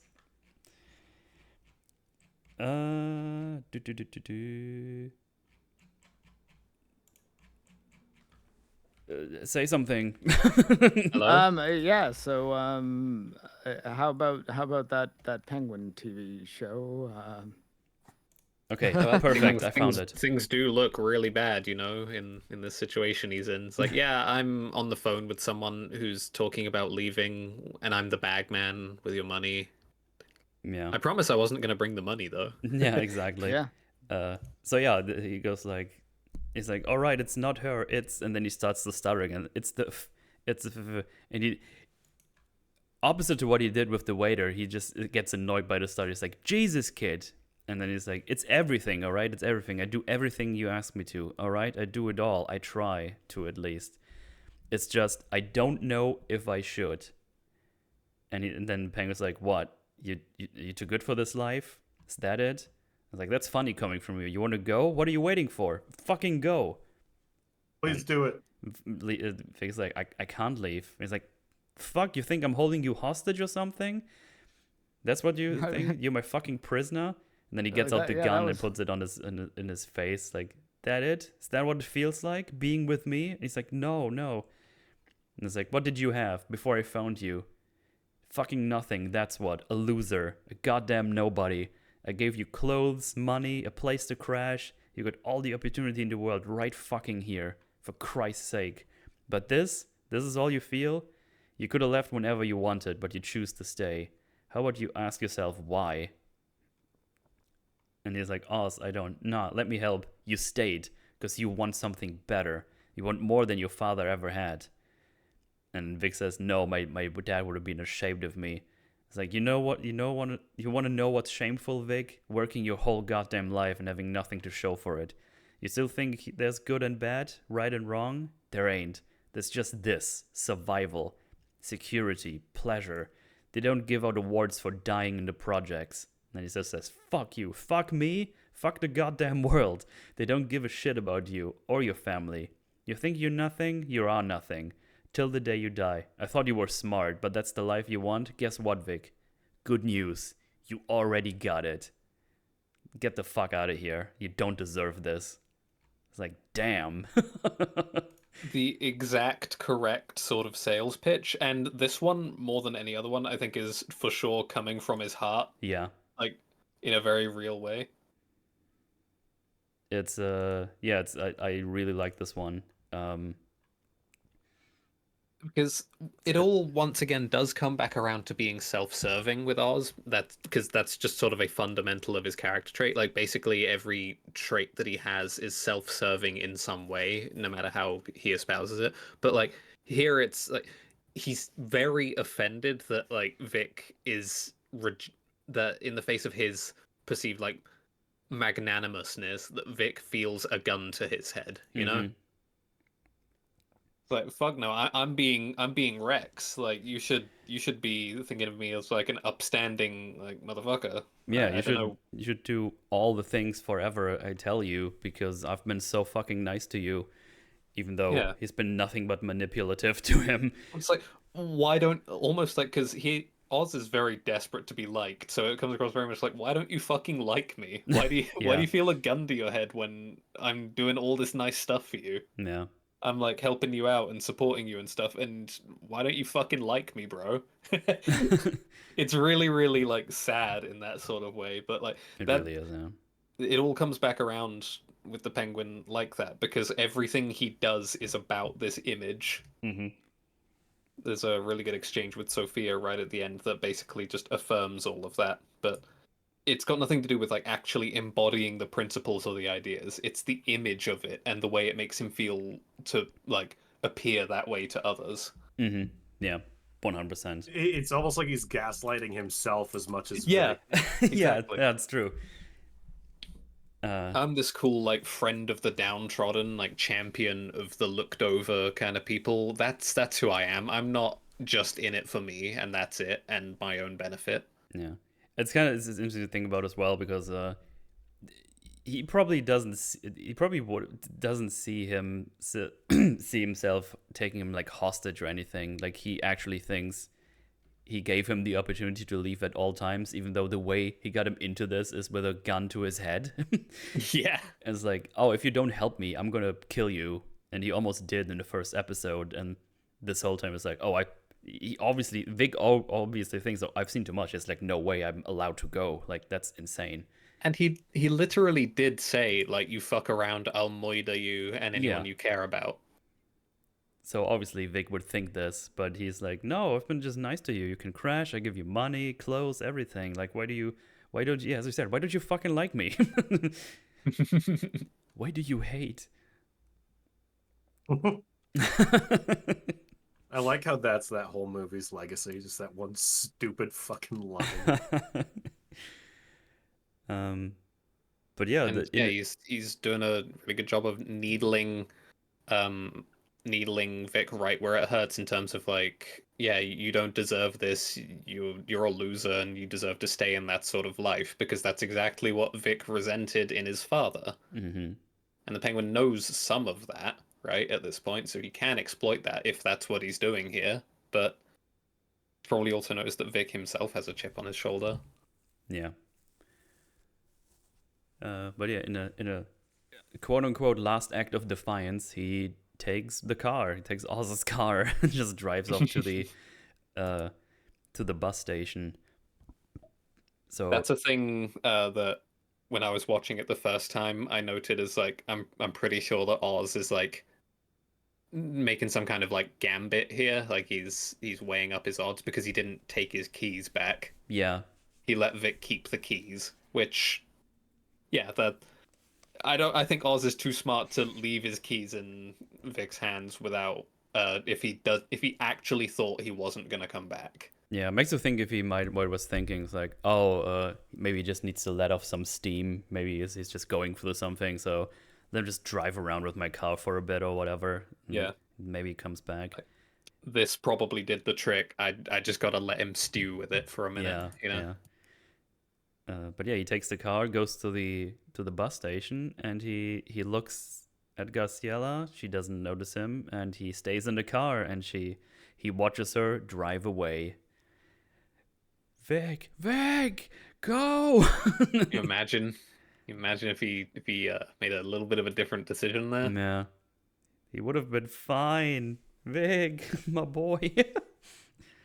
Oh, I gotta rewatch this season, and that's gonna be like the most tragic scene in the history of cinema. Yeah, him not going. It's like, you idiot. But yeah, so he's staying, and we have another conversation with Sofia and Oz. They talk about some stuff. It's like, hey, you don't really look that happy. And I was like, good pitch you did there. She's like, oh, it's a good trauma cell. It's like, come on, you should be over the moon. It's like, you should party. And he's like, you should be mad. I'm sure you manage without me. And then he's like, you know what? You want an answer. And he says, yeah, I don't regret a thing that I got from fucking you over. Me getting the drops operation, a club, something for myself. Yeah, might have not mean anything to you, but for someone like me, having like its own thing, I got a better life. So yeah, I don't regret a fucking thing. I don't regret it at all.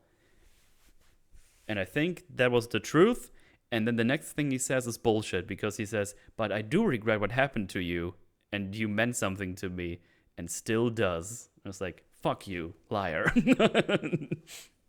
The thing is, I could believe that he thinks this is true, but like with the way I was articulating it when it was just this episode that was out, like we were up to episode 3, is like every single like sentence from the Penguin that relates to another person comes with the suffix unless I gotta throw you under the bus for my own game. Yeah, exactly. Like every single one. Like he probably did on some level care. It was like, no, I'm looking out for number 1. Yeah, I don't care. Which is I don't me. care that much. Yeah, and this gets like strengthened like right away, like in like a couple of seconds. Like you can tell, like he mean nothing to you. Maybe it does, but it does to me. Like he has like tears in his eyes. Like he's like, yeah, of course, it's fucking. I want this better life. That's all I ever wanted. Better life. More. Maybe it's just me getting manipulated by Oz, but when like during the flashback episode where it shows like what happens to her, it does seem to me like that wasn't like he didn't want it to go that far against her. Like he was okay with fucking her over, but maybe sending her to Arkham was like a step he wasn't like anticipating. Yeah, I can I'd see be that. I willing think to no one believe was that. anticipating the Arkham step in general, I think. I'd be 100% willing to believe that he did not expect her to get sent to fucking Arkham or the Mhm. time she would have there necessarily. Yeah. But yeah, the first part of his big speech, I believe him 100% to an extent. You know, like Yeah. he, this sort of thing does mean a lot to him. But at the same time, he has something that probably makes him a lot more personally emotional with what happened with Vic. That he could be digging into that emotion to fuel a more convincing performance here, Also true, in yeah. a sense. So many options that work. I love it. I like it when I get scenes I can think about. Yes. So yeah, this is it's just nice, and she's like, well, I don't really know where to go from here, and I have no idea how to trust you, but I guess we gotta do the thing. And he just says, well, just let me show you then. And you're like, oh, they're getting closer. That's nice. They're probably gonna team up for a bit. Nope. Fucking Maroni's come around the corner because, hey, fuck you, Penguin. We've been watching you. You can't fuck over the Maronis. And Sophia's like, what the fuck is happening right now?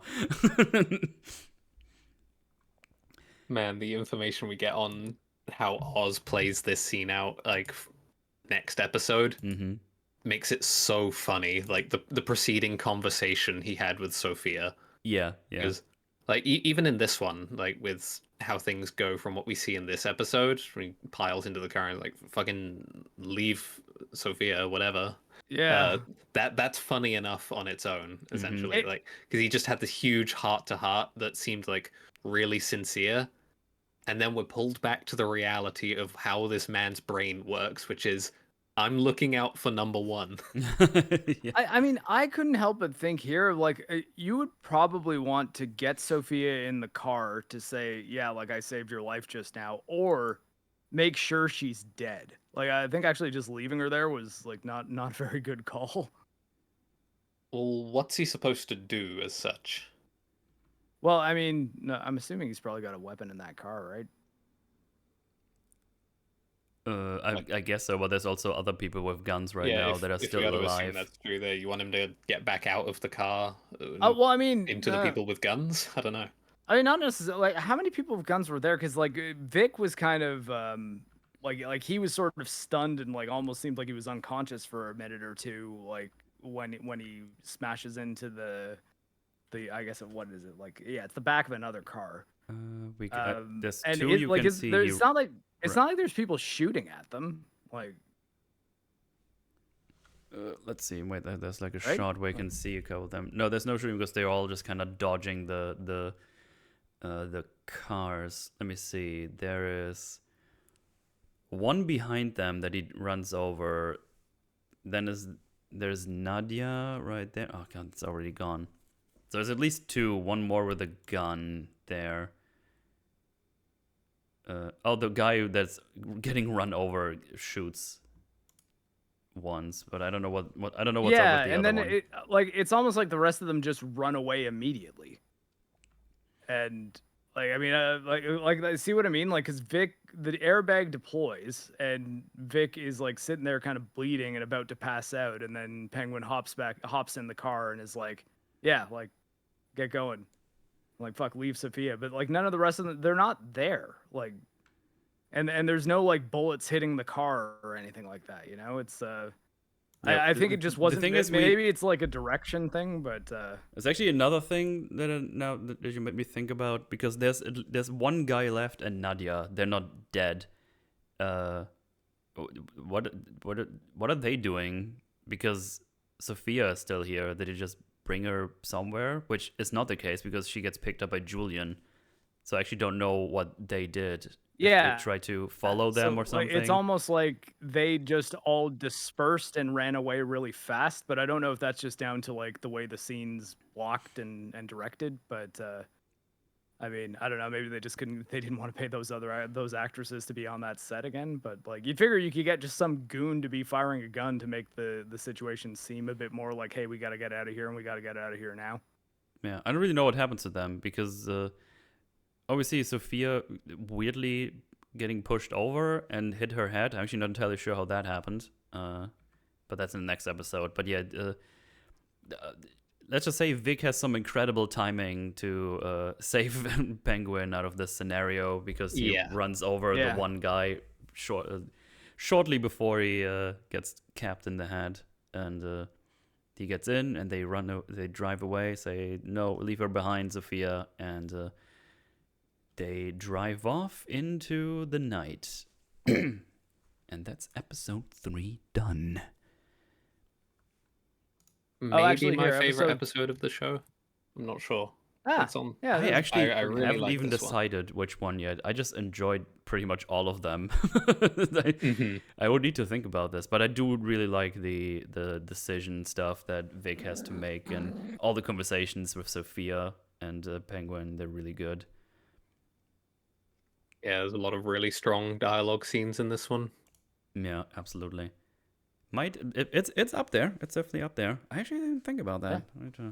Maybe I don't know. I kind of look at most of this season as like a whole, I guess, except for episode 4, that is kind of unique in that it's basically all flashback. Pretty much, yeah. Except for like the very last scene that is pretty fucking good too. Yeah, I actually think we will get through episode 4 quite quickly, because I think episode 4 is the least dense one, which doesn't mean it's bad. It's just like, yeah, this is a flashback episode pretty much. Which is still well made, obviously. A lot of its time is spent on really belaboring like the shock value of what's going on in it, I think. Yeah.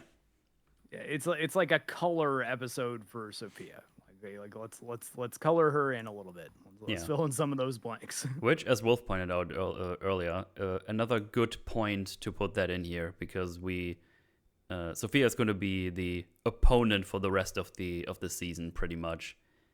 Well, kind of everyone is the opponent for Oz in this season, but she's gonna be, because she has like a big thing, primary antagonist, a big reason to go after him, because she learned some very vital information at the beginning of the episode, because we start the episode with the POV of these two. Actually, there's an extra person now. Hang on, I just realized that.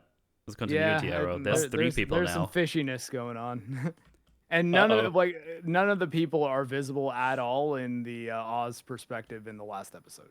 You could see 2, like when Vic was like going around the corner to ram the first one. You see one guy and you see Nadia. I actually don't know where the third guy comes from. I mean after the ramming. Oh, like, yeah. Once Vic wakes up, there's no other people in there except for him. Yeah, and you can't Vic, really. You don't see any of them anymore.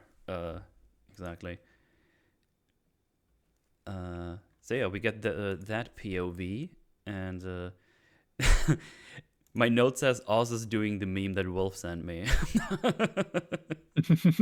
I don't know. Oh, he's probably taking a leak or something. It's basically Actually, yes. Oh no, sorry. I'm just watching something again. I think Sofia might have been like. I think that blood on her face is like from the bullet that the dude shot. Like, I think he grazes her, and that's why she goes down. I think the crash happens and she just kind of falls over. That's what it looks like to me. Or maybe it's debris from the car, because like, I mean, it looks like something hits her, and that's what makes her fall down. And she's bleeding when she falls down. She's also falling down from kneeling, which probably wouldn't cause that much blood. No, I'm just going frame by frame. Nothing hits her. She just kind of falls forward, I think, and then hits her head, which is kind of weird. I found that weird when I first saw it. I don't know if they were trying to do a thing where she like just jumps down for like cover or something, but it just kind of looks weird. She just kind of falls over forward and then hits her head. Let's see. Anyway, they doing the thing, and Oz doing like he is in control. He's acting like all high and mighty all the time. It's like, oh, you know what? I got a plan. Do this and this and this. And it's like, oh, see, you make an excuse after excuse. And it's like, oh, I'm just a small man. Blah blah blah blah. Like, I'm just a little guy. I would never fuck you over. You're the boss. Like immediately selling out Sofia, like straight away. Yeah. And then Nadia's like, "Oh, did you ask him? Ask him what? To kill your brother?" It's like, "Oh shit!" She just told Sofia that he killed her brother. And it's We like, could have made ooh. this season go on in such a way that that piece of information doesn't come out until like the final stages. Mm-hmm. But instead, like, yeah, these two characters Episode here in this 3. way, it's coming out episode 3, which is really, yeah, that's really scary of a choice because that leaves Oz with like no allies. Yeah. This is everyone he could ally with being like, oh, here's some information that means neither of us will ever trust him again. Yeah, it's quite crazy. But yeah, right after she finally gets a little bit of trust towards him, she gets that information. It's like, oh, oofski, that's not good. So wait, can we see the guys? What are they doing? The one guy gets crashed. They go away. So the third guy disappeared again. So the one guy gets punched. Did they just fuck up here? Hang on. I wish I had this in front of me because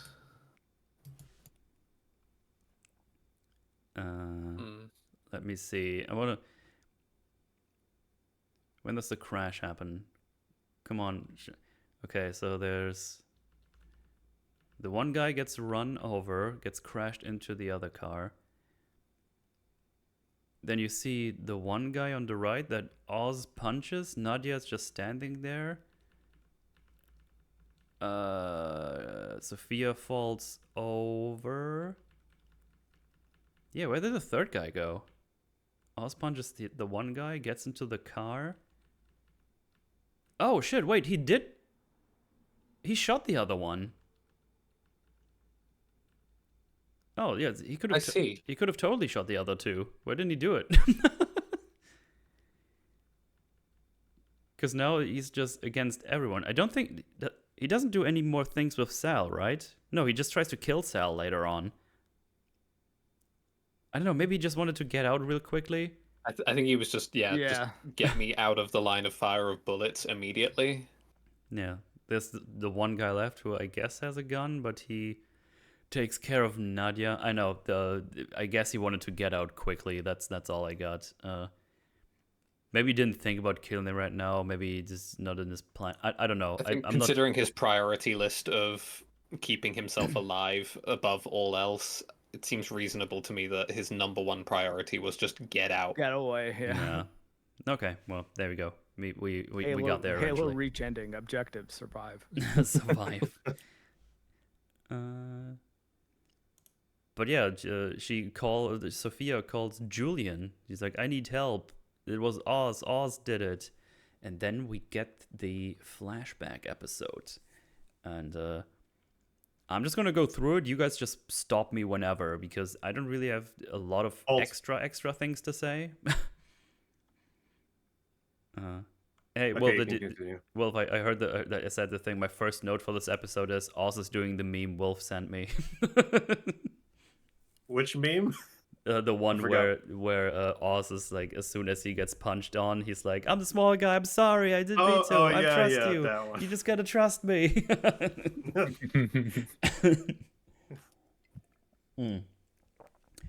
But yeah, flashback time. We see that Sofia is currently at a luncheon, which because she and her dad started a foundation in honor of her mom, who was Hung. No, sorry, my notes are funny. By accident, I wrote. While laughing at your own jokes. It's not even a joke. It's a typo that made it funny. It's funny in context of the episode because I've written down. Started a foundation in honor of her mom, who has killed herself by hanging. It's like, yeah, they killed herself. They killed herself by hanging. Yeah, I mean, well. Because she didn't kill herself, they killed herself. The other ones killed her. Presumably. I found that funny because... Yeah, well, I mean, it's like, it's a foundation for, like, women's mental health, I guess, is it? Like, something to that effect? I don't even know what you're talking about right now in the context of what I was trying to say. Oh, well, isn't that what the luncheon is about? Yeah, The no, I was foundation? trying to explain why my note was funny because I wrote Oh. they killed And herself. it wasn't funny, and no one laughed but you. Yeah, but then Mark confused me because he was talking about something else. I was trying to get it back on track. Yeah, Mark. The hell, man. We weren't Yeah. off. I'm confused. I'm tired. It's okay, Mark. It's not you. It's just that metal isn't funny. Oh man. Aw. This is what I get for staying up long and doing these things. But yeah, they're doing that, and this is the time where Oz is her driver, and here he is very nice to her, and they seem to be pretty chill with each other.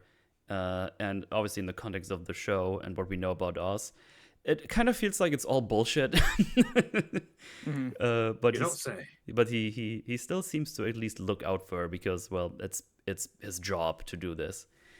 And then they go outside, and there's a lady that we don't know what organization she's from, and she's like, "Hey, like what you do, but you could do even more because there was some lady that killed herself last week, and actually there's way more victims like this, and weirdly enough, they all were part of establishments that belong to your dad."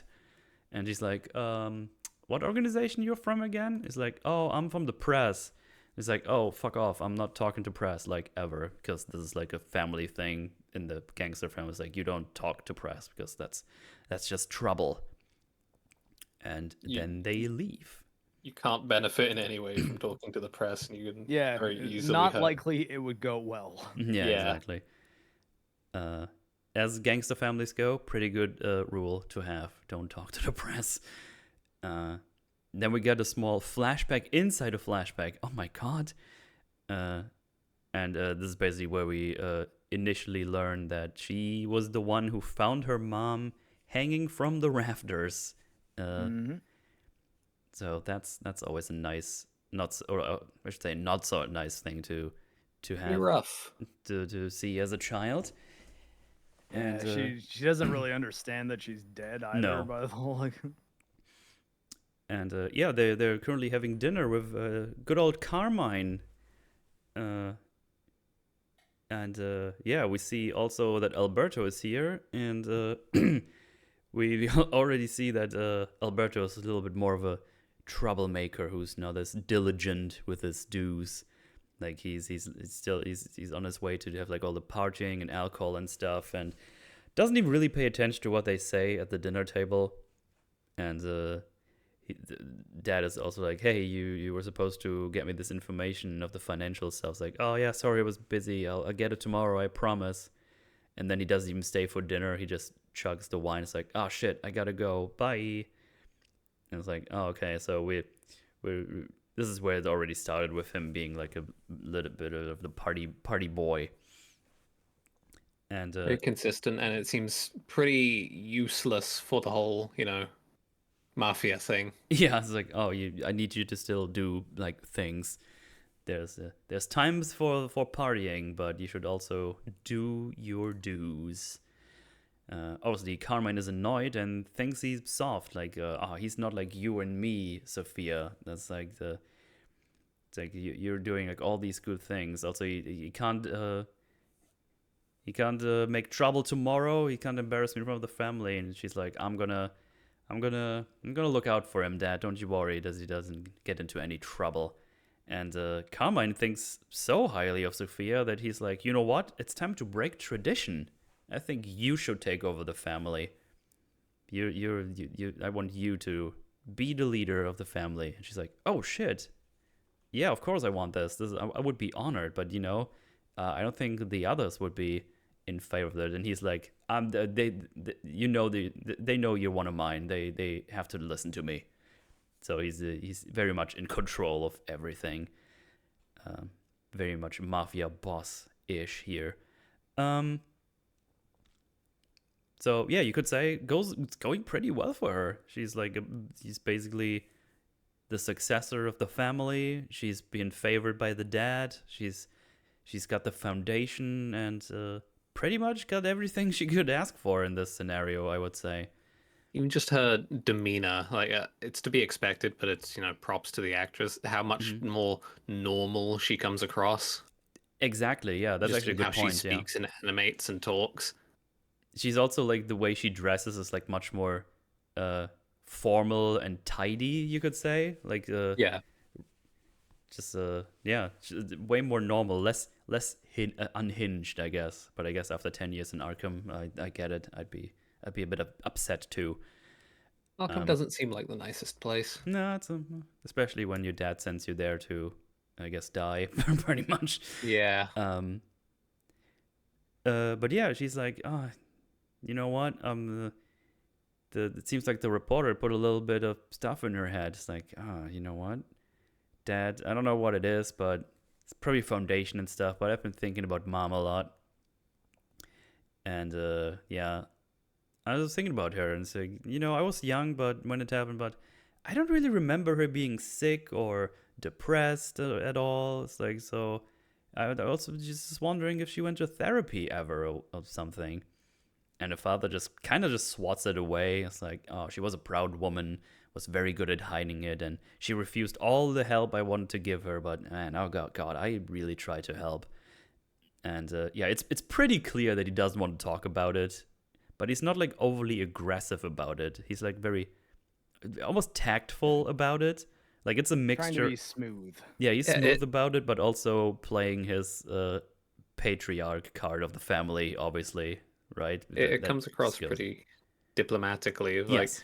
Yeah, of course, he probably wouldn't want to talk about it too much either, right? You know, Yeah. it was his wife. Surely that means he's got a process in his own way and stuff. Yeah, he says like, oh, I also miss her every day, and I don't know why you're doing this right now. You know how much it upsets me. And it's like, we already know you strangle women. I've seen the Batman, you piece of shit. But yeah, it's very well done. And she's like kind of switches topics, like, oh, you didn't even tell me what you want for your birthday. It's like, oh, whatever it is, I'm gonna know. I'll love it. You always get me the best gifts. So yeah, she's getting a bit sussed out here by everything because this darn reporter was being a bit of a nuisance, I guess. Then we see Oz driving her and Alberto to a place. I don't know, Alberto needs to do something here. It doesn't really matter. Already chugging on some whiskey in the car. Just keeping in line with the continuity. Very good, very good. And yeah, she before he leaves is like, hey, I want to ask about Dad. Like, I'm not really sure if I know him, and you know, did he ever had any relationships with the girls at 44 below? And he's like, oh, you know, these girls are not really the relationship type. It's like, and why are you even asking this? And it's like, oh, you know, it's been a long time since Mom, and I'm just wondering if this is like things he doesn't really talk about me with, because, you know, he's different with you than with me. So I'm just wondering. And then he says like, oh, you shouldn't worry about it. What doesn't work, he doesn't work. And, you know, we've got a good life, right? So don't worry about it. So I feel like Alberto is the character is like, yeah, I'm just not going to question this. I'm having a blast. I get to drink all day, probably have girls and stuff. I'm just going to do some tasks here and there. And you know what? It's going to be fine. Don't worry about it. Dad is taking care of us. But there's one interesting thing there. Alberto says at one point, there's like, oh, there's one thing, man. I can't really tell you. He's probably going to kill me. And you see Oz kind of looking at the mirror, just kind of looking up. It's like, oh shit, what's this? Can I get some juicy information out of this that I can use as leverage against someone because I'm a prick like this? But he's just setting up for a joke because he says like, oh, all the girls at 44 below are trained female assassins, and like, fuck you, shut up. So yeah, just setting some more things up here with their relationship. So you can tell these two, they get along, like the brother and the sister. They're having a good time, some banter together. Pretty good stuff. So next thing Sofia does, like, I want to meet with this reporter. It's like, oh, that's probably not a good idea in general for you, but yeah. She meets up with her, and the reporter lady tells her, hey, the girls fought back. Look, there's all these they didn't commit suicide. They were strangled. See, they have marks on their hands that that show they thought back. But those parts were left out in the reports, in the police reports even. And she's like, well, what do you want me to do about this? Like, what do you want? It's like, oh, if you could wear a wire to the club. She's like, no, that's not gonna happen. Fuck off. Like, no way. But you can tell she's like thinking about things. Sofia is, and she gets like a little flash as a reminder. It's like, oh shit, I think my mom did had these marks on her hands too that she was fighting back. So there's she starts remembering things, as well as her dad getting her, and she remembers that he had scratch marks on on his hand. It's like, oh, that's worrying. But you know what is she realistically gonna do about this, right? So she goes like, oh, that's it, that's all you have, some old police reports on conspiracy theories. That's ridiculous. You just want a good story, right? So if you publish this or report about this, my family is gonna destroy you. My father is a good man. So yes, she's trying to convince herself that nothing is wrong. Even though Probably go ahead. a hard thing to buy, and simultaneously, a lot can go wrong investigating your crime lord father. Yes. As we will come to see, you know. Absolutely. So she just speeds back to the car, and Oz is like, "Hey, Sofia, is like, not good. You shouldn't talk to a reporter. That's not a good thing. I don't think your father would approve." Like, and she's like, "You know what? Shut up. I don't want your advice. No one wants your advice. You're just a driver, so you should fucking drive." And we know how well Oz takes this kind of stuff. Because the next scene, I thought it was a wedding party, but I think it's the birthday. I think I wrote down wedding party because they were talking about Luca having like his third wife or something from Portugal.com, which is kind of a funny joke. I think it's the lady she talked to in the other episode that was trying to butter her up. But I think at this point they're like actually friends. But you know, that changed. Yeah. Right. But yeah, she's on bands with them, and then Oz appears, and he's like, "Hey Oz, what are you doing inside?" And it's like, "Oh, nice new jacket you got there, Oz. Looks good." And he's like, "Thank you. Boss wants to see you." And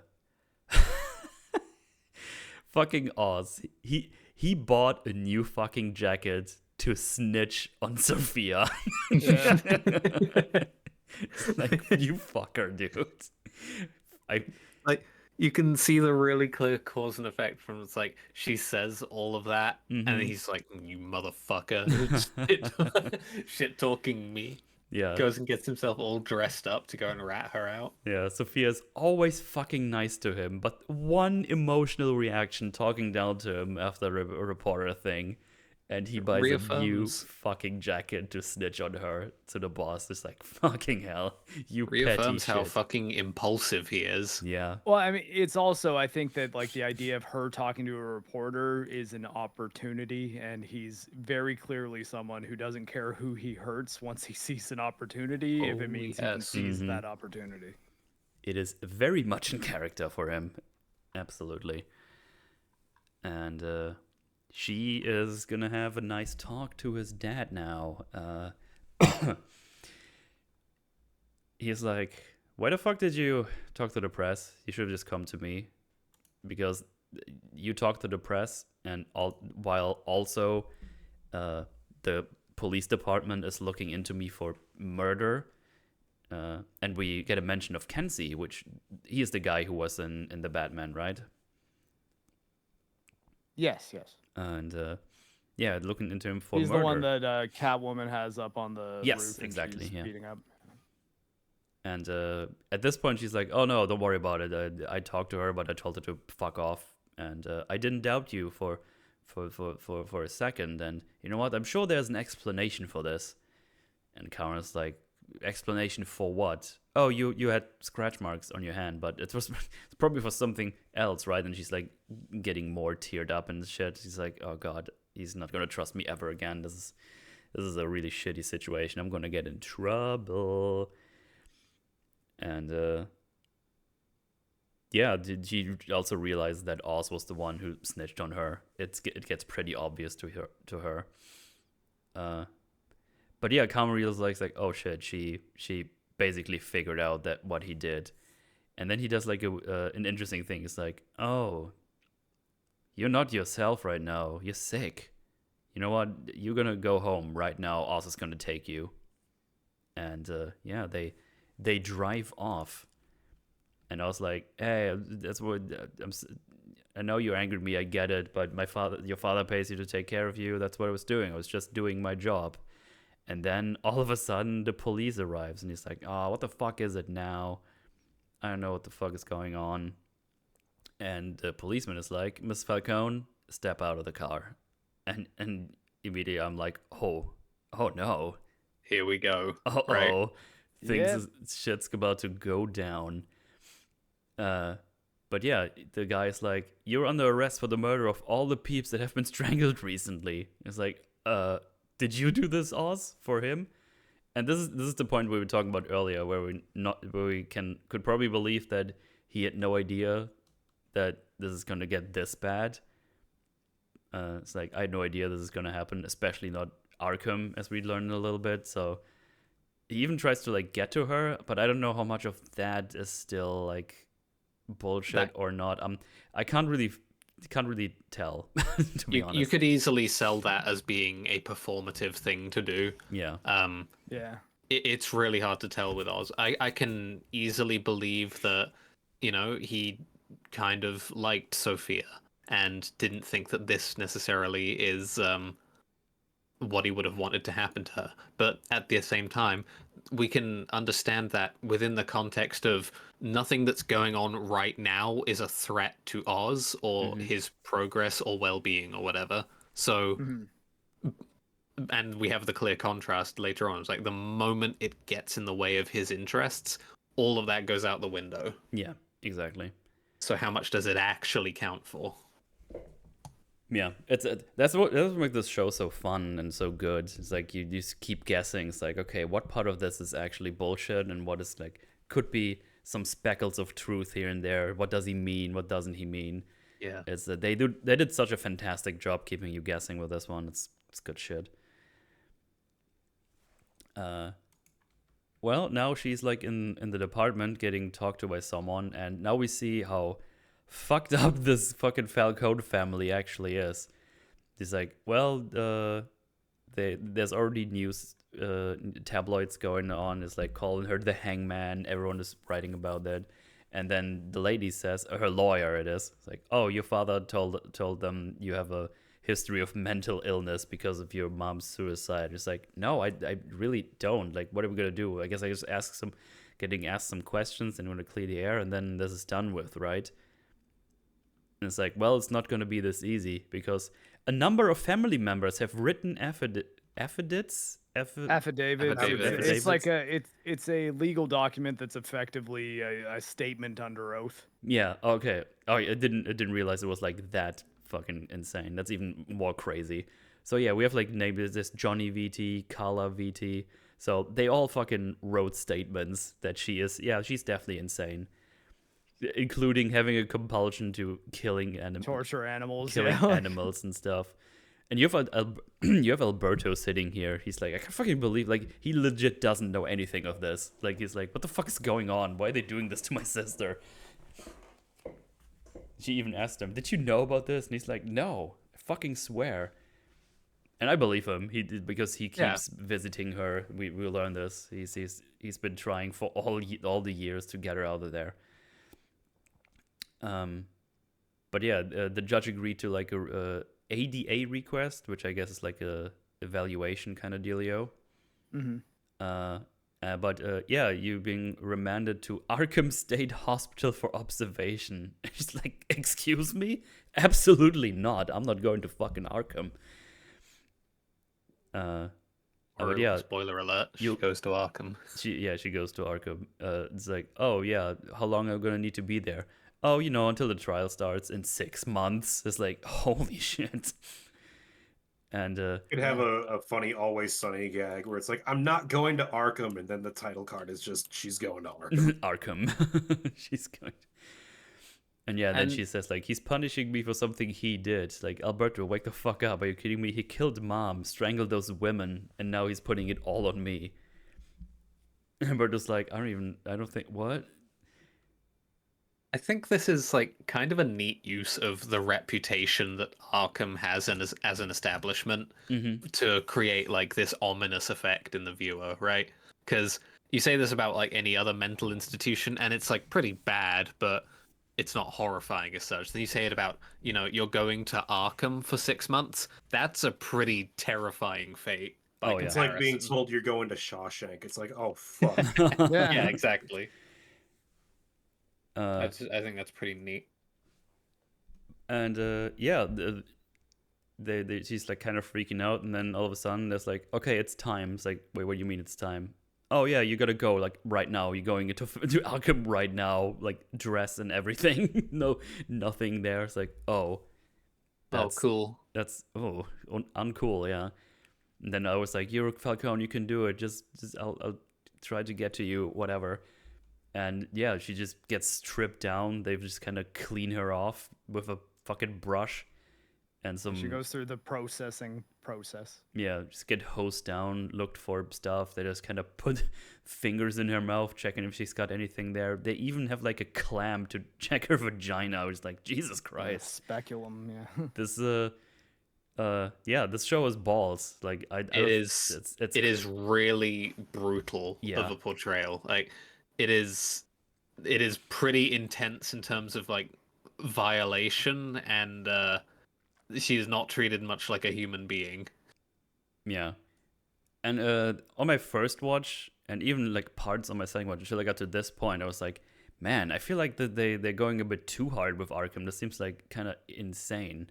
But then the Ventress guy says, yo, I'm the guy who's taking care of you this Julian Rush. He will concluding the psychological evaluation.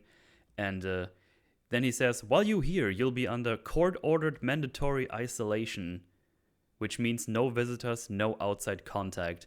And then it clicked for me. I was like, oh shit, like, not only did they fuck her over, they fucking fast-tracked her to the worst part of Arkham through everything in like a day or two. And it's like, holy shit, you really want her gone, don't you? Like, that's crazy. Making sure that she can't talk either. Like, she can't say, hey, my father killed those women to anyone, like, Yeah. that might actually believe her. Yeah, she's... So they're trying to like actually literally drive her insane as quickly as possible. Yeah. It is very effective in a really rough to watch kind of way. Yeah. Oh yeah, it's incredibly uncomfortable to see, which is great. Yeah. Yeah, Yeah, it's great like little episode. details as well. After they like check her mouth, there's like drool dripping from her mouth on the side. It's like, ugh. It's yeah, it really is uncomfortable for sure. She even does the thing. It was like, oh, I know you hear this a lot, but like, no, I'm actually like innocent. Like I haven't really done anything. And I think it's important to point out at this point, she legit is like innocent. She hasn't done anything wrong from what we know. Like she's just been doing her foundation stuff and been living with the family. I mean, Yeah, she doesn't even seem to be overly aware of like crime stuff. I think she with her knows family. because she says to Alberto that they need to keep secrets because of what we do, what the family is. Yeah. So I'm sure she's aware of this, but I don't think she's like an active participant of like all the crazy drug stuff at this point, at least. Obviously, she would have. like that. obviously That's what she I mean. would've I think like I gotten think to there. her it's like it's the mess that's under the rug. You know, it's like Frankly, well, I mean, yeah. Being a woman, she usually like wouldn't be, because we're building off of the mafia, and the mafia is sexist. Mhm. So Those damn Italians. yeah, bastards. But yeah, as I said, Julian Rush, he's here. He was her evaluator while she was in Arkham, so there we have that connection going on now, and we get a little bit more about him and what he thinks about stuff. in this and a little bit in another episode. But yeah, she's like in the cell, and she gets to talk to some other inmate on the other side. She's called Magpie, which I know from Batwoman is a Batman character. It's like, Oh, actually, I didn't even make that connection. yeah, it's like a villain. I mean, she's not that person in here, but they just kind of use that name, which is like, yeah, that's kind of nice. I can enjoy that. But yeah, she's kind of talking to her. It's like, oh, it's as soon as you get used to the voices, it's not actually that bad. And it's like, oh no, I'll be out in 6 months. Like, oh, that's nice. I enjoy your trial. They didn't even write about mine. Must be nice being famous. And she immediately calls her Hangman as well. So yeah, she's obviously currently freaking out about everything. They go to like the dining hall the next day for breakfast or something, and yeah, it was like, ooh, look, it's the new girl, and like everyone here is like disheveled. Like this is like the shittiest part of Arkham for sure, where all the crazy people and murderer go. So yeah, not a good time. But there's this one big lanky. Oh wait, I'm skipping over another thing because we see the Bliss drug that they administer here for the first time. And the Magpie lady, she's sitting next to her. It's like, ooh, candy. And it's like, oh, what's this? Oh, this is the thing that makes you feel good. And she's like immediately out of it. It's like, ooh, do you see the colors and stuff? But then we see big, tall, lanky woman going around, completely unchained, and no one is actually giving a shit. It's like, that's weird. Yeah, and there's guards like in every shot. Yes, that is here too. Was I alone in initially thinking this was some kind of dream or drug sequence at first? I mean, the woman who is attacking her is very, very bizarre looking. Yeah, I don't blame you for thinking that. It wasn't even just like the way she looked. I was just like looking at the guards, and I was like, why is nobody stopping this? And then it kept going, and I was like, oh, okay, so this must be like set up, specifically. But I assumed it was like some either like an effect of the drugs themselves, and she just wasn't like really perceiving it, or that it was some dream sequence from the insanity that they were trying specifically to induce in her. Yeah, we get the dream stuff for her in the cell where she just wraps away the cell walls to show like I think it's a wallpaper in the room where mom died, I think was the idea, if I caught that correctly. But yeah, it was kind of interesting. But yeah, she's getting beat the fuck up, and nobody's really batting an eye. I mean, everyone is watching, but no one's actually doing anything. But yeah, she gets her arm fucked up pretty badly. And then we see Julian come in. It's like, oh, how are you feeling? It's like, oh, I heard you had an incident in the mess hall today. It's like, yeah, I got the beat shit out of me, so you could say I had an incident. And it's basically like a thing where it's like, oh, you think this was set up? I'm sorry that happened to you. It's like, blah, blah, blah. It really feels like he's trying to gaslight her here. So, yeah, like he does not seem like he's on her side at all right here. Yeah, and Sofia picks up on that, of course. It's like, oh, I mean, I know what you're doing. You're trying to make me look like I'm crazy. So I don't actually know what I'm supposed to say to you that you think I'm not insane if you already made up your mind about me. So, yeah, and then she just turns away, telling her, it's like, I did not kill these women. And, yeah, but everyone is going to do what my family says. So, yeah, whatever. Fuck you. And then we get another scene where she gets a fork and the other lanky lady comes in there and gets chained to the tables. And it's like, here, go ahead, do something. And she kind of starts going for it. It's like, oh, maybe I can stab her a little bit. And it's like, wait a second, you want me to do this so you can say I'm a crazy murder bitch. But yeah, I'm not having any of this. But she is kind of knocked over by the big lanky woman. And she takes the fork. And the woman is like, end it. And just fucking stabs her own throat. It was like, oh. she wasn't doing so well either, huh? Really hard to watch. I mean, no, yeah, That was, not at all. Something you could potentially get on this episode's case about, I think, is its portrayal of like asylum inmates or the mentally unwell in general, I suppose. Mm-hmm. There's a trend in media to portray mentally unwell people as like these gremlin creatures in this sort of way. Right. But Mhm. I'm inclined to be charitable to the episode because I think you can attribute a lot of what's going on here to the conditions of Arkham. Yeah. Arkham sucks. Yeah. Arkham is so bad for these people. Yeah, Yeah, it sucks. they're that- also they're drugging the living shit out of them too with like Yeah. dissociatives essentially, yeah. and yeah, that can mess you up. It is a horrible environment for like everyone involved. So Yeah. Then you have all the corruption going on, so who knows what all these people are going through because someone else on the outside doesn't like them. I mean, look at Sofia. She got here because of this. Got fast-tracked in here, and now she just gets fucking zapped in the face. guard for life. Like Yeah. So, yeah, pretty bad times.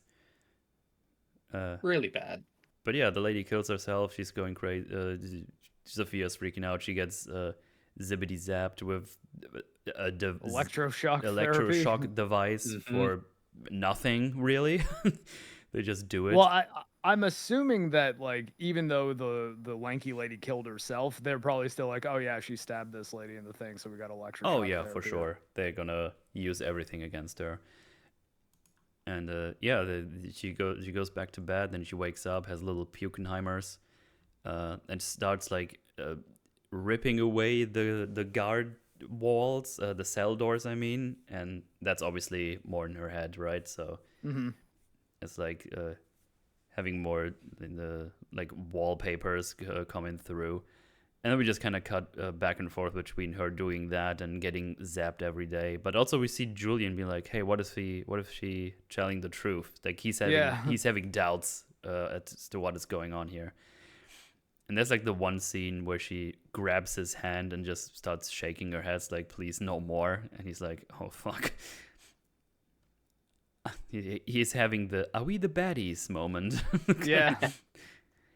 Well, I mean, I think that especially considering how crazy some of it was and how dirty the staff at Arkham seemed to be, maybe he like knew that they were all getting paid by Falcone and like was okay with it until he started like kind of developing feelings for her. And then he's like, oh well, maybe I don't want to be doing this to this woman specifically. It's really hard to say with Rush because yeah, he could be similarly self-serving in that sort of way. But yeah. They do kind of imply this in this episode that he actually misses what's going on in Gotham, in Arkham. So, yeah, I haven't really made up my mind about him. He's not that much in the episodes that I had a big think about him. But I guess He just wanted to make her the right kind of crazy that like. that benefits him. Well, I mean, ultimately that worked. Yeah. I guess so, yeah. Then we see her having a bit of a nightmare where she finds her mother, and this is where we also learn that how she gets the marks on her throat because she has like the dream. The mother freaks out, and she is the one grabbing for a rope that's not there, and she just kind of buries her nails into her throat. So that's where she gets these wounds from. Yeah, self-harm, but like by accident due to like dissociative hallucination. It's pretty fucked up. Yeah, that's some pretty intense trauma. You know? Yeah, absolutely. Yeah. So yeah, you can tell we go in a bit faster for this episode because we kind of just tell you what's going on here. We're already like 36 minutes into the episode, so there isn't really a huge amount of like narrative substance here. It's like this is what happened to Sofia is like the headline of the episode. Yeah, and it needs to be here. It makes a lot of sense. We're not saying this in like a bad way. Oh yeah, I like this episode a lot. I think it's probably one of the stronger ones in the season, even though it's sort of separate from the rest of the season in a lot of ways. I thought this was a really cool episode. They go to pretty great lengths to show you just how bad her treatment was, and the fact that like her going to Arkham is why she is kind of crazy. Yeah. There was no pre-existing thing. Yeah, because her tale is actually a little tragic because she hasn't really done a lot. As far as we know, she hasn't really done anything bad yet, except being in the Falcone family and then questioning her father's motives one time and immediately just gets fucking thrown into Arkham to be tortured for life, possibly. It's like, oh, great. It really does a lot to illustrate the weight of Penguin saying like, well, I'm just gonna rat her out, say she was talking to a reporter, get her like probably just like a slap on the wrist, and I'll get better standing with the big boss. And like he did this to her. Like Yeah. it's pretty wild. It did a lot to make me sympathize with her. Like Mm-hmm. before that, I just saw her as like kind of the whack job villain, and after this episode, I was like, God damn, you really had like the worst fucking cards thrown at you. Yep. Yeah, because up until this point, we actually don't know if she actually killed any of these women or not. If she like had the Monica Hangman for a reason, or if that was just all bullshit. And turns out it was all pretty much bullshit. Also does a lot to justify the actions that she takes in most of these other episodes. I mean, the most unjustifiable thing she did is kill that kid. The teenager in the first episode. Yeah, like that's definitely not exactly the kind of thing that you can justify at all. Oh, no. But like almost every other kill she gets in the show is like totally like, I completely understand and I don't even fault you for it. Yeah, and I'm like, I mean, yeah, the affidavits entirely justify everything that happens at the end of this episode too. At least as far as like, yeah, they had it coming. Yeah. Yep. So yeah, she's basically going through shock therapy, puking, eating for 6 months. That's all that happens until she suddenly gets a visitor. It's like, oh shit, it's been 6 months. We did it. She did it, guys. High fives all around. She's gonna get the trial and all's gonna be good. Yeah. And no, actually, she gets visited by her brother and it's like, hey, what's up? And he's like, no one's gonna hear your case. Your doctor is claiming you're unfit to stand trial. And it's like, Dr. Rush? He wouldn't do that. It's like, no, it was Ventress, was the other guy. And yeah, he wrote the report and the judge agreed. It's done. It's nothing we can do. I'll try whatever I can, but it's out of my hands. They completely fuck you over. You're not getting anything. You just have to stay here. It's Oof. Yeah, it's a bit oofsky. Like this is where she breaks. She just kind of, oh, that's it, huh? That's my life now. And Alberto's like, Sofia, I'll do whatever. I'll do whatever I can. Just don't do anything. He's just like, I know this is fucked, but you gotta keep fighting. I'm not giving up. So, yeah, the brother is really trying to look out for her here, but it's only that much he can do from here. And she just kind of slowly wanders back into the dining hall, and we see Julian. So like, I didn't know Ventress was gonna write the report. I was trying to stop this. It's nothing I could do. So yeah, he's not okay with this happening as well. Yeah. And then we see like Magpie is like, hey, how you doing? It's like, oh, not good, but hey, don't worry. I can show you the yard and the garden, and I always look for birds, but I can never see any. But hey, you can have the drug now. You don't need to lie anymore. He's gonna give it to you, and you're gonna feel so much better. And yeah, Sofia is now like, were you fucking spying on me? Did you work for them? Did you get information? He's like, don't silly. I'm your friend. It's like, we're gonna have so much fun together. And he just grabs her head and just fucking bashes her head on the fucking table. You see how this might cultivate paranoia in someone? Yep. When on an institutional level you are in fact being plotted against. Like Yeah. every single other thing going on there now looks like it could be a part of that. Yeah, and she just looks at Ventress, and after she fucking, well, I assume she's dead, Magpie, just yelling, Presumably. I told you I'm fucking innocent. Yeah.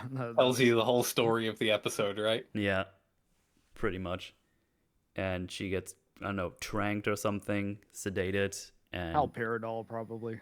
Then she wakes up in Julian Rush's apartment, and now we know what happened to Sofia. And yeah, quite good stuff. That's what's been going on. Okay, now see what Sofia Falcone does to Magpie here. Now think about what Batman does to that last Riddler goon. Oh yeah. Like being significantly stronger than Sofia. Oh, I know what you mean. Yeah. That goon should be fucked. Oh, yeah. That is what happens when you get like blunt force head trauma over and over again. Okay? Yeah. Pretty violent, as it turns out. But yeah, she just gets to stay in Arkham for, as we know, 10 years is how long she stayed there. And yeah, that's not gonna do well for your mental. I bet that was so pleasant for her. She was having the spa days and went to the yard. It was awesome. That's why she came out as well adjusted as she did. She's very well adjusted. She got actively maladjusted. That's like Yeah. Well, they actually really turned tragic. her crazy at this point. Like they just destroyed her. But yeah, we're pretty much already at the ending strides of the episode. And there's a lot of not talking this episode, where just things play out. But yeah, let's go through it. She wakes up at Julian's place, and what was that? I was gonna say it's an instance where like a lack of dialogue is used very effectively. Yes, Because like you think about like the last episode of Game of Thrones, where it's like, why the fuck is no one talking for like 40 minutes? They're just standing around and nothing is being given to us. No information is being given to the audience at all. Yeah, it's like you have to like really decide when a lack of dialogue and when more dialogue is the right choice. And unfortunately, not a lot of people seem to know when to do that. Yeah. It's really nice to see that this show was written by people who were mostly pretty competent, though, and knew that you didn't exactly need a lot of dialogue to just show what was happening to her. Yep, good stuff. So Drew's like, hey, you can go clean yourself up in the upstairs bathroom, put some extra, some change of clothes there. You can just clean yourself up. I'm gonna make some food, yada yada. After this, he just kind of chills out in the room, checks the drawer, and sees, oh, he's got some medication of his own, and yeah.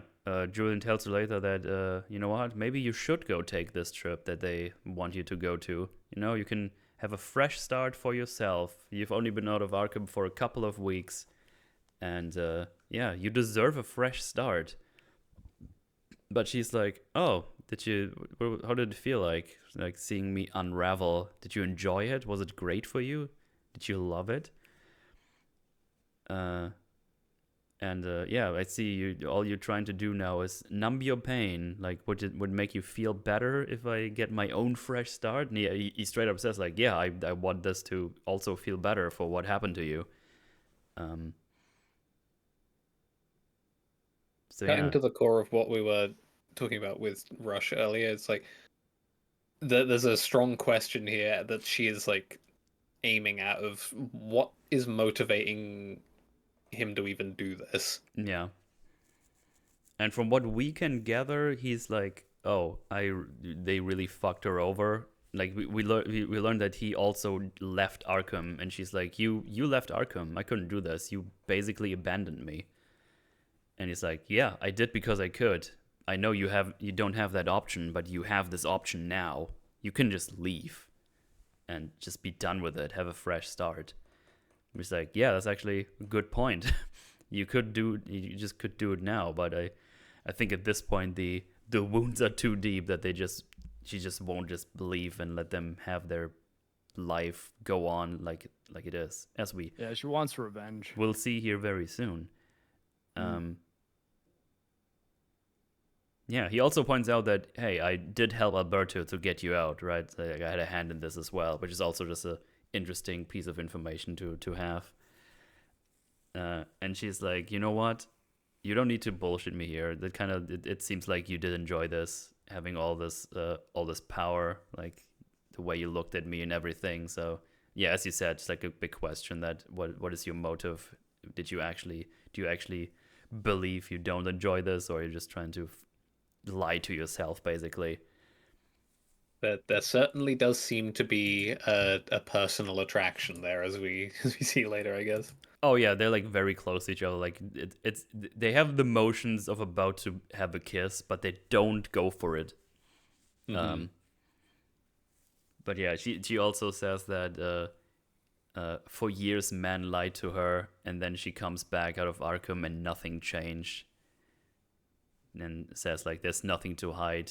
She isn't broken. You aren't broken. The world is, and now it's time to." And you're right. It is time for a fresh start. And she goes back to the Falcone house. It's like, ooh, what is she up to now? And it's kind of jarring because they just kind of all hanging out, having a fancy, funny dinner together. Everyone is having a great time. And then she appears and everyone goes silent. And it's like, oh.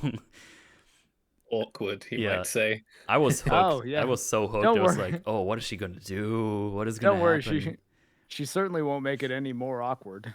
No. No. Like she slowly pulls the chair back and makes noise. She completely fills the glass with wine and everything. She scoots Like, right forward, up to the being rim. loud and obnoxious. It's like all these things. It But is it's fine just though. They can take everyone solace in here. the fact. Sorry, what? Sorry, just is like everyone here, you know, like because that seems to be the case. Yeah, it's as she says later, it's basically all the people that were on the birthday, the day she got fucking put into Arkham, or at least taken by the police. Right. Yeah. But yeah, they're just kind At of. least, Fortunate, I guess. at least they have the solace in knowing that the embarrassment will not last for long. Yeah, that's good for Well, them. they're all here because of her brother. Because they just had the funeral, so that's why they're all hanging out here at the moment. At least that's what she says. I just flamed water in my beard because I'm too stupid to drink and it's way too late. Yeah, we're almost Sure. done. We can do this. Sorry, I just need to clean myself up here. I'm all wet now. No. So yeah, she's just doing things. She's putting like food on her plate, and Johnny V is like, "What are you doing?" It's like, supporting Uncle Luca, like we all do.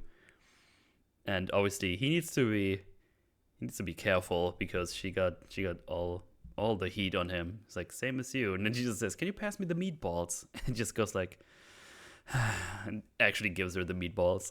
It's like really, really awkward. I guess I'll play along. Yeah. And then Luca goes like, I'd like to express my gratitude. Everyone is here. Tensions are high. Blah, blah, blah.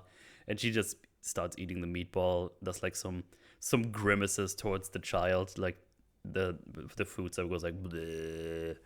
And he's like, hee.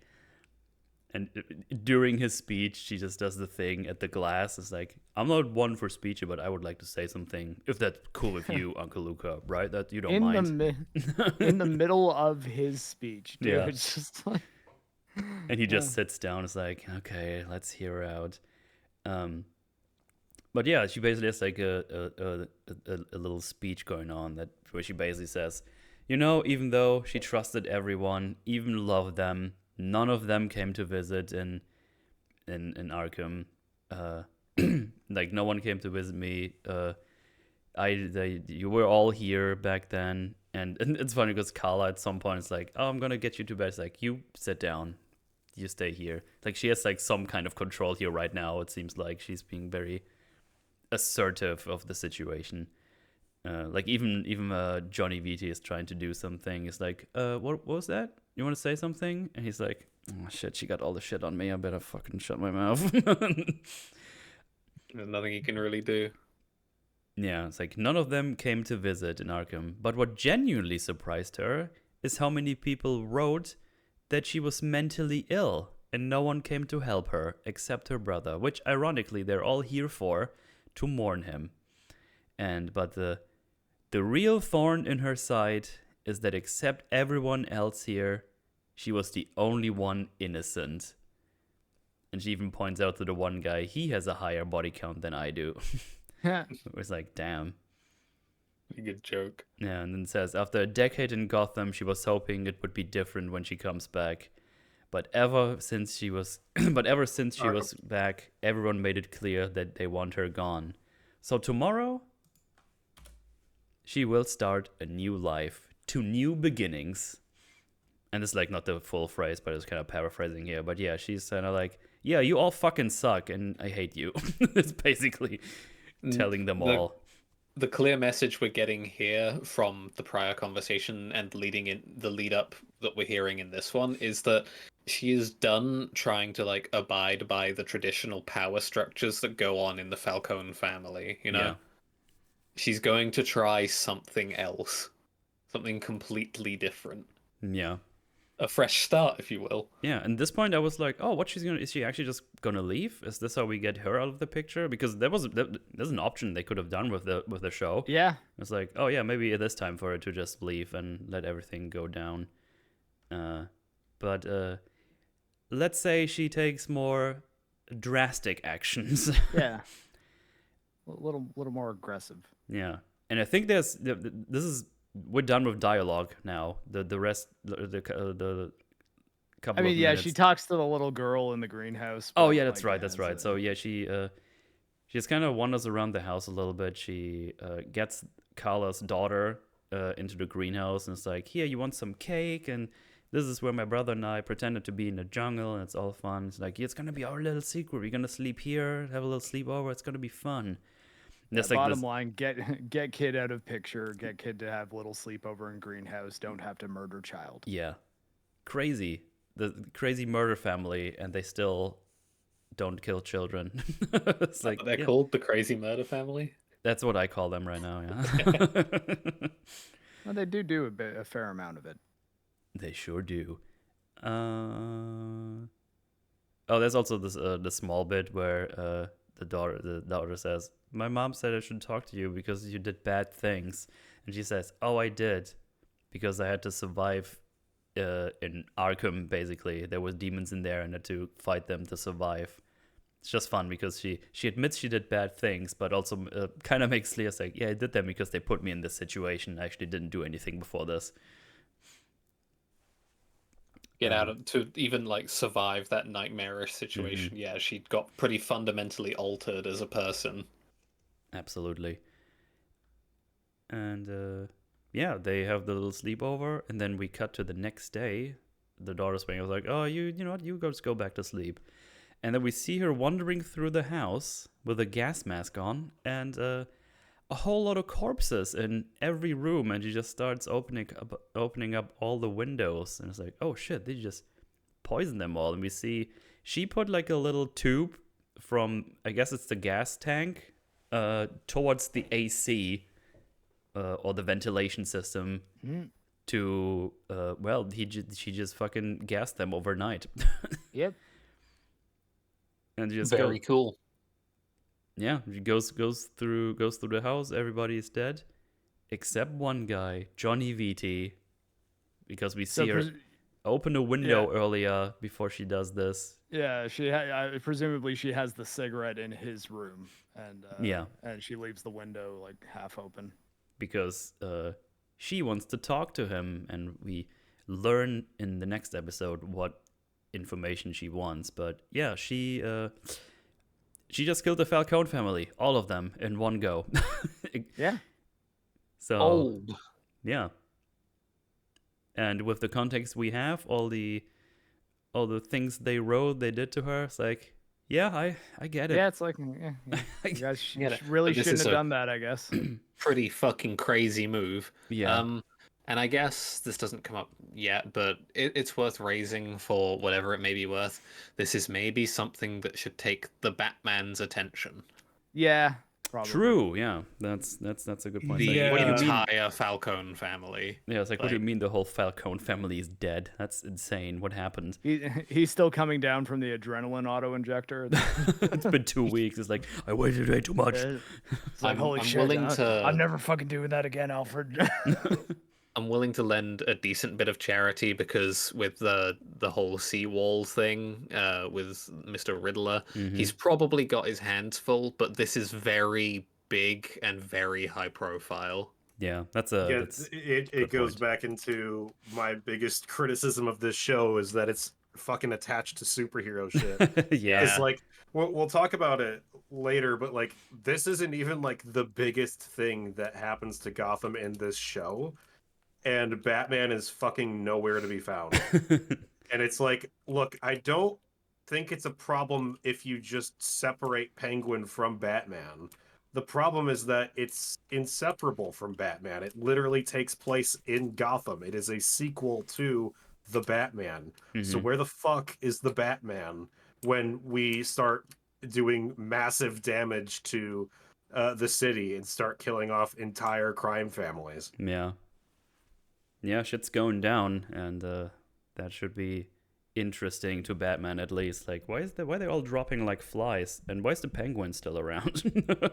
Yeah, how come they're literally all dead? What the hell? I guess the only thing that I can imagine is maybe Batman is like investigating some of these things. He's just showing up with Gordon because we never see Gordon either. So like, Yeah. I could imagine a world where like he's arriving to all of this too late, as it were, between all Yeah. of the other things that he's got going on and whatnot. Right. Yeah. Yeah. We see the new commissioner though. We see the guy with the funny voice one time. right? yeah, I think he's in the next episode, I believe, or maybe. Oh one yeah, after he's like that. right at the beginning because he checks out this thing. But that's for next week because guys, we did it. We did the Yeah. 4 Defeated episodes. the Penguin. Quite the long No, one. not yet.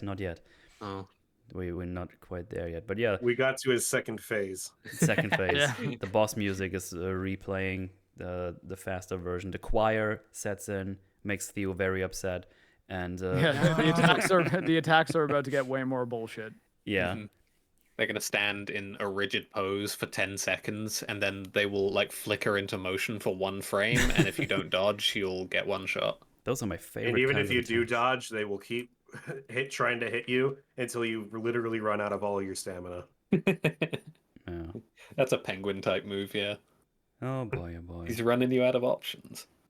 So, and for people who want to know what timing we have with these, apparently the Game Awards are about to start. So there you go. Now you know when this is Incredible. recorded. I can't wait to get was that nothing day. interesting out of the Game Awards. It's going to be so People good, actually gonna I watch promise. it? There's gonna be Definitely. definitely By gonna get. now, you know that Bloodborne Remastered at 60 FPS, available on both PS5 and PC, is Oh, definitely fuck out yeah. already. Yeah, Finally. it came Fuck out. you, Mark. Shadow Drop. Like, But that's the actually, meme, man. That's the meme, though. Come on, it's everyone's like, oh yeah, they're going to announce Bloodborne Remastered. It's never like, no, gonna they're not. happen. I have to keep my fucking PS5 so I can play a PS4 game forever. Yay! But yeah, Penguin really good. It's a good drop off point as well because now it's like, ooh, now they're there. What is she up to? What is she gonna do against the Penguin? What is the Penguin gonna do? Because he wasn't even in this episode. We don't even know what his plan is now. So Well, modern This day. is a really good midpoint because we've like really effectively established all of our characters. The Penguins had loads of work. Vic had basically a whole episode, even though that episode was super efficient. And now Sophia's had another like full episode. yeah, So our 3 primary characters, I'd say, really well established at this point. And Sophia has just gone and thrown a huge wrench into the power dynamics of the show yes, Yeah. as we go into As- the second half. So yeah, it really kind of makes you think. It's like, oh wow, what's the back half of this season going to be like? Like, buckle up. absolutely. But yeah, that's for next week for you guys to Yay. figure out when we're gonna finish up this little Batman Penguin arc. But yeah, before we get out of here, what are you guys up to? Wolf, when is your epic gaming stream coming up? That's probably not even a thing, but you know what I mean. I don't know. Cool. Yeah. Linked down below. But yeah, EFAB highlights there's something coming up basically every day. Go check it out. There's fun clips there. Maybe I'm even I've been in going there. into Actually, I've it's been going very into likely. the that older too. ones. Yeah, actually, any one of us might be in there. You know what's funny is that there's been a guy who has been helping me collect some of the like classic memes and shit from like the real early episodes, and there's just one that's got a timestamp, and the title of it is Theo from EFAP. That's a classic one. That's a classic meme. Theo from EFAB. At some point, it was Theo who was on EFAB. I remember that. Yeah, that's how it started, and then it became Theo from EFAP. He's ever knighted. It's got the comma and everything. It's great. Nice. Sir Theo of My EFAP. boss title. Yeah. That's your knight title. Sir, Yeah. Sir Theo of EFAP. Oh man, I'm a knight of you guys. Did I get land? Did I get a title? Here's hoping. Yeah. Here's to open. But yeah, link down below, of course. Check it out. Theo, I don't know, what are you up to at the end of this year?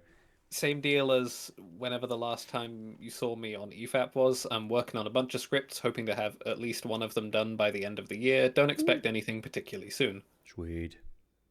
Sounds good. Also, down below, linkage. Blah, blah, blah, blah.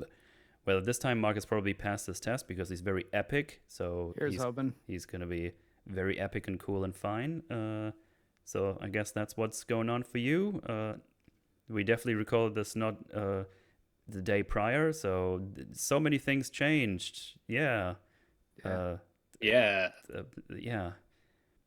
Unless you have something new to tell us, Marc, actually. No. The test is still the Monday from the upcoming Monday from when we record this. So I have already taken it to the listeners, but we still don't know if I passed as of right now. So yeah. I've been training pretty hard for it though, so I'm pretty confident I'll do it. But yeah, I also don't want to jinx myself. That makes Why sense. do you have to say that word? I was just about to say, like, Why did you never say that name? Don't ever say that word again. Poisoned. Oh, I man. promise I wasn't making a reference consciously. It's just that's the word that I would use for that. Well, I don't want to curse myself. Don't curse yourself. Don't do it. Well, as for me, I'll probably lying drunk in the ditch in Wales somewhere right now, trying to find my way home. Because I'm at the long man. I know I might be streaming right now, playing video games with him. I don't know. We only ever plan this out when I'm there, and it's like, I'm gonna do this now. It's like, yeah. Well, let's get some drinks first. Okay. That's your look behind the scenes. That's how crazy we plan these when I'm over there. It's like, yeah, let's do this. Okay. Nice. But yeah, you'll get the second half of this stream on the Sunday after this. I'm not doing anything else right now. Obviously, when I'm back home, I'm gonna go back and work more on the Rings of Power videos because there's still things to do that have been not worked on because work sucks and busy because life. That's the shortest version I can give you because I'm tired. But yeah, more to come. Thank you all so much for hanging out. Thanks for you guys for hanging out. We will reconvene for the next one. It's been fun. And yeah, we'll see you all on the next one. Bye-bye. Goodbye. Goodbye, everyone. Fuck you all. Oh, God.